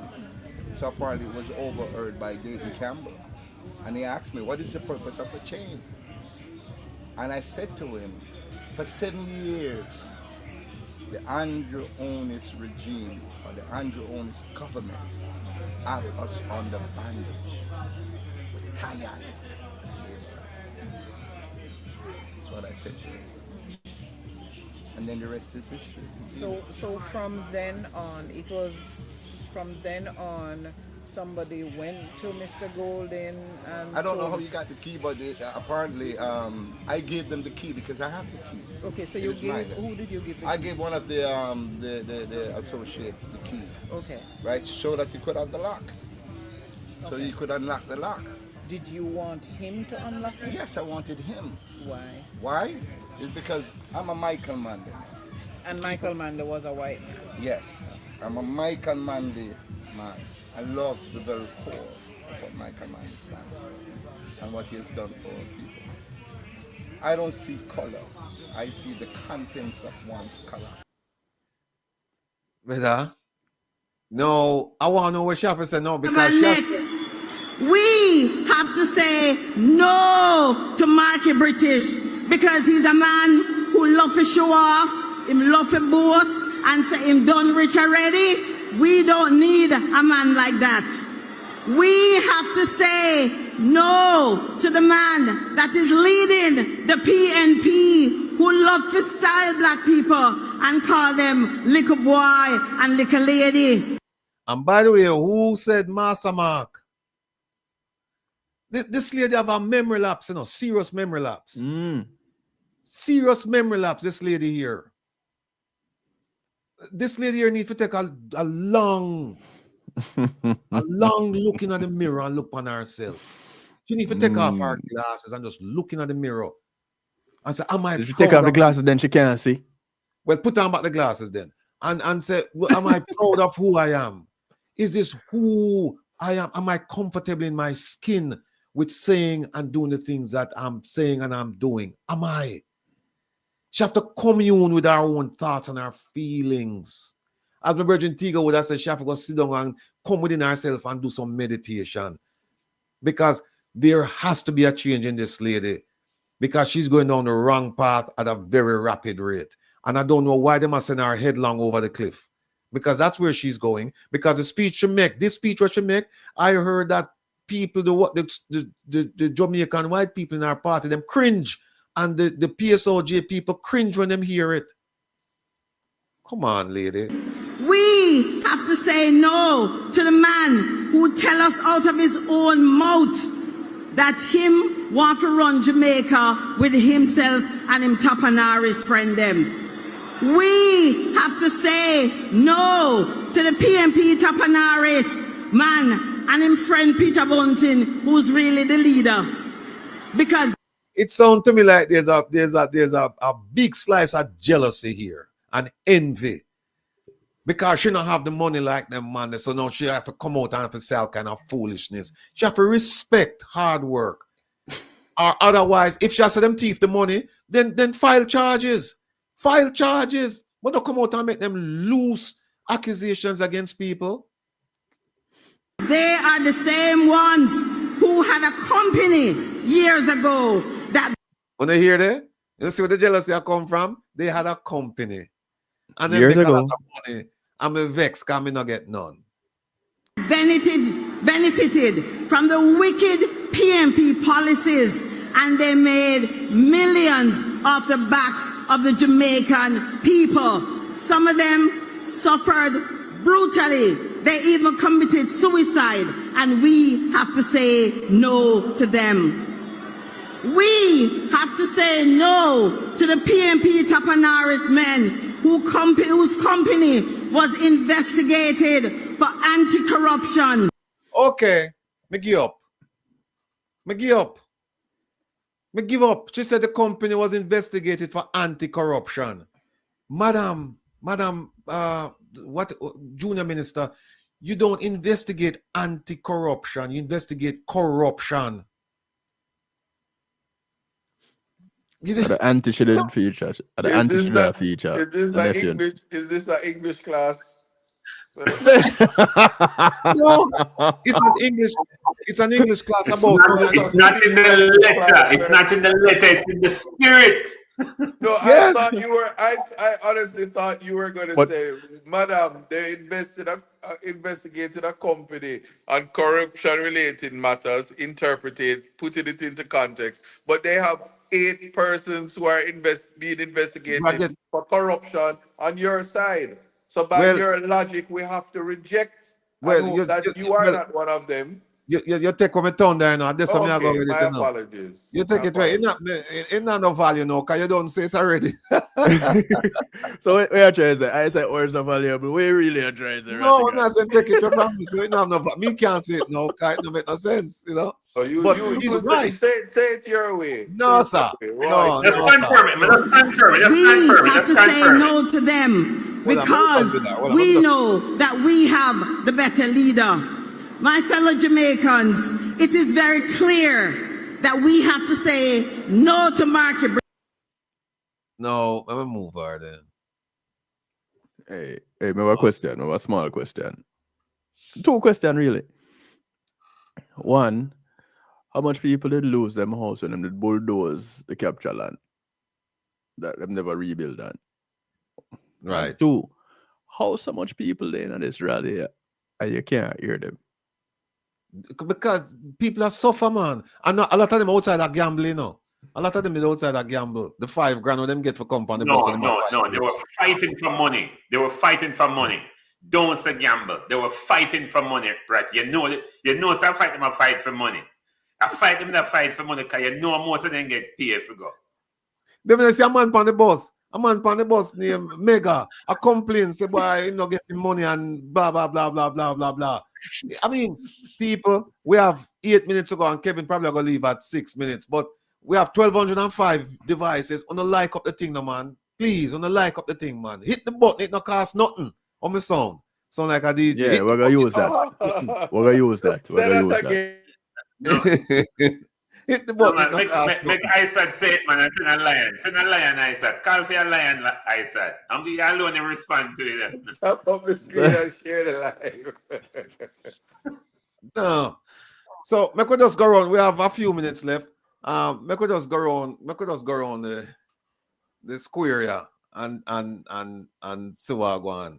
Kevin Stew, because you can't take as much time as you want, but you can't stay. You have to leave before 8 o'clock. So I don't give you much time. I don't need a whole lot. It's mind-boggling to me. Those 2 questions. The first one was from, she mentioned how much people get houses, but like somebody rightly said, whose speech is this that she's reading? Because I don't know. So she presents some words, glorified talkers with elaborate words, whether they're their words or not. And so she presented the words. The people were not moved. I don't know if anybody else noticed. I did. People were not moved.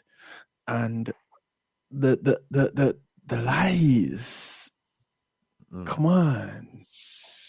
It wasn't even convincing. You know, sometimes politicians talk and you just feel, I get riled up. I don't know. I thought so, you know, but you know, because you know, it is so different as an attorney. I don't.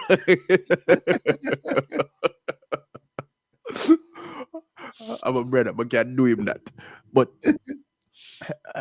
it's just disheartening to me, and when we look at the future, it's unfortunate that we have to be painting colors. But if it's colors that we're going to have to paint in order to make a distinction, we're going to need brighter colors because these have been gloomy days. And I'll leave it on that. Few more minutes, we're going to be enjoying some stew in the Saturday stew, some musical stew. Come by, shake a leg or 2. It's up to you. And catch me on Tuesday live on DJ. No, DJ. It's a DJ. My words to. That's I hold it down, you know. I'm a poet and you don't know it. This remember Monday, Tuesdays, Wednesdays, KevinStew.com, the night shift to DJ Kevin Stew. I'll be live and in living color this Tuesday addressing a condition that affects black men and white women, primarily. Black men, white women. Come by, listen to it live and in living color to get what it is. All right, that's the tease. Mr. Bram Bram, come on, you there for come over there right now. Yes. I forward in, Bram. I forward in, and so Ratty will remind you guys about tomorrow. I'll be there. Yeah, man. I'll frazzle and all, but I'll be there. Listen, all 1,200 down, you know, on go call on a gingeration and the whole on come over there tomorrow. Come a Reggae Global Radio tomorrow when we bring on Augustus Gussie Clarke, because I'm going to hear some music, man. Una going to hear some music. Believe me, una not tap dance. Believe me. Just believe me. Una going to hear some tune. Una never hear yet. Never hear yet. I don't say ratted. Just tune in tomorrow because the conversation are going to be lively and the music are going to be wicked. All right? Yep. So, Prezi. Yeah, but Diesel. Kevin, see you shortly, sir. Yeah, man. Out. Maximum. Get you tomorrow at 2 o'clock from 2 to 4. Yeah. Yes, that's for Sunday. Easy like Sunday. See it there. I love the theme song too. Love the theme song. But we already know over to reggaeglobalradio.com, everybody, to listen Kevin Stew. Then we join back Will midnight, and you know that go already. So, but again, thanks to all of you. Thanks for your support, everybody, as we continue to, sound the trumpet. But I just want to comment on what that horrible lady just said. Yes, I did say she's horrible. Because she, with intent, wrote this speech and with serious lies and a lot of malicious intent towards the opposition. I mean, it's politics and people should at least try to make themselves look better. But when you really look at some of the claims that they have made, we know as normal, sensible people who are looking, at least from the outside in the diaspora, it's all lies. And we've seen the atrocities, we've seen the taxes that we've gone over them, that the Jamaica Labour Party have brought on the people of Jamaica and have put more burden on them. When you have global prices that are raising, but nonetheless, they decide that they were going to add additional taxes to the people in such a subtle way. And then she said, oh, no new taxes, when in fact, just a year after they come in, they realize that, hey, listen, we're going to jack up these prices on the people. And not only that, we know, personally, I know from reliable sources that these people have swindled so many millions, at least billions collectively of dollars away from the public coffers into their own. And this is what they are doing, trying to make it seem as if they've been doing well. We know politics, as one famous politician in Jamaica said, is about who get what, when, and where. And it's carried on by hostile tribes fighting for scarce benefits and spoils.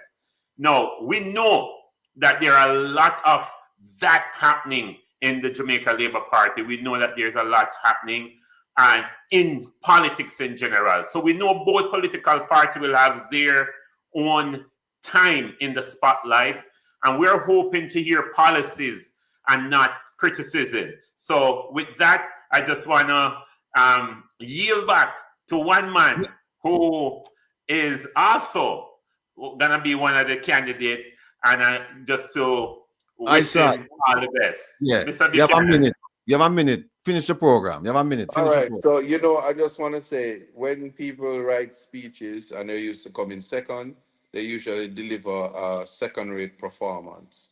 So it was nothing surprising to me.